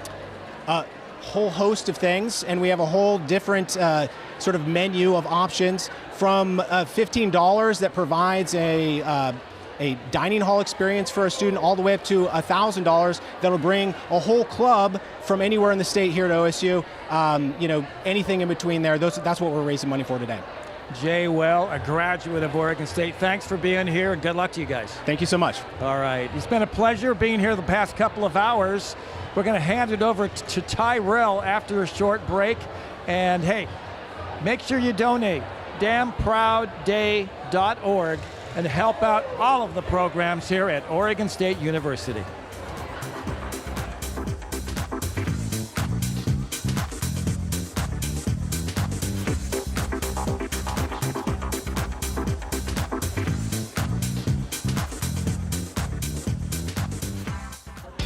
Hi everybody, my name is Craig Bronner and I work as the Assistant Director of Admissions here at OSU Cascades. And I want to take you on a little journey around our campus to find out what our students and staff find that they are most damn proud of. What are you most damn proud of today? Oh, my colleagues and all the students that go here. I'm most damn proud of everyone in the biology and biochemistry fields. We're doing a lot of field work in biology lab this term and it's really fun and we're working hard. I'm most damn proud of this awesome staff and faculty community I'm surrounded by. I would like to say I'm most damn proud of the health and wellness team. They made me feel better again when I was sick. So thank you. These guys over here do a great job. This guy does a great job. I'm super happy just to be part of the team over here at Cascades. Oh, stop. Let's find some more students that are proud. Go. I'm most proud of our engineering program and how prestigious it is. Probably the things that I've done so far at this school, and like the progress I've made towards my degree. I'd say being first generation in my family. I'm most proud that we get private school experience at public school costs. I'm really proud of how yummy the food is here. This is really good. I'm damn proud of our student organizations and clubs here on campus. I'm damn proud of OSU's student resource availability. Damn proud of? I'm damn proud of student government. Awesome. Damn proud of? I'm damn proud of this new building. Woo! Damn proud of? I'm damn proud of OSU's commitment to help students in need. So as you can see, we have a lot to be damn proud of here at OSU Cascades, and I'd encourage you to please keep those damn donations coming to us so that we can support our students, support our staff, support our growing campus. As I always say, we can't do this without you, so help us make a damn impact and donate today.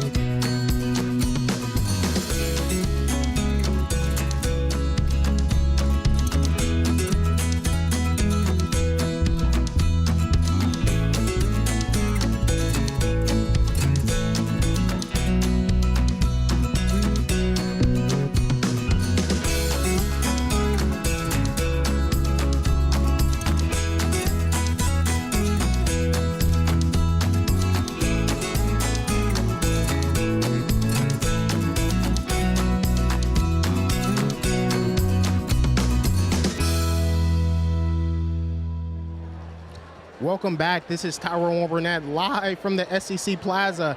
As you can see, there's so much activity all around us, behind us. It's a great day in Beaver Nation. Just wanted to recap. Damn Proud Day is going amazing today. So far, we have raised almost $1.6 million from 6,000 gifts. That's amazing. Last year, we ended just under 10,000 gifts. A little bit ways to go, but it's going to be an amazing day. Today here, I have Amy Loon, who's a part of the Family Resource Center. Welcome, Amy. Tell us a little bit about the Family Resource Center. Well, first off, thanks for having me here. OSU's Family Resource Center provides programming and services in support of parenting students as well as employees with children and other dependent care needs. Nice. And you were telling me a little bit of backstory around your parents in the Family Resource Center. Yeah. Our student parents are a very hardworking student demographic. Many of them are first-generation military veterans, single-head of household, and they have young children all the way up to high schoolers. Some of our student parents are actually what we call in the sandwich generation, in that they are still have children in their own households as well as they're providing support to their aging parents. On average, student parents graduate with a higher GPA than non-parenting students. Oh, that's amazing. Yet, they graduate with nearly double the student debt. Yeah, to have a kid and to go through school is amazing. I have a 2-year-old, so I know what that means. Yes. And I'm a full-time staff member, so only being able to go to school and take care of a child, that means a lot. Can you tell us a little bit about some of the challenges that you have today for your particular department? Yeah, I think one of the most significant challenges that exists is the lack of affordable childcare for our student parents who have non-school age children. Many of those out there may realize that we're in a childcare crisis. So childcare is a basic need for student parents, for those who have young children who are not yet in public school. So, the affordability, the accessibility, and that's where fundraising, where grants and things like that come into play to provide a quality of support for our student parents so that they can graduate. And really, that support is a 2-generation support. It is. It's all about, setting that next generation up. And if you can show your child that you can go to school and take care of a child at the same time and allow it to be affordable for childcare, that makes a huge difference. Definitely a barrier. Kind of last question that we have today. Are there any priorities you'd like to highlight during the Damn Proud Day Live today? I think that one of the biggest priorities is that when we provide financial assistance to our student parents, it means that they're taking out less loans. It means they're graduating with less debt. And so I think that, whether it's $5, whether it's $50, anything that folks feel like they can give makes a big difference for our student parents. Oh, that's amazing. Today Can I put in one plug? Yeah, go ahead.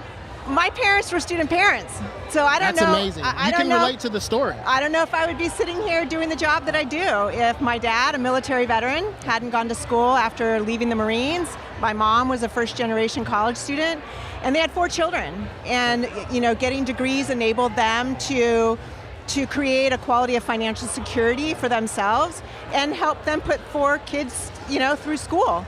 Yeah. I mean, we had to take out loans too, but we had a higher education modeled for us, and then their work enabled them to. So it's really a 2-generation and more impact when we support student parents. That's amazing to hear your why, and I think it's important whenever you're fundraising or like in a community it resonates with you, and I think that's definitely important. So thanks for joining us, Amy. Thank you for having me. Telling us a little bit about the Family Resource Center. Childcare matters for those that are watching today. Support our student parents. Thank you. Go Bees.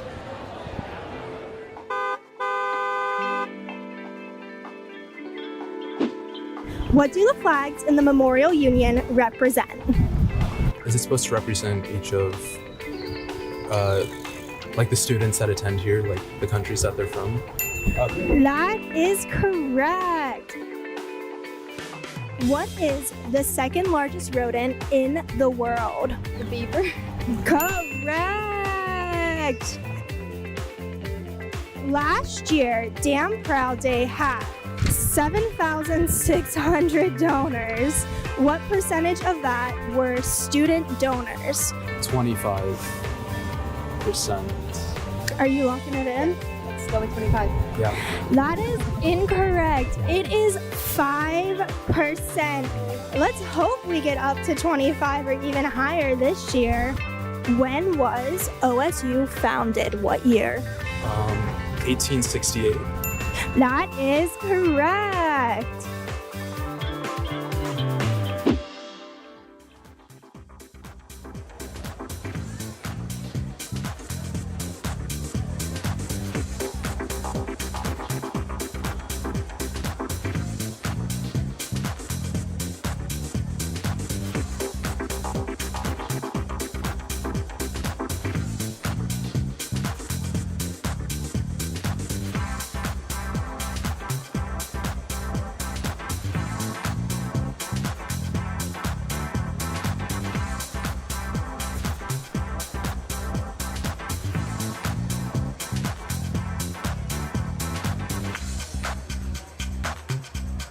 We're back to you, Damn Proud Day live from the SEC Plaza.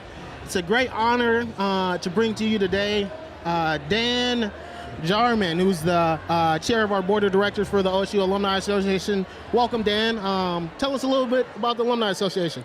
Well, first of all, Tyrell, it's very nice to be here today. What a great day to be on campus in Corvallis. Yeah. This weather's amazing. The excitement, what's happening here is fabulous. So thank you for having me. Glad to have you. The Alumni Association has been around since 1873, and Wow. we're the entity on campus that basically coordinates all the activities of our alum. And there's 231,000 OSU alums globally, right? And so our efforts are broad-ranging, you know, from regional events where we put on events to bring alumni together to talk about things important to Oregon State. Right now, we're focusing on 6, cities on the West Coast. West Coast, Best Coast strategy? West Coast, Best Coast. It's Oregon, Washington, and California, right? We have things such as OSU Connections, which is great for the young alums or even those still in school so they can start thinking about their career pathway. Okay. Think of LinkedIn, for OSU, and I've had several people contact me, grads or even ones that are just still in school, to say, hey, look, you're in an area that I want my career path to be in. Can you help me? And I've done some mentoring through that, so it's a great way to be able to connect to OSU. I would encourage anyone who's a student here or a recent grad to get on OSU Connections. Some of the other things that the Stater magazine, you may not get it now as a student, but when you graduate, you will. And we've got more than 200,000 alums and friends of OSU. And they just created the digital version. The digital version just came out for those that don't want the paper, but if you love the paper and have it on your, on your coffee table at home, it's going to be there for you. We do travel events. We have the Beaver Caucus that does advocacy for OSU.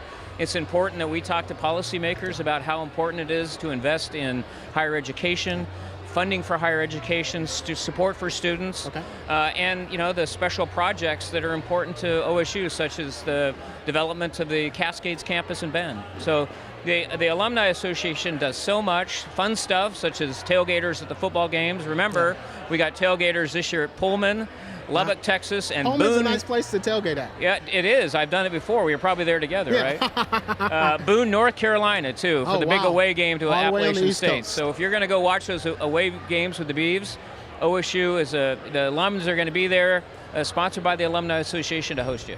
Thanks. First of all, I want to thank you for being a volunteer leader for the Alumni Association. Tell me a little bit about why it's important to volunteer and why do you do it? I do it because, when I left OSU, I got a job in Washington, D.C., and I was, kind of far away from campus and far away from my friends. And we realized that there was a lot of OSU alums in D.C., but it wasn't really an organization, so we formed the D.C. Beavs. Back then it was get together and watch football games at a local bar, right? But we realized that we had so much in common and connection with one another. We could help each other in our careers. And I think, right out of school, kind of forming that connection to the Alumni Association. When I got back, it was, how can I give back? A lot of people helped me right when I graduated. And for me, it's like, I want to give back to our community, to our alumni community, to our OSU community. And all those things that I just mentioned that we do, those are fun activities, and it's good to be part of those. Thanks for that. For our viewers watching today, engagement matters. So if you haven't got involved with the Alumni Association, now's the time to do it. Career networking. So Dan, tell us a little bit as we close, what are some of the challenges and priorities that we have for the Alumni Association for their project for the day? So today the big thing is raising funds for the Alumni Association Scholarship Fund. Okay. Now, first of all, every cause today is great Yes, and that is worthwhile. right. And we hope you give to what matters most to you. But think about the Alumni Scholarship Fund and why that's important. A couple things. Our board met last week, and we raised $26,000 to match that's amazing. all the dollars that come in today. So please make sure those dollars that you know those dollars are leveraged by our board. But what's really important is students. One of the top 3 reasons students don't graduate is because of the financial issues, and especially late in the career. So we're focusing these scholarship dollars on juniors and seniors, so they can have the resources they need those last couple years of school to be able to graduate with little or no debt. And so we are giving these scholarships out to some amazing students. We had 3 of them meet with us this week when we had our board meetings. You know, one is a Salem graduate off to law school next year. Okay. Another graduate is off to graduate school in McGill in Canada because she has a degree in water resources and wants to help solve the water challenges of small and rural communities in our country and in the world. And then a woman, a junior who's in finance, who's going to Austin, Texas this year for an internship in financial services. Okay, and that's so a those broad are range of students. Yeah, and it's so great to hear their stories because they will say, maybe I wouldn't be in the place I am now unless I got scholarship support. I just needed some extra help. And that's what these Alumni Association scholarships are for. And so our board is fully committed to this. We hope you'll be committed to this. If you don't have that perfect thing to give to on Damn Proud Day, think about our OSU Alumni Scholarship Fund. Thanks, Dan. For those viewing today, make sure you check out the Alumni Association scholarships. Scholarships do matter. It's very important. Thank you, Dan. It's great to be here, and have a great Damn Proud Day. Thanks.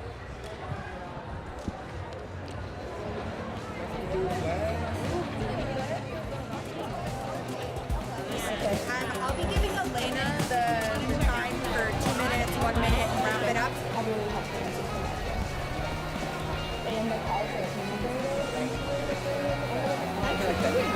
So tell me what this booth's all about and what are you showing off here today? So we're, the biggest aerospace, we're the aerospace club here on campus. Yeah. So I am the current president for SACNAS. So Yeah. That's what I kind of do. Yeah. But SACNAS stands for the Society for the Advancement of Chicago's Hispanics and Native Americans. Yeah. All right, John, thank you for stopping by. Thank you. Oh, I love it. Yeah, for sure. So what, do you have music? We do have music. Yeah. 2 performances happening. Yeah. We got a fashion show. Come on in, Susan. We got to do a picture.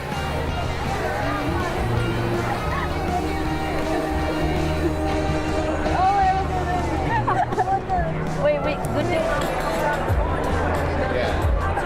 Hello, everybody. I just wanted to say how grateful I am for everybody who's given to Damn Proud Day, all right? You are expressing your pride and your commitment to Oregon State University, whether online or on campus. Thank you so much for your generosity and for your commitment. I want also to say thank you to all of the folks that gave to who are our challenge gift donors, all right? Challenging our community to do better is exactly what you need, so thank you also for your generosity and your commitment to Oregon State. So overall, gosh, I am so happy that we're doing this. I just love the energy that everybody's bringing to campus today. So thank you, Beaver Nation. You guys are amazing. Go Beavs! Welcome back to Damn Proud Day Live. Now we have a couple of student athletes that are going to be here talking about Beavers Without Borders. Welcome Dylan Black, who's a long snapper with the football team, and Mia Erba, who's a midfielder for the women's soccer team. Thanks for joining us. Tell us a little bit more about Beavers Without Borders and who participates. Yeah, so Beavers Without Borders is a program where student athletes, because we can't go on the traditional study abroad program that a lot of students can, it offers us an opportunity to study abroad in an immersive service project. So we'll go to different countries and help out. This year we're going to an orphanage in Dominican Republic. Oh, wow. Yeah, so I'm super excited, but it just offers us an opportunity to go for 2 weeks and help out in a country and also learn different cultures and have an amazing opportunity. What's been the favorite place you've been so far? This is my first year, so I Okay. haven't been, but Dylan has. Man, it's hard to compare them for sure, but the Dominican probably has a special place in my heart, man. The working with the orphanage and the kids in the orphanage was, it's hard. It's something hard that's hard to explain. It's really impactful, and it's meant a lot to me. Yeah, just with since you've been before, what's some takeaways for the experience that you had going to the DR, helping the orphanage? Tell me a little bit more about your experience. Man, there's so many things to take away from an experience like that. It's just great to have a new perspective on the life that we're given out here. You know, we're so blessed to have all the things that we have, and it's great to see just how other people are living in other places. Man, it gives you a great perspective and allows you to not take things for granted anymore. Mia, you talked a little bit about going to the DR. Tell me what the service project will be for this year, and what you're most excited about. Yeah, so last year, this same program went to the orphanage in San Pedro, and they started building this orphanage and building extra rooms. So this year, we're going to return back to that same orphanage with a group of about 20 students, finish the orphanage, add extra rooms and extra living spaces for kids, and hopefully be able to add around 30 more kids to be able to stay in that orphanage. That's amazing. That's one thing I wish I would have did in my undergraduate experience was study abroad. So I'm glad that you all are able to get that experience because, traveling as you're older, you just appreciate the cultural elements, and, traveling abroad, I think just helps your perspective as you kind of talked about. And I think it makes some of the small things more meaningful when you go to people that are a little bit less fortunate or don't have the certain resources that you have. Beavers Without Border utilized Damn Proud Day to raise awareness and funds in the past. Tell us a little bit about how you've used the funds in the past. Well, man, the funds go to everything from the student travel, us getting out there, and then also the supplies and all the materials that we're using to build the orphanage, to build extra roof, or the walls and rooms and everything like that, and the roof, as well as even small things like books and mattresses and other necessities that these kids need. Things like computers and Wi-Fi, things that access to... It's important. Yes, absolutely. Access to education and big monumental things like that. Nice. Any last thoughts before we sign off? I just want to say thank you to everyone who's already donated, and honestly, any amount helps. So even if it's just $5, we'd really appreciate it. Yeah, everything goes a long way, so we really appreciate all the help you guys have given us, and thanks for having the time to allow us to come up here and speak. Thank you, Mia and Dylan, for joining us and talking about Beavers Without Borders. Make sure you go to their page, donate. It's great to have an experiential learning opportunity as an undergraduate student, so make sure you go donate. Next up, we will have our Deputy Athletic Director and Chief Financial Officer come and talk about Fearless after this video break. Someone pitched the 1980s workout video show in which we play stuff that you'd see in those leotards, the Buns of Steel videotapes from the 1980s that you would work out to at home. We actually did that show.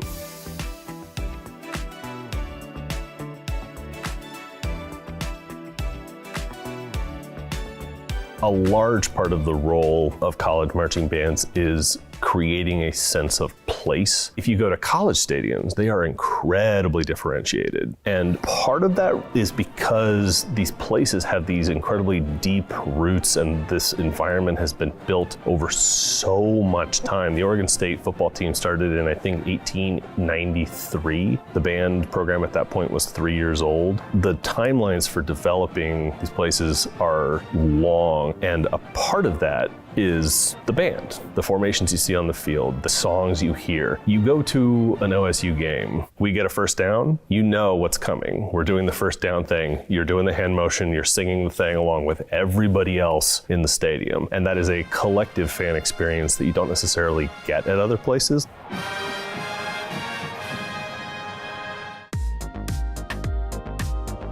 The way we develop halftime shows starts back in January and February. It starts with a group of students, one representative from every section sits down for a pitch session. We usually generate 60 to 80 show ideas at that session. I always show up with my 2 or 3 ideas that I'm very excited about. And then I get to that meeting, and then the ideas that the students put forward are, without fail, better than anything I could have ever thought about. Last year we did a Dolly Parton show.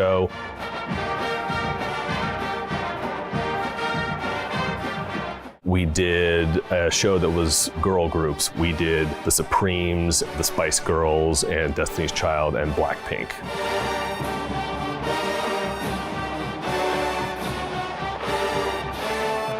This year we're doing 4 unique halftime shows. The first one is Jim Henson's The Muppets. We are doing all music of Beyonce, featuring our dance team. We are doing How to Train Your Dragon. And then for the last home game of the season, we are doing the WSU OSU Best Friends Forever Us Against the World show.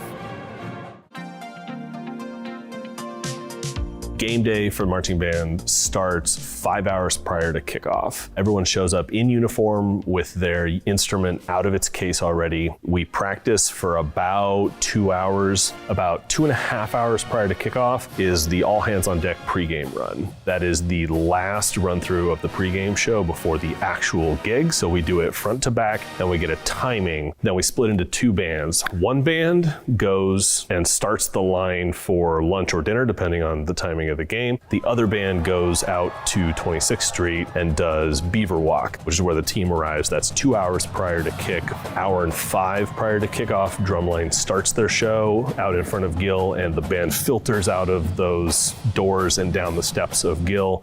The full marching band, it's a lot of people. We do a full performance show, full band on the steps of Gill. We call that the step show. About 18 minutes prior to kickoff is usually when pregame show starts. Sound comes down, drumline kicks up, the band starts marching in 4 lines, 2 from each tunnel. The sound in that stadium when the DJ fades and the drumline comes up is really, really electrifying. I try and tell students about it beforehand, but nothing really prepares you for walking onto turf and having that many people start yelling. It's really, really cool. Team runs out with about 3 minutes on the clock. We play between plays, we play during timeouts, we play at quarter breaks. We try and always play up until the snap, because what we want is for when TV comes back from commercial breaks, we want the sound of Reser Stadium to still be happening on television. With about 3 minutes left in the second quarter,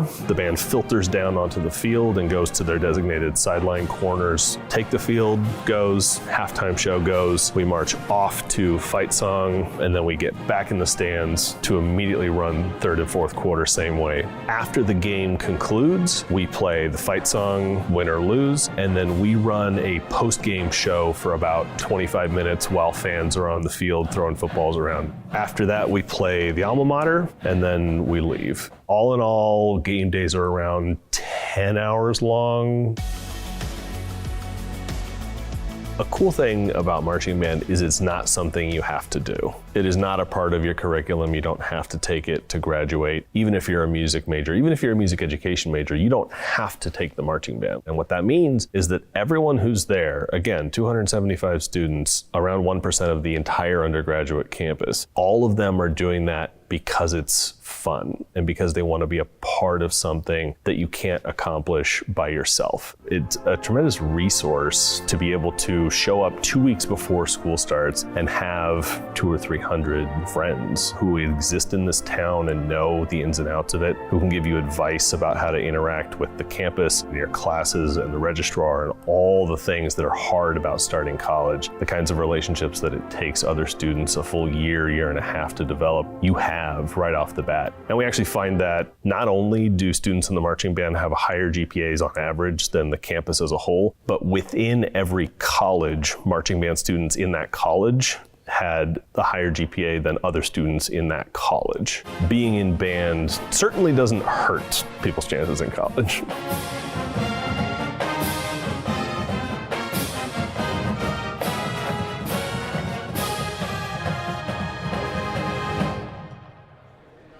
Welcome back to Damn Proud Day Live. It's a beautiful day in sunny Corvallis. Joining me here today is Jackie Bruns, who serves as the Deputy Athletic Director, CFO, and SWA. Thank you for joining us today, Jackie. Tell us a little bit more for those that aren't familiar with Fearless and what that encompasses at OSU. Yeah, for sure. Fearless, I think, is an amazing opportunity for us to support some of our female student athletes, staff, and the like. It was really launched with the 50th anniversary of Title IX, which had a great point for us to kind of start off of. And it just allows us to continue to make sure that they're seen, make sure that we're investing in our female student athletes and staff, and make sure that they have the resources they need to be successful. But it's just been amazing to see the support that we've seen from some of our donors, and really honestly to see the opportunities that it's provided for our student athletes and the fellowship even. We've had a lot of different events for them and to make sure that they have opportunities to have Fearless events.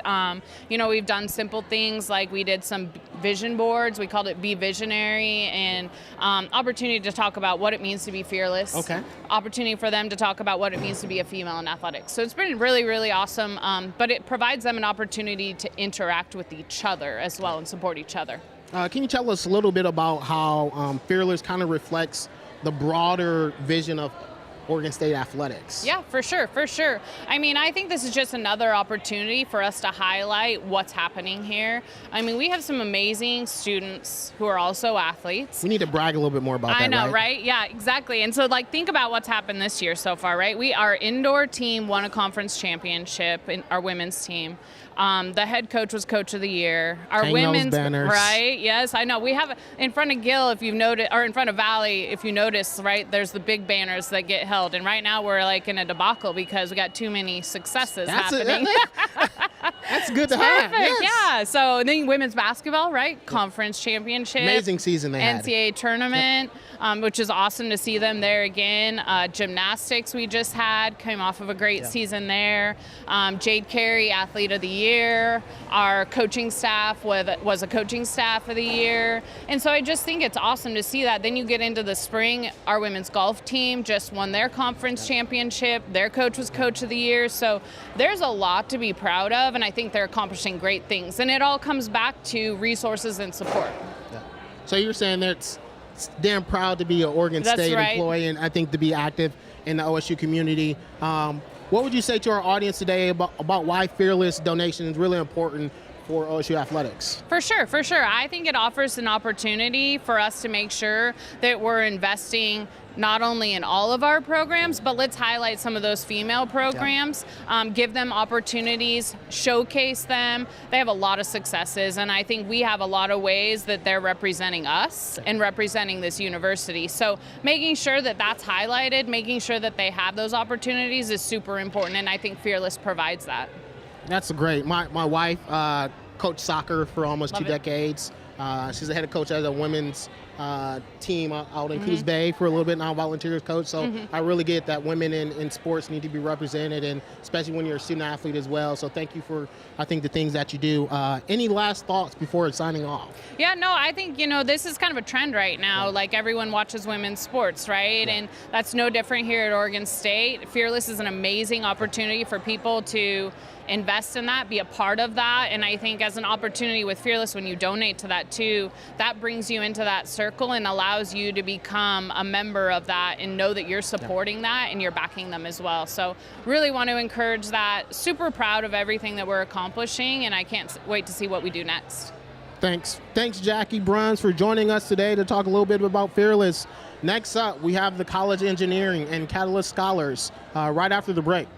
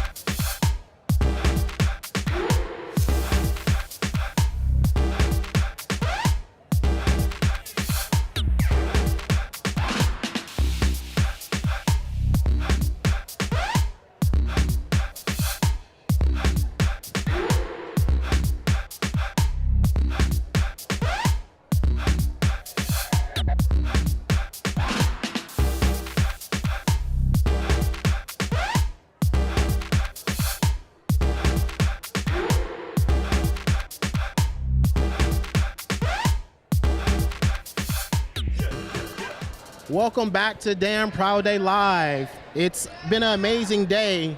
So many donations have come in from a lot of different student groups today. Today we have the College of Engineering Catalyst Scholars Program representing today. We have two students, Hayden and Ivan. Welcome to today's broadcast. Hope you sent a link to your parents and all your family and friends. Like, I'm gonna be on TV, check it out. But glad to have you today. So for a little bit, for those not familiar with Catalyst Scholars, what is the program? That's a great question, Tyrone. The Catalyst Scholars Program is for high-achieving, high-need, first-generational college students that are also Oregon residents. Nice. And as a Catalyst Scholar, what has it been like? And this is for both you and Ivan. Being a Catalyst Scholar has honestly been such a privilege of being at OSU and the College of Engineering. It's provided me with many leadership opportunities, panels, industry experience, and it's provided me with a community of ambitious, like-minded individuals that have a similar background as I do. Ivan? Yeah, for me it's been a little different since he's a third year. I'm only a first year. Yep. But I feel like it has provided me with a lot of tools that I wouldn't have got if I didn't have the Catalyst, the program.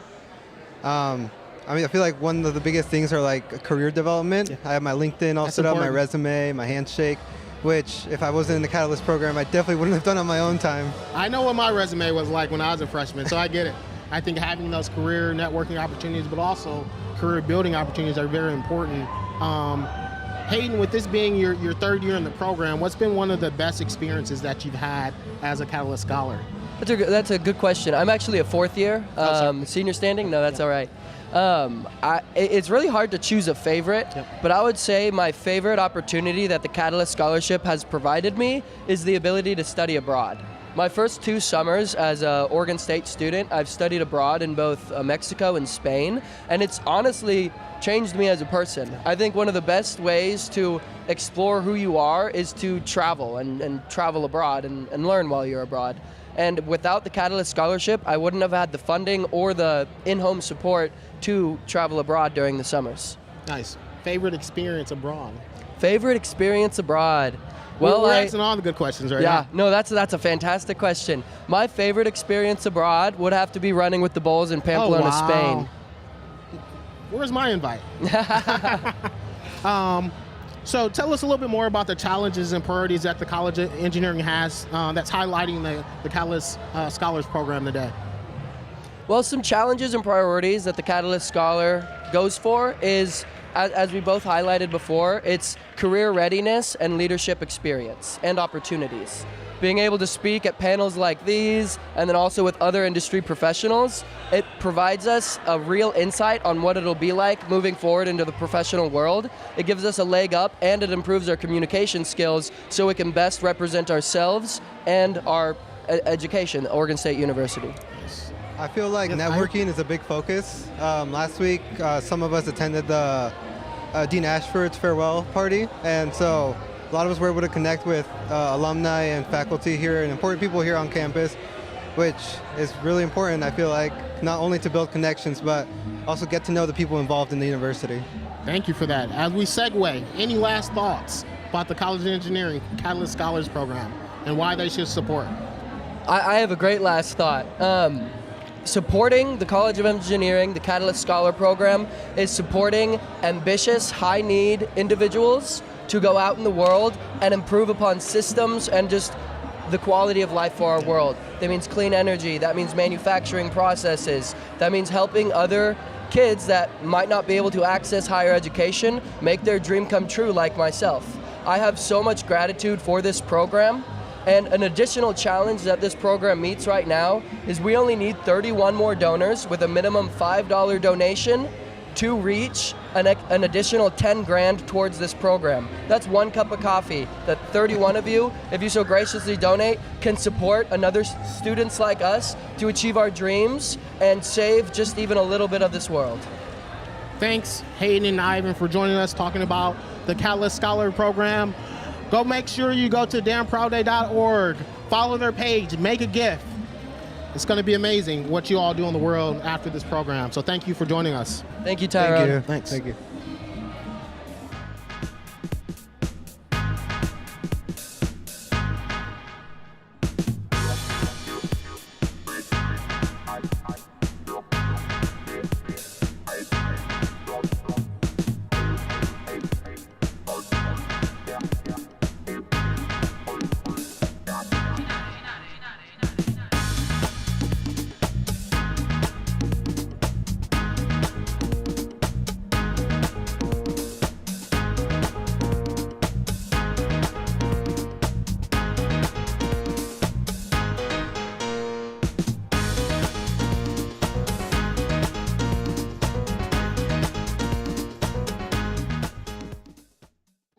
Oregon is our home, our laboratory, our launch pad.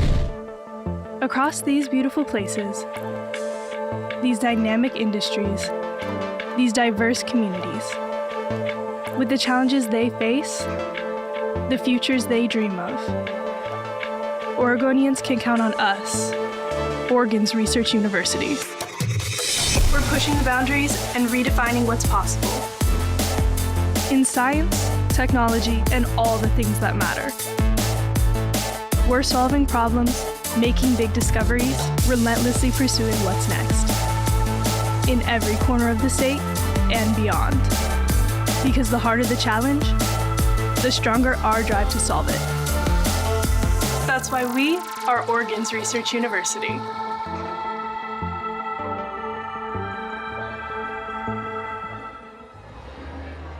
Welcome back to Damn Proud Day Live at the SEC Plaza. You can hear the music in the background. Come get some line dancing classes right now in the SEC Plaza. Please welcome to the set Wick Street's men's soccer head coach, Jared Brookings. Jared is entering his first year as head coach with the Beavs. Thanks for joining us, Jared. Of course, thanks for having me. As we welcome you as one of the newest head coaches on campus, tell us what the last couple months has been moving to Corvallis, last months in Corvallis in this new role.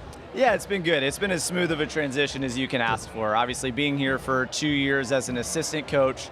Prior to this, it's obviously a new role and a lot of new responsibilities, but a lot of familiarity with the group and with our department, and everyone's been so great to me in helping me kind of make that transition into a new role.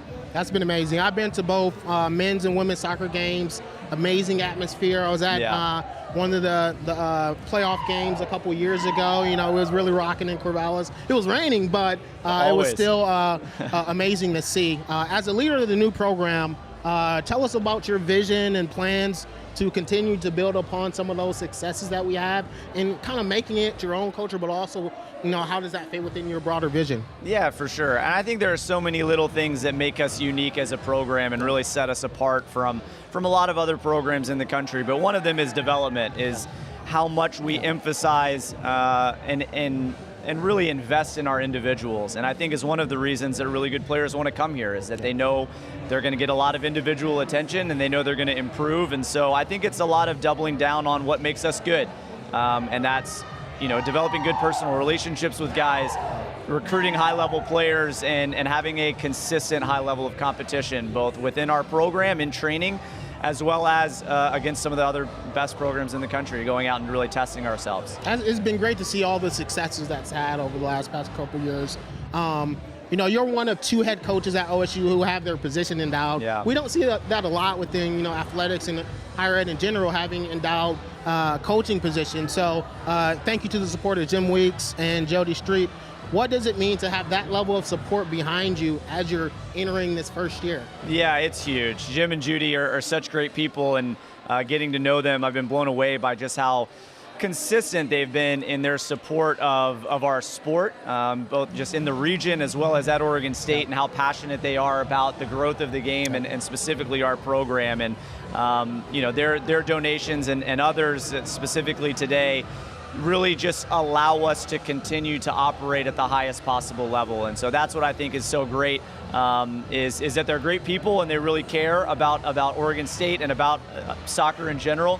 And they want to make sure that we can continue to have successful years that we've had specifically over the past 5 years. That's great. One of the things I really appreciate about Damn Proud Day, or just in general, is the community aspect of what OSU has. It always, you know, it takes a village, so to speak. Whether that's resources or attending games, I think that's very important. Talk to us a little bit how you plan to blend your returning student athletes with, you know, some of the incoming class. That's always tricky to have the roster management a little bit. Tell us a little bit more about. Yeah, it's getting trickier too. Tons of changes. A lot of complexities. So, for sure. Then that's always been the challenge. You know, in every season, it's how do you blend your returners with the guys that you're bringing in. But we've got a really experienced group coming back, and I think that because of how we play, we are a little bit more intricate in how we build our teams. We want the ball. It takes a little bit more time for guys to adjust to our system and our style of play. So I think it's really important that we have good leaders that come back and really help bring those new players along. So we're excited about our group. We got a good core coming back and some exciting pieces coming back. Arnal Farnos is probably the most notable, being a draft pick last year and an All-American and electing to return to finish his degree in engineering. But we're excited about it. Yeah, my son's too, so he has like 16 years to get on your radar. Probably before that. We'll add him to the board. So thank you for joining us. What's your last pitch for Damn Proud Day as we close out? Yeah, well, first of all, thank you to everyone who's donated. Dick Sherman, Carol Gert for our challenge gifts, and for everyone that donated to help us achieve those so early. You guys were on fire today. It was awesome. And I think where the money goes is making sure that we can continue to provide a high-level student-athlete experience on and off the field. So I think that for us, we've been able to have such great experiences with our guys, spending extended time at the Olympic Training Center in Chula Vista in 23, and then being able to go out and schedule really big games. And this fall, because of Damn Proud Day last year, we're able to go to Notre Dame and to Indiana, which will be 2 huge RPI games for us. Good competition. It's massive, and I think it not only prepares us, helps us get into the NCAA tournament, but it also prepares us for being successful in it. And so I think that that's where my pitch is how can you help us continue to provide a high-level student-athlete experience so that we can continue to compete at the highest level possible. Well, thank you for joining us, Jared. We're going to have your counterpart join us right after this.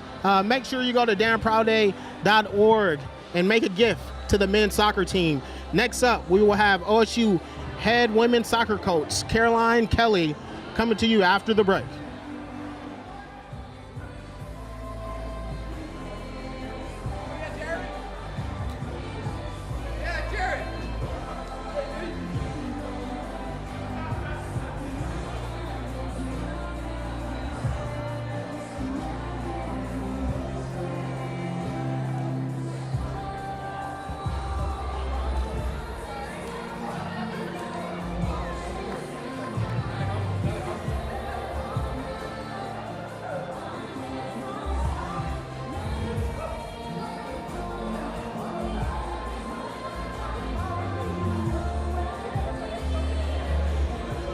Welcome back to Damn Proud Day Live at the SEC Plaza. It's been an amazing day of bees from across the world coming together to support the OSU community.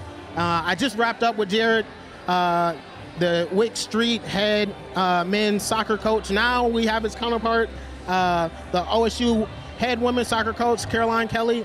Thanks for coming on today, entering your second year leading the program. Caroline has coached 6 players who receive all conference honors, including Amaya Batista, who was the WCC Defensive Player of the Year. Thanks for joining us. Talk to us a little bit about your team that's returning for next season and what you're most excited about. Yeah, well, first off, thanks for having me on. I appreciate it. I heard that you're the Damn Proud Day founder, so thank you for starting this. Yeah. This is huge for our university, but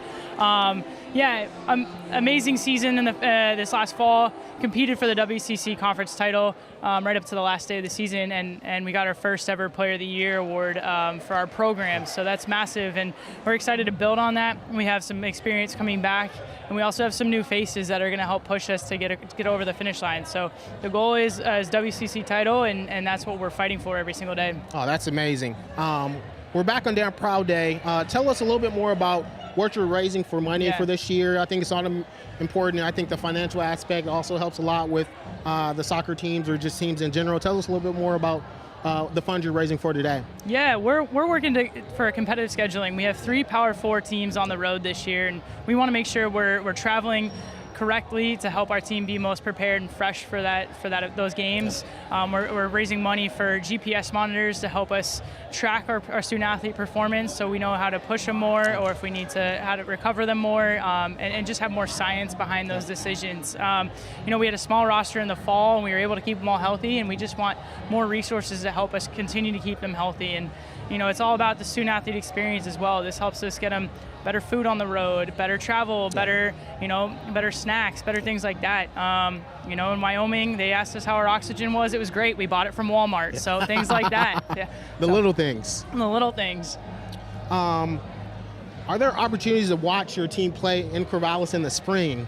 Yeah, so we have a game on Saturday, May 3rd. We play Western Oregon. We're out on Student Legacy Park at 11 a.m. And then we're back on the Wrens on May 16th at 6 p.m. against Portland State, and then back on the Wrens again to finish it out on May 24th at 2 p.m. against Peninsula College. So we're very excited about having a couple more competitions here coming up. Yeah, Western has a small commute to get to the game. Yeah, it's a little bit. It's a little bit of a rivalry here off of 99. So it's good. Yeah, it's good the for 99 our team. rivalry. That's what we're going to call it. Yeah, I like it. I like it. We're going to get a trophy and everything. Yeah. Give us a pitch one more time to support women's soccer on this Damn Proud Day. Yeah, right now our women's soccer program is on the cusp of doing some incredible things that our program's never done. Yep. And you giving it now helps us continue to push for that. And every single one of our women is academically striving to be the best student athlete they can be, the best soccer player they can be, and the best representative of Oregon State they can be. So if you've got it, donate it. Right now we need a couple more donations to help us unlock $10,000. So every little bit helps. So go donate right now, please. Well, thanks for joining us, Caroline Kelly, head women's soccer coach here at Oregon State University. Make sure you go to damnproudday.org and visit the women's soccer page. Make your donation now. Thanks. Welcome back to our special edition of the Joe Beaver Show. Mike Parker and John Warren and the Memorial Union, the quad in front on a sunny, gorgeous day like they all are. A quarter cup. Cookies and cream, you want a quarter cup? Move to the side, please. Matcha cone. Cookies and cream cone? Matcha cone.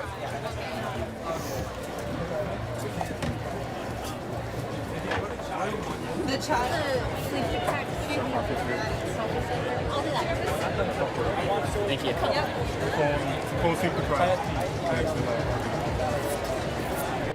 Welcome back to Damn Proud Day live at the SEC Plaza. It's been an amazing day of bees from across the country really rallying around some of the great things that are happening. It's a day to be truly damn proud of Oregon State. Today, I have a good friend of mine, JP Peters, that oversees fraternity and sorority life here at Oregon State. Yes. Give us a couple examples of what makes you damn proud for the Center of Fraternity and Sorority Life. So first off, I would just say the students here, the fraternity and sorority students, are just so active. They really add to the campus environment, and I just love what I do. From our emerging leaders to our leadership events that we do. Of course, we're social by nature, but last term we actually had almost 44 of the chapters got a 3.0 That's amazing. across, and out of the 47. So we're doing some great things in fraternity sorority life. So I love the energy. It's what I like to do. What fraternity are you part of? I'm part of Kappa Alpha Psi Fraternity Incorporated, which is a historically African-American fraternity. Go Noobs. I had to put that plug in there for you. I love that. So what do you like best about Damn Proud Day? I've seen some of the amazing content that some of your students have been putting out. Adam Dre has helped a lot. Tell me, what do you like best about Damn Proud Day? I think what I like best about Damn Proud Days is the energy. Our students really get behind making the videos, talking about the emerging leaders. They benefit a lot from these leadership programs. We do our impact retreat that takes place in January, and we've really seen some growth in the community as far as numbers, as well as being one community, even though we have the 5 different councils. And so, yeah, today was a beautiful day, actually. The sun was here, all the things were going on. Love it. I couldn't have picked a better day for it. We try to plan ahead. You know, in Oregon, there's a lot of days for rain. It can be 20% and rain the whole day. Right. But definitely appreciate the amazing weather we've had the last 3 years. Yep. Tell us a little bit about your priorities and challenges that you're promoting as a part of Damn Proud Day today. So right now I'm promoting the Emerging Leaders, Fraternity Sorority Emerging Leaders by Gail Fitzpatrick, which is an alumna of Oregon State, class of 78. And so what she did was a challenge. If we could get 78 gifts, she would give us a $15K match. Let's see to where what you're on the we raised. leaderboard. You said what happened? I'm going to check, see where you're on the leaderboard. Oh yeah, give it a check. We're promoting as much as possible. As we kind of wrap up for the day, what would you like to say to the audience on why they should support fraternity and sorority life at OSU? So the reason why I think you should support fraternity and sorority life at OSU is because we believe it is the first step of getting involved. It's an easy entry point. You get to connect with students, and we're really big about the motto, connect, grow, and lead. And so we believe that helps give back to the institution as well as give you a lasting experience that you can come back and celebrate with Damn Proud and give to the community. So that's what I think is the best part about Fraternity Sorority Life. And I'm pulling up your stats live. 56 gifts so far. Okay, so we're we need you to pushing. support Fraternity Sorority Life here at Oregon State University. Go to damnproudday.org. It's a part of the Student Affairs page, which is Student Affairs Striving Together, the Fraternity and Sorority Emerging Leaders Project. Thank you, JP, for joining us here today at Damn Proud Day Live. Awesome. Thank you. And y'all have a great day. Go Beavs.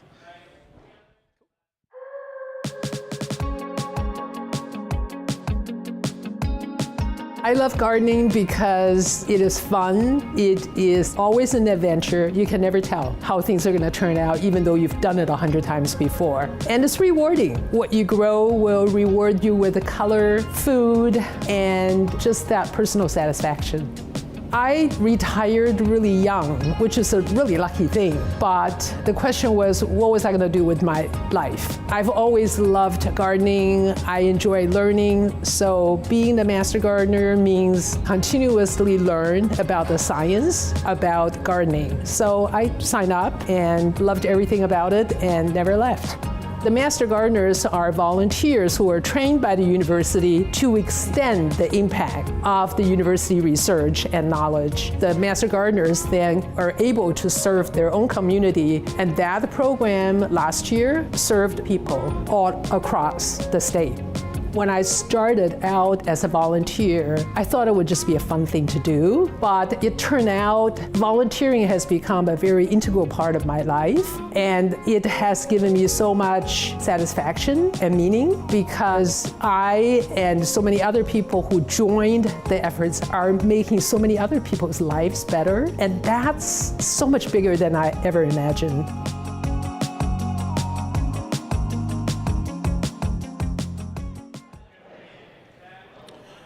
Welcome back to Damn Proud Day Live. Please welcome head women's track and field coach, Louis Quintana, to the Damn Proud Day set. Welcome, Louis.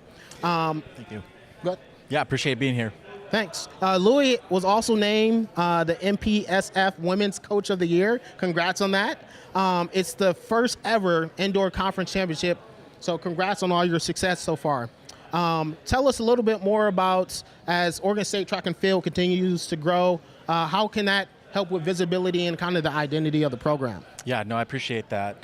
This has been big. I mean, this is year 20 now of the program coming back. I haven't been here for all of it. Yeah. So year 8 for me, but this is just a great process for us, and being able to move up the national ranks, get women's cross-country teams qualified for the NCAA championships. These are all really important steps for us, but this is the first year we competed in indoor conference meets, so you kind of win and you lose a little bit by losing the Pac-12 conference. This year, we had the opportunity now to be in a new conference during the indoor season, and our women won the trophy and came home successful. So these are all big steps for us, and ultimately getting back into the Pac-12 here in 2 years, putting our team in a really good position to be competitive there moving forward. Yeah, I was just talking with Jackie Bruns earlier. She's talking about Fearless, and he talked about some of the banners that we need to hang for some of the championships we received more recently. For Damn Proud Day, tell us why people should support your program and how you plan on using those funds today. Yeah, no, this is an important time of the year for us. I think if you look at our women's program, we're talking about cross country and track and field. It goes from August to June, some years July. For our team, for athletes, it's a long time. So, some wear and tear, I think, physically and mentally for our student athletes, and this money really kind of helps us offset some wellness training for our student athletes, whether it's team yoga, massage therapy, those kind of things. These are all really important pieces to help us kind of sustain that national level of success that our women are used to at this point. Thanks. I haven't been to a meet yet, but it is on my list to attend some meets this year. When is the best opportunity for fans to see the stands and watch your team? It's coming up. Well, the stadium's finished. We got the beautiful. It looks beautiful. Yeah, we got the beautiful, grandstands up right now. The Evans grandstand. So things are flowing out there. In fact, this is a good weekend to go and see Oregon State track and field open up their home slate competing on Friday this weekend and Saturday at the high performance meet, which is our big sort of crown jewel of a competition. Over 30 schools will be here competing. And then the following week on Saturday, a smaller meet, which essentially is kind of a dual meet between us and Washington State. There'll be a few other schools. Yeah. So it's called the Pac-12 Open. The Pac-12 still has an entity, and they're helping kind of put this meet on for us. So it'll be a great opportunity for us to showcase our talent here in the city of Corvallis. But so the next 2 weekends, expect to be able to see the track and field program. I'm gonna have to come out. I worked at Washington State for about 5.5 years, so the Cougs, definitely familiar with Pullman. So I think that'd be a good matchup to go watch and see. Give us your last pitch one more time to support the track and field team here at OSU. Well, first of all, we just appreciate everybody who's given so far to our program, and people have been really generous to our program since I arrived here in 2017. We continue to reach out to some high-level recruits, whether it's national or international. So, really, those funds are really going to help continue to that process to elevate our program even up another notch. So, our team is looking at being a top 25 program. We have been a top 25 program, but sort of a mainstay there, and continual support yearly of our program is going to help us really kind of navigate that and sustain that. Amazing. Thank you for joining us here today, Louis. It's been amazing to talk about the women's track and field and cross-country team, all the success they had. Make sure you go to the website, damnproud.org. Look up the women's track and field and cross-country team. Make a donation today so they can continue winning championships and hanging banners. I appreciate it. Thank you. Thanks for joining us today. You got it.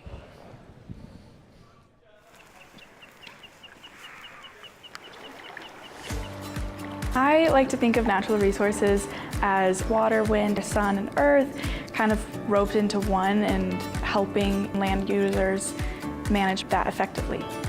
How that comes together with the environment practices and the people practices, that's what I fell in love with. I'm participating in the research with Skylar. We are focusing on rivers here in Central Oregon, how they best interact with their floodplains, and how we can give suggestions to landowners and different organizations on restoration practices. This research is very important for everything that uses water. That includes any fish species that live within the river itself or habitat that exists along the river, and also ranchers out there that utilize the water to grow their crops and support their cattle and their livelihoods. And I'm really happy to be a part of it and to be able to make some kind of change to something that I can see. There's many ways to get great professional experience, but research is one of the best ways. When we have students out there learning how to take discharge measurements, how to measure and assess riparian health or fire, fuel loads, and those kinds of things, that can really help them stand out in a job application, as well as for graduate school. That also just cultivates a different kind of mindset and appreciation for the complexities of the environment. So there's both tangible and intangible benefits to research experience. I got to work with people from U.S. Geological Survey, U.S. Forest Service, and the Upper Deschutes Watershed Council. I made so many connections with all these people that I wouldn't otherwise. Our graduates, we hope, can make those hard choices and really provide leadership to improve management of the environment. Being a part of a top-ranked College of Forestry here at OSU Cascades, it gives me the confidence that I'm getting the best education that I can for natural resources. In the future, with natural resource management or just field work, that I just want to help as many people as I can.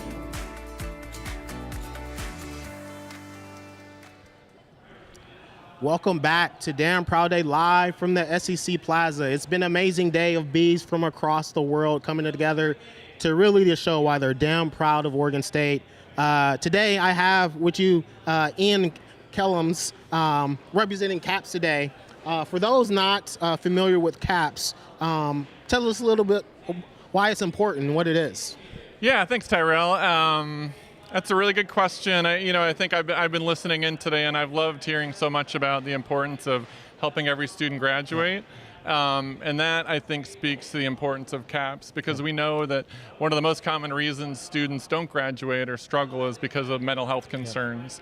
And so if we really want to help every student graduate, then we'll help support every student's mental health. And so that's where CAPS comes in, and student health, and really the entire campus to help support students' mental health. And so we provide mental health services to students. We also educate students about how to be mentally healthy and well, and we also train employees so that they can support students and refer when appropriate. So it's really just trying to build this culture of care across campus so that students can feel well and learn and graduate. Yeah, I think it's important to talk about mental health, and I think, especially from the student aspect, I think it's evolved over the last 2 decades, and I think the services that universities provide. So I think it's important to know, I think the good things that OSU has been doing around, student mental health. We always do a campaign around fundraising for that every year. Yeah. But tell us a little bit more about some of the applications and additional resources that you all have really implemented over the last 2 years. It's been amazing to see all that you're doing for the students. Yeah, I appreciate that. I'll just give one example, and you're right that students' needs evolve all the time, and so we're just trying to keep up with students. That's a lot. Yeah, it's a lot. And I think the way we've approached it the last 5 or 10 years is wanting to give students as many choices as possible. And so you sort of think about it like going to a restaurant. You don't want just one choice. Yeah. You want to be able to choose how you want to be helped. I mean, and so steak, shrimp, or or tofu, or chicken, or tofu. My wife is vegan, so I get both of it. So. Yeah. I hear you. I'm a steak guy, but that's okay. No judgment. And so really thinking about giving students a large menu of options. I think one of the things you might have been referencing is a couple years ago we implemented or adopted an app, and that's called Anytime Anywhere. And the nice thing about that is students can download it to their phones and no additional cost. Easy, accessible. Easy, very accessible. And once they download it to their phones, then they can access a counselor 24/7, 365. And in 5 different languages. And so they could text with a counselor or talk with a counselor, video call a counselor, and it could be 3 a.m. and they're stressed about a test, and someone's going to be on the other side of that to help support them. That's great to hear all the resources that you're providing students, really to meet them where they're at, the technology. I think that helps a lot. 24/7 call, I think. There's a lot going on, whether it's midterms or just other life stuff that's happening to the students. They're balancing a lot. Yeah, I wish we could plan our mental health crises, but we can't. Yeah. So, so tell me a couple examples on why you're damn proud to lead CAPS. Yeah, I love OSU and CAPS. My dad was a grad student here. I was born about 3 blocks that way, so I just feel lucky to be part of the OSU. It's in your DNA. It is in my DNA, yes. I feel really lucky to be part of the community. In terms of CAPS, I think what makes CAPS is the staff. And so we've got 45 people there, and that's a range of jobs. It's clinical social workers, it's professional counselors, it's psychologists, it's health promotion experts, front desk staff, and they're all really have this singular focus on supporting student mental health. And so we also have students, so we have student ambassadors. I think they were here earlier today at one of the tables. Yeah. It was really active. Now it's line dancing now. Yeah, now we're line dancing, which is great too. But we just have a great crew and just really good people. Yeah. As we kind of wrap up, tell us some of your priorities and challenges that you're promoting as a part of OSU's Giving Day. Yeah, thanks. Over the last 5 years, we've noticed students talking more about feeling disconnected and lonely. And the obvious cause of that, or one of them, is the pandemic. But it was really, that trend was starting before the pandemic. And, there are things like social media, technology, students just feeling lonely, young people in particular feeling lonely. So we've been trying to think a lot about what to do about that. And where we landed was, how do we help students help students? And our idea for that in our program is called Beavers Belong Support Network. And so it's a brand new program. It started at the beginning of this term. And what it consists of is meetings held across campus led by student peer support specialists. That makes a difference, a peer-to-peer aspect. You know what?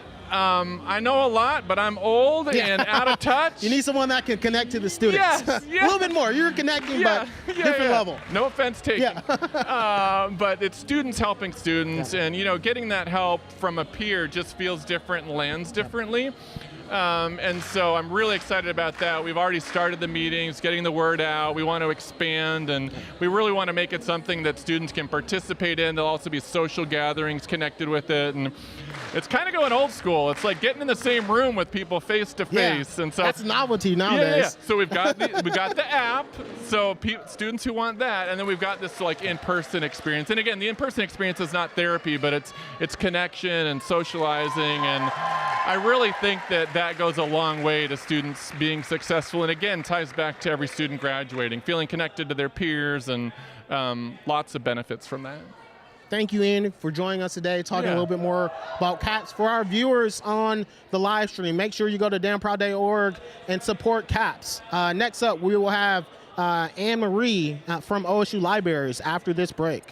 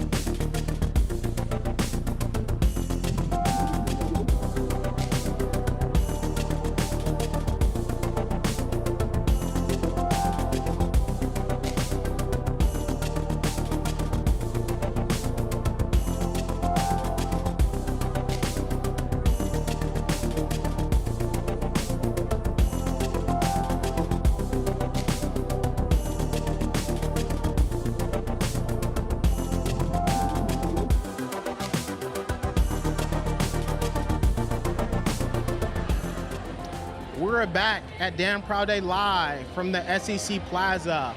Quick updates. We have reached the $1.8 million mark for Damn Proud Day. Over 6,300 gifts have come in so far, and we have 8 hours, 50 minutes, and 34 seconds left in Damn Proud Day. Today I have with us some representatives from 4-H. Welcome Dean and Jack on the Damn Proud Day live stage. For those who aren't aware, what is 4-H and what is the relationship with OSU? So 4-H is a youth development organization. It is run all across the country and the world, and it is run through Oregon State University Extension.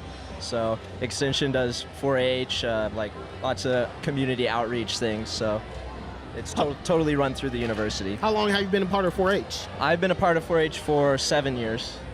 And I've been a part of 4-H for around 8 at this point. Wow. Well, I see there's a visitor behind us. I see your mascot is back there.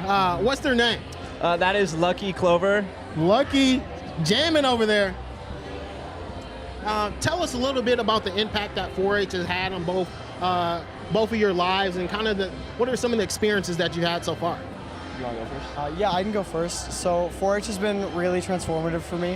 When I started 4-H, I was like 10 years old, and I really didn't like people. I didn't like talking. And it kind of pushed me to, do public speaking, engage now my you're community. Here in front of the Now I'm viewers, here. talking about 4-H. That's amazing progression. It's also helped me get into the programs that I want outside of 4-H. So it allowed me to enroll in Chemeketa Community College when I was a freshman in high school. And because of that, I have a year of college out of the way, and I'm entering into mechanical engineering because of all the opportunities and just the steps that 4-H has given me throughout my life, basically. What about you? I joined 4-H for camp, so at 4-H camp as a camper, and then I gradually got more involved from my outdoor school leader, who was our 4-H club leader, and then I just started off doing static projects like flower arranging and baking and sewing, things like that, and then I moved into animals, and then since my first few years in 4-H, I've been really into leadership, so being a camp counselor, being a county and state ambassador, being an intern for OSU Extension, I just had a lot of leadership skills are important. Yeah, a lot of opportunities have opened up for me because of my involvement in 4-H. Nice. For those of you that didn't know, today during Damn Proud Day Live, we do have all of the counties represented for 4-H. So you can go on the 4-H page and give to the individual county based on where you live at. I think that's important to note. And you talked a little bit about summer conferences. I know that is one of the priority funds for you for Damn Proud Day. So tell us a little bit about the summer conference and the impact that it's had and why it's important to donate to that today. Yeah, so summer conference is located at OSU. It's where 4-Hers stay 3 nights in the quad dorms. There's classes you take. We have guest speakers, lots of free time to roam around and get to know the campus. Our job as state ambassadors is teaching classes and starting the day off with a presentation on stage. So it's just a great opportunity for youth in 4-H to meet people from all across the state. That's amazing. Just to hear your story and know how important it is that 4-H has impacted you not only when you were younger, but as you kind of develop into your college career. So one last moment, tell us why they should support 4-H today. 4-H has transformed my life, Dean's, as well as many others. It's really important for youth development, and I know a lot of youth in the program would agree with me. Continuing funding for it really is a life changer. It allows youth to explore fields that they might not have been interested in and just learn more about themselves, learn more about their community, and learn more about just the world and how to be a better part of it. Well, thank you, Dean and Jack, for joining us to talk about 4-H. Make sure you go to damnproudday.org and give to one of the 4-H counties or to the Summer Conference Fund. It's important that you do that. Thank you for joining us. Thank you so much. My name is Ella. I'm the editor-in-chief of Beavers Digest. Hi guys, how's it going? Welcome to week 4. We are for students by students. So we're almost a little bit like historians recording what life is like right now in the year 2024. Overpriced cookies and it's a chain? Not fine. Cookies and coffee. It went so good. He is so interesting. Oh my gosh. I think that all of the writers that I'm working with are so passionate and so curious, and they just want to know about something, and it shows in their writing, and I just love reading how passionate they are about something. It can be applied to any situation, whether it be midterms or All good. I wrote an article called Boots on the Ground about student firefighters last spring for the climate change issue, and I loved writing that article. I talked to so many cool people who are my age or around my age, and they went up to the mountains and fought fire for an entire summer. They're such cool people, and I got to talk to a lot of them. I am Iranian American. I think that my identity and a lot of people, either Iranians or other people of color, our identities are very much tied to politics. Any sort of organization, whether it be a university or at a larger scale, the government, they have a certain responsibility to serve the people they serve, and journalism is a great tool to ensure that that's happening with full transparency. So freedom of speech is really important, and it goes hand in hand with journalism. We definitely need to appreciate them, because there are countries that don't have that. And we do.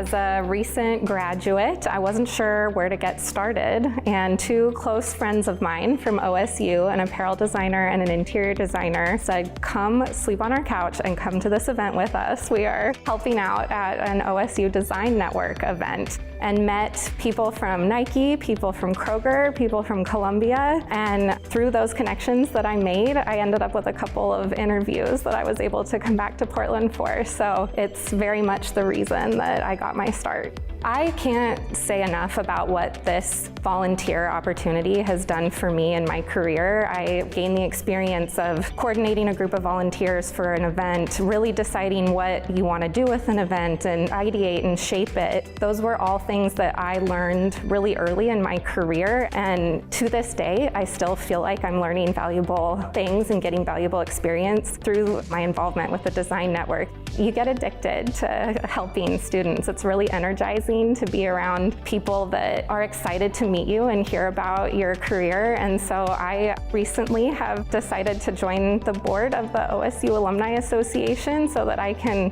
have an even further reach and engagement with students. There's so many ways to engage with the university and with students, and that's always fun.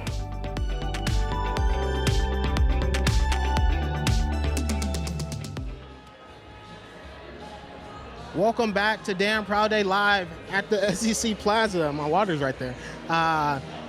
For those of you viewing from across the world, we are getting really close to the $2 million mark so far in the day. We have raised $1.8 million from 6,300 gifts. So thank you, Beaver Nation, for stepping up on Damn Proud Day so far. We still have 8 hours, 41 minutes, and 8 seconds left. Joining us today, Anne-Marie Dietering works at the OSU Libraries. Tell us a couple things on why you're damn proud of OSU Libraries. Sure, yeah. So the project that we're raising money for today is expanding our Library of Things. And Library of Things doesn't make sense to people necessarily all by itself, but it basically means all of the things that Beavers can borrow from us that aren't books, so anything that is not a book. And those things are really, really broad and diverse, but they really fall into kind of two categories. One is about productivity and getting work done, so things like laptops, wireless hotspots, or whiteboard markers, things like that. And then the other one is things that help people connect with the community or build community at OSU. So board games, crafting supplies. You can check out a voucher that will give you tickets to Prax, or that will allow you entry to a state park in Oregon, things like that. So we have a really broad variety of things. I honestly don't think that there are many people at OSU that know the variety of things they can borrow from the library. But that's what we're raising money for today. It's a really heavily used collection. And the great thing about it for Damn Proud Day is, like, any size of gift can contribute to this project. Like, it'll make a big difference to OSU students and faculty's lives. Yeah, I think one thing to note with the libraries, we did our Beaver cash cap over the past couple weeks. One of the questions was, what do the services that the libraries provide? And there was a lot of students that knew, so that obviously means that students are taking advantage of the hotspots or the technology, or all the things you kind of categorize it as that you're helping with. Absolutely. Tell us a little bit more about how philanthropic gifts can make a difference to the libraries. 100%. I actually have a story about that, because I was sitting here last year talking about a big project that we wanted to do, which is to renovate our information commons, our learning commons. And the Learning Commons is the busiest study spot in the library, which means it's the busiest study spot at OSU. And so that's a big project, and people might think, oh, you have to be a big donor to be able to contribute to something like that. 10, all 25, gifts matter. Yeah, absolutely. So I'm really proud to say that we're through the design phase, we're through all the information gathering, we've talked to students, we've talked to faculty and done all that work, and I'm now writing the checks for all of the things that we're going to do. And if you've renovated a bathroom or a kitchen, you know that can really add up. And this is a 16,000 square foot space, so it's definitely going to add up. But half of all of the new furniture and all of the new resources are being paid for with donor money, all of it. It's going to be an amazing space then. It's going to be an amazing space. Study, and come together in community. But half of it is coming from our Friends of the Library. And Friends of the Library are those small one-time gifts. and half of that, half of the budget for this big project is being paid for by those $5, $10, $50, $500 gifts, which I think is just great because that's who uses this space, and it's really showing how important that space is to OSU Beavers. So that's going to be opening in the fall. We're going to have a party. It's going to be great. But we couldn't do what we do for all of OSU without philanthropy, without our donors. It's absolutely true. I know you all have a couple challenges here today. I think Friends of the Library is going to help with that. You have your own challenge gift as well. Tell us a little bit more about how people can double their impact today on Damn Proud Day Live. So we've met all our challenges, so that's exciting. This is icing on the top now. Absolutely. But I can talk a little bit about what the challenges we're trying to do. Yep. And so our Friends of the Library, we have a board of people who have been working with the Friends of the Library for a long time, and they created a challenge to get a certain number of donors. A lot of them are repeat donors. A lot of people come back and donate every year on Damn Proud Day, which is great.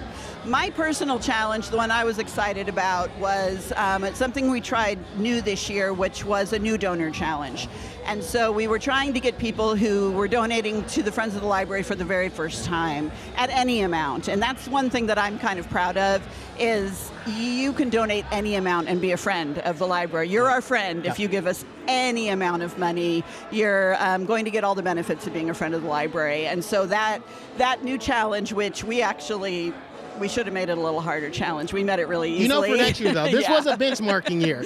Exactly. But that new challenge was really to get those new donors. No, I appreciated that. I think the libraries play an important part, not only students' lives, but also once you graduate as well, just to have that resource of information. So I appreciate all that you're doing for OSU. So as we close up, one more pitch to talk about your priority for Damn Proud Day. I think my big pitch would be that don't think that your donation doesn't matter. Like, if it truly doesn't matter what size of donation. It's engaging with Oregon State. It is putting some of your time and resources to the things that matter to you at Oregon State. And if you do that, you're going to be able to have an impact on other students and faculty just like you. Thanks, Anne-Marie, for joining us. For those viewing today, make sure you go to the OSU Libraries page on damnproudday.org. All of their challenges are met, but that doesn't mean you can't give right now. All gifts matter. Thank you for joining us here today, Anne-Marie. It was lovely talking to you. You too. Thank you. Thank you.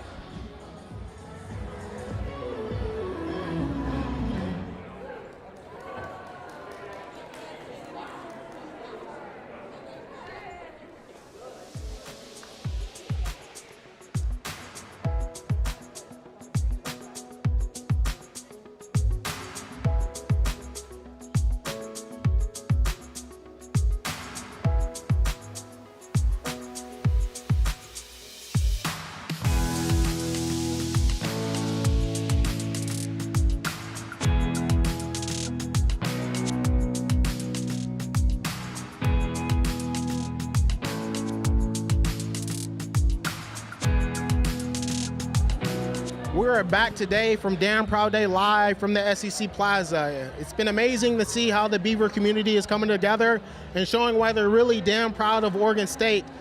Today I have Dr. Elizabeth Goddock from the Department of Food Science and Technology. I know last year she came with some beaver cheese, and we've had such an amazing last month with some of the new things that have been happening at Oregon State. Give us a couple examples on what makes you damn proud of the Department of Food Science and Technology. Well, I'm super proud of the Department of Food Science and Technology because right now we are serving ice cream. We have opened an ice cream scoop shop to the whole university, and everybody can come and buy their ice cream from 12 to 8 every day here on campus. So we're really happy. We are very proud of getting a renovated building that looks fantastic in Withercombe Hall. And we're really happy to be in food science because we train students and educate students who will go out to really great careers. Yeah, I haven't been there yet, but I've seen a lot of the pictures of the opening. It looked amazing. Can't wait to try some of the ice cream. I know they've made a special flavor after President Murphy. Was it Chai-Tea Murphy or? Yes, that's correct. We're very happy with that flavor. So our students developed it together with the president, and we ended up with a wonderful result that's a really popular flavor. Thanks for telling us a little bit about that. You talked a little bit about reopening a building that was last week, right? A couple weeks ago. Tell us a little bit more about it and why you're so excited about having this renovated building and what that's going to impact not only the faculty and staff, the students and the community. Yeah, we're very, very happy the way the building turned out. It looks the same from the outside, but from the inside it's completely different. Yeah. And in there's a beautiful dairy pilot plant, and it's as good as you get it anywhere in the nation. It looks fantastic.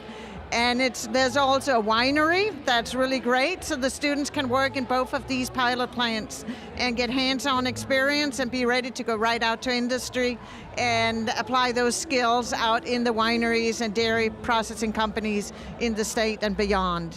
That's amazing to hear. Tell us a little bit more about some of the priorities and challenges you're talking about during Damn Proud Day today. Some of the priorities, we are fundraising for one of the labs, a big new lab we have in the new building. Okay. And last year when we participated, we did a really great job and people were wonderful, helped us with funding, and we were able to renovate the lab. And now we want to put in the equipment into the lab, so that's what we are fundraising for. pH meters, balances, weights, heaters, and so on, that goes into this teaching lab so all the students can benefit from it. Thanks for telling us about that. Small plug, they are having an in-person event, cheese making. You can make your own cheese tonight from 5 to 6:30. Go to damnproudday.org, register. I think you can still register. Go register. Look like it's gonna be fun making some cheese. As we kind of wrap up, what's one last thing you want to say about the audience and why they should support the Food Science and Technology Department? Yeah, I thank everyone for supporting our program. We do what land-grant universities are supposed to do. We prepare graduates for great careers. We do research that address the industry and look at the challenges of the food systems in Oregon, and I think we have a fantastic program. Well, thank you for joining us, Elizabeth. Make sure you go support the Food Science and Technology Department on damnproudday.org. And if also, you can go get some cheese made if you're available from 5 to 6:30. Thanks for joining us.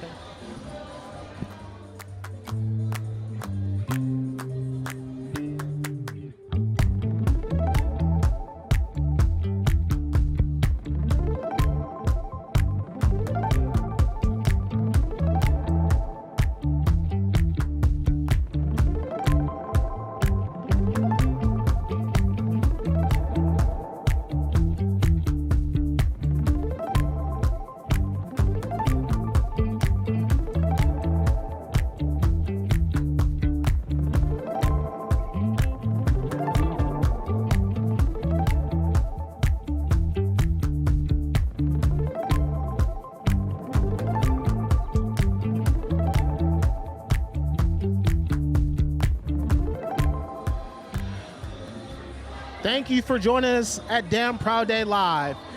You can't hear the music now, but there's Suavemente is playing on the background, line dancing. You can still come line dance in the SEC Plaza up until 4. But today I have Nicole Hines from the Basic Needs Center. Welcome, Nicole. Thank you for having me. So glad to be here. Glad you could make it.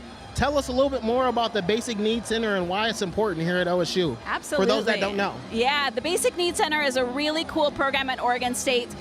We help students with all that life stuff that happens, especially as tuition costs keep going up. That's a lot of life stuff. It's a lot of life stuff, yeah. And a lot of our students feel like it's a lot harder than they thought it was going to be to pay all their bills and make things work. And so our team, we have a campus-based food pantry.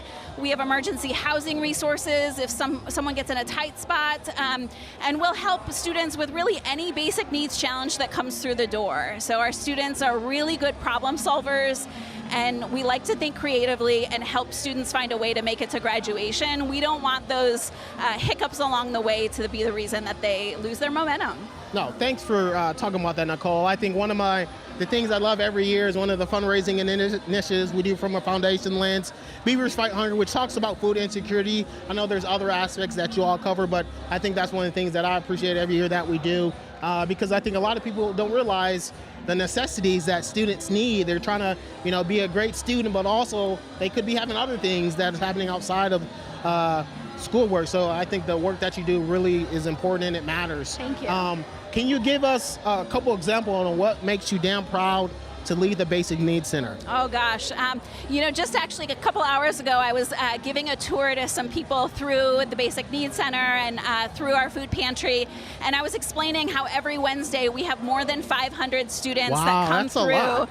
Yeah, and in the food pantry world, that's kind of unreal. That's pretty bananas to have that many people come through one day for a food pantry, and we do it not only in one day, but also with no back stock. So we built a really efficient system to really help get students what they need, really help them think through their plan. And I think that our food pantry really speaks to the way we think creatively about designing a system that works for students. I think it's been great to see. I think especially on your website today, you have a lot of tangible donation amounts on what $20 or $50 could correlate to. Tell us a little bit more about what your priorities are for Damn Proud Day and some of the talent gifts that you might have. Yeah, we are really hoping to use our fundraising from Damn Proud Day to bring back our summer produce offering. It's been a bit since we were able to offer that to students, but what we do is we go to the farmers market on Wednesdays and get a great deal on some of that produce at the end of the day, and then we bring it to students in sort of a farmers market setup. And that, there's so many beautiful, incredible foods grown in the valley, and we're really excited to be bringing those to students so they can be really setting those healthy food patterns and habits when they're young and when it really does make a difference. And so that's just a way to really help students get more of those healthy items into their diets. And so we're really excited about Damn Proud Day and the challenge gift from the Ho family, because that really is going to help us bring this produce back to our students. And I'm really excited about what the summer is going to be. Yeah, that's an amazing concept to have, a farmers market geared towards students. I know I go to the farmers market every Saturday downtown Corvallis, and getting that fresh food from the market I think helps a lot with mental health, and I think you have to be both mentally strong but also physically, and I think the work that you do I think really helps with that. Thank you for joining us today, Nicole. Make sure you go to damnproudday.org to support the Basic Needs Center. They're helping with student necessities on a day-to-day. Next up, we will have Willie from our Veterans Resource Center coming up to talk about why it's important to support our veterans. Thank you.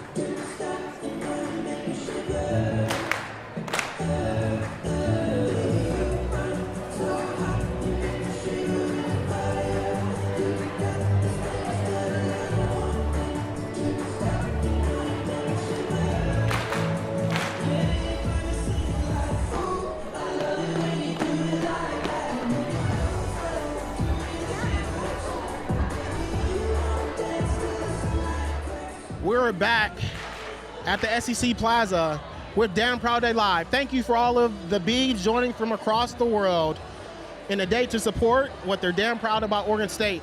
It's been a great day to see all the amazing things happening.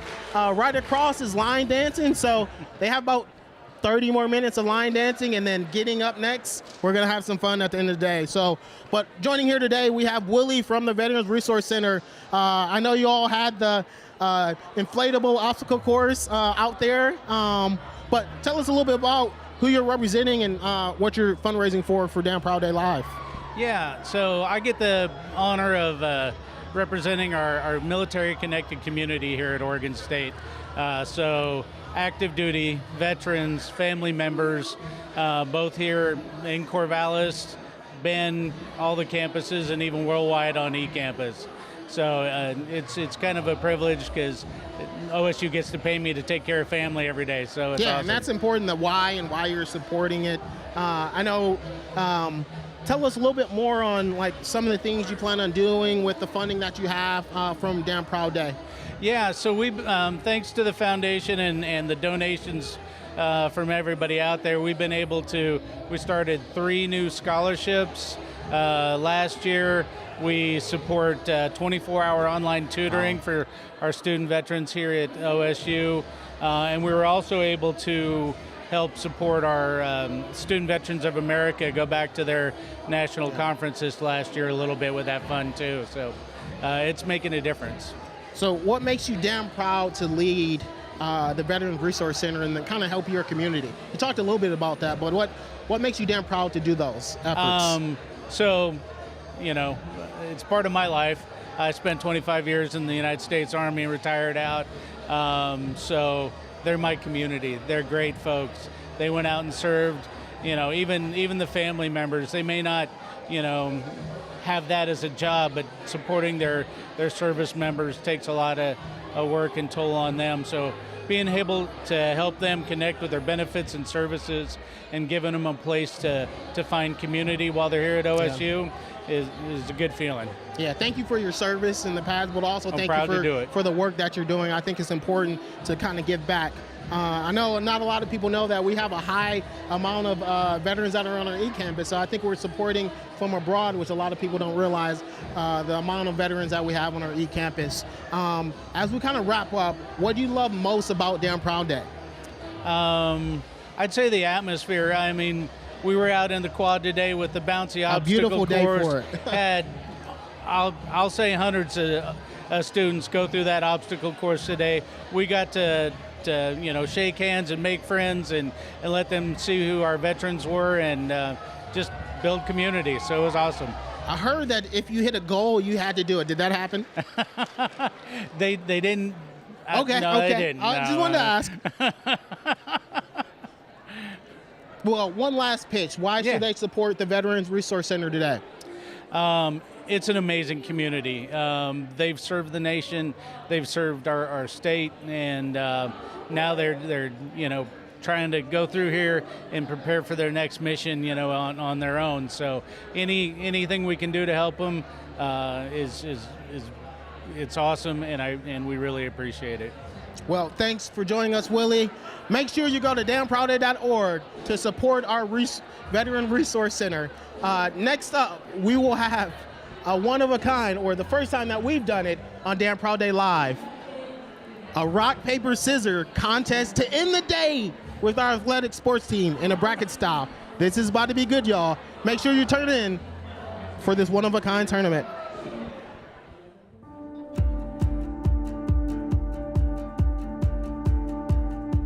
What inspires me is what these young people are striving for in their lives. There's so many different paths young people can take today, and so many of them think more broadly, I think, than I did. And to talk to young people who have motivation to not only do well, but to do good and to participate, it just makes my heart sing. Young people are our future, and anything I can do to help them advance, even if it's just a home-cooked meal and an evening at home, sometimes that's what somebody needs. I don't have children. I guess this year I have 36,000 children if we count all of the students at OSU, but it's an opportunity for me to give back. I think it's important we gather as supporters of the university because we all bring years of experience that have guided our success, and we can transfer that knowledge and wisdom to our students. It's just great to be able to serve with this broad group of people who think in the same way.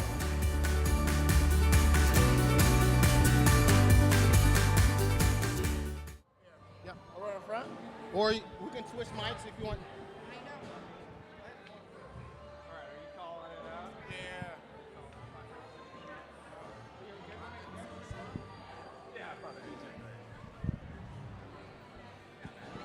What I'll do, I'll talk about it and then you just go into it. All right. Is it on my cue? We are live to wrap up today our rock, paper, scissors contest. We got a bracket here, and then we're going to have the sports teams get after it. Tyree. Hello, I'm Tyree Blake. I play for Oregon State football, number 47. Today we have our first annual rock, paper, scissors tournament between student athletes. Today we have Michael Rutledge representing softball, and we have Chad Lee representing men's rowing, baby. There we go. It's going to be intense. The rules are, it's best 2 out of 3. I will call the rock, paper, scissors, shoot. And the winner of the whole tournament will get $500 towards their team. $500 is a lot. And they also get our brand new, never seen before, rock, paper, scissors trophy. So you guys ready? Yeah, this is going to be good. You go first round? All right. Rock. Oh, whoa. Jump in the gun. I got you. Rock, paper, scissors, shoot. Oh. We got Michael Rutledge with that first one. Best 2 out of 3. You got this? Yeah. You got this? Rock, paper, scissors, shoot. Oh, same one. Rock, paper, scissors, shoot. Oh, sweep. And he moves on. We have a winner. There we go. Scratch them off. There we go. We have softball winning on next. Next, we have men's golf and gymnastics. Hello, nice to meet you guys. Oh, this is going to get competitive. We have Olivia Buckner from gymnastics, and we have from men's golf, we have Brandon Iyer. There we go. I hear some people shouting out your name. Are you nervous? A little bit. Are you nervous? Nah. All right, you got this? All right, you guys saw it? You guys want to go on me or going you guys? All right, you guys ready? Best 2 out of 3. On shoot. Rock, paper, scissors, shoot. Oh, same. I got it. Rock, paper, scissors, shoot. Oh, takes that 1-0. You guys ready? Rock, paper, scissors, shoot. Oh, 1-1. All right, got this one. Close one. Rock, paper, scissors, shoot. Rock, paper, scissors, shoot. Oh, they didn't need me no more. Winner. All right, there we go. Gymnastics wins it. They move on to the next round.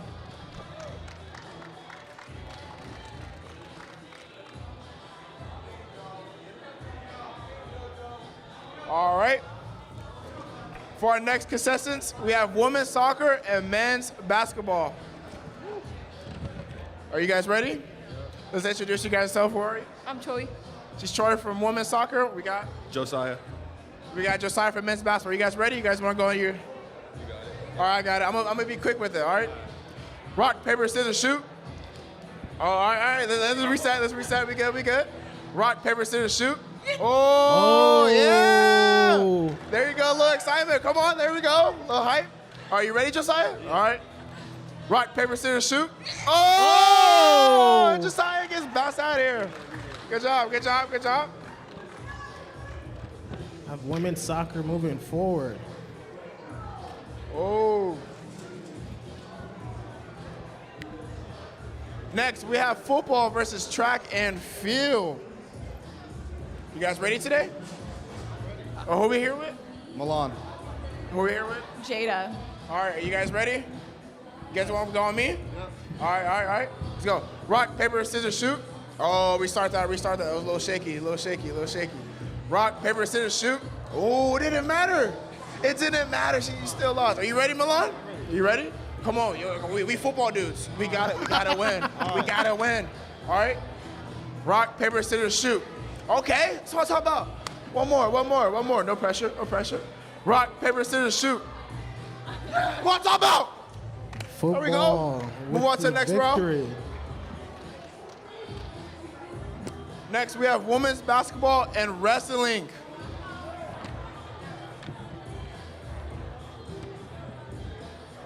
Oh, we got softball again? Let's go softball and gymnastics, get the whole bracket out the way. You guys ready? You guys are both victorious. You guys ready? You guys on me? All right. Rock, paper, scissors, shoot. Oh, there goes softball already. Are you ready? You sure? All right. Rock, paper, scissors, shoot. Oh! Women's softball moves on. And we got women's soccer and football again. Milan, come on. Represent for us. Softball. Represent. No hard feelings. Against women's soccer. Just got root for the football. You ready? You guys ready? All right. Rock, paper, scissors, shoot. Milan. Women's You gotta lock soccer. in. You gotta lock in. Oh. On me? On me? All right.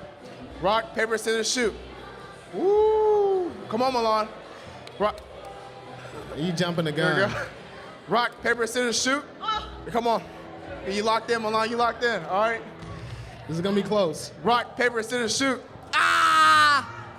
There you go, Milan. That's what I'm talking about. That's what I'm talking about. Milan, where you going? Milan, where you going? You won. Oh, yeah. You're going to get us $500. We're going to get $500 today. $500 is on the line. Oh, we got softball versus football. There we go. Are you guys ready? What is this, the final four? It is. You guys ready? All right, on me? All right. Rock, paper, scissors, shoot. Whoa, Milan. All right, you good, you good. You're down 1-0 already, all right? Rock, paper, scissors, shoot.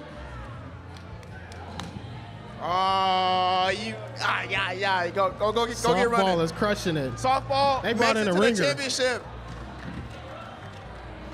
You said I'm not new to this. Now we got women's basketball and we got wrestling.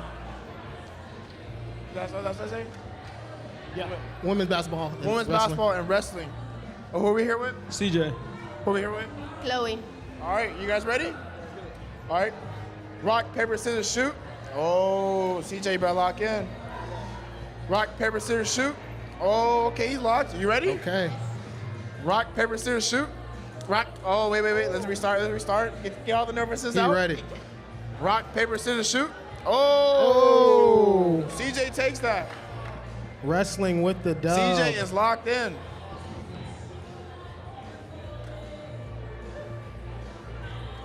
All right, our next contestants. Ellie. My name's Dawson. We got Dawson from baseball, and we got Ellie from track and field. Are you guys ready today? All right, here we go. No pressure, a lot of pressure on the line. $500 is on the line, and our trophy. Are you guys ready? All right. Rock, paper, scissors, shoot. Oh, Dawson, you all right? All right, Dawson's ready. Rock, paper, scissors, shoot. Oh, and Dawson. That was a great game by both. There you go. That's what I like. Next, we have cross country baseball. Oh, we got some noise right here. There we go. Who am I here with? Alexa Ellis. Alexa. Alana Mars. We got Alana Mars from volleyball and Alexa from women's rowing. Shout out my dog Walker. Are you guys ready? All right. Rock, paper, scissors, shoot. Oh, wait, let's restart. All right. I got it. Rock, paper, scissors, shoot. Oh, okay. Okay, the crowd in the background. Rock, paper, scissors, shoot. All right. Hold on, I'm sorry. All right. Rock, paper, scissors, shoot.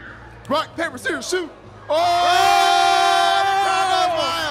The crowd goes wild for volleyball. Volleyball There we with go. the Volleyball dub. moves on.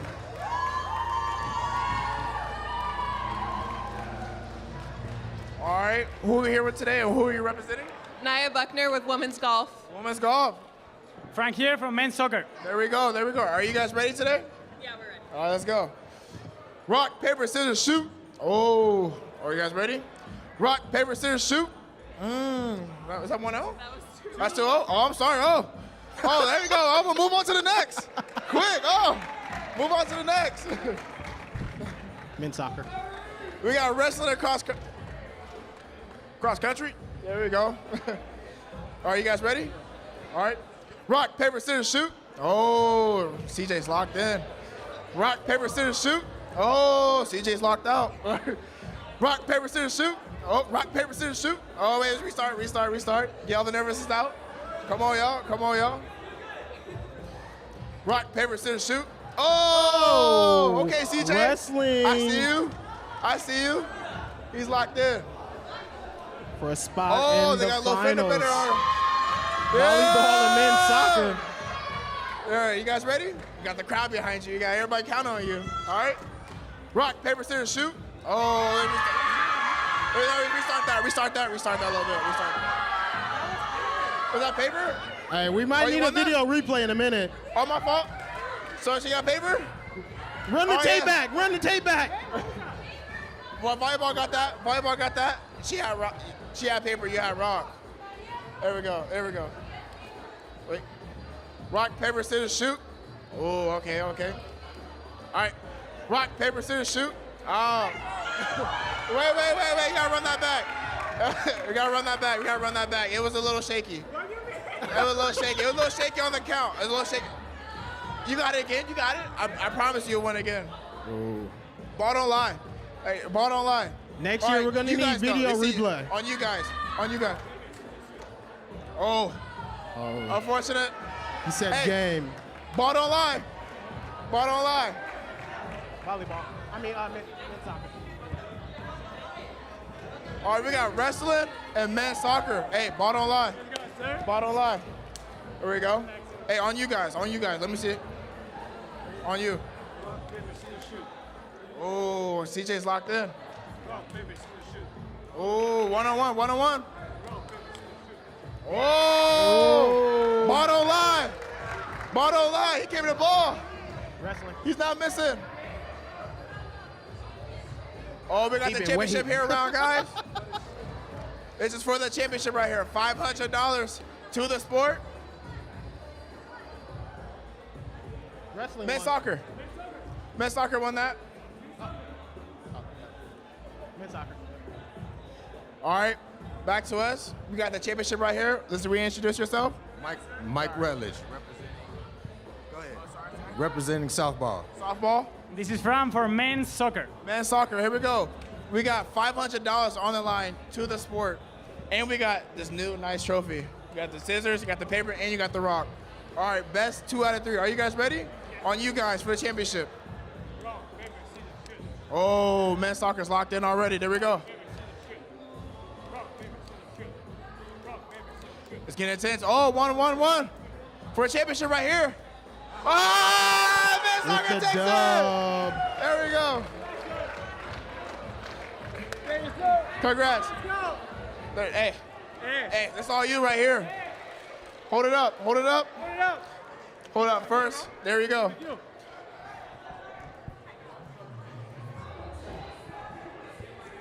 Right here. And you get your $500 check. There you go. It's your world.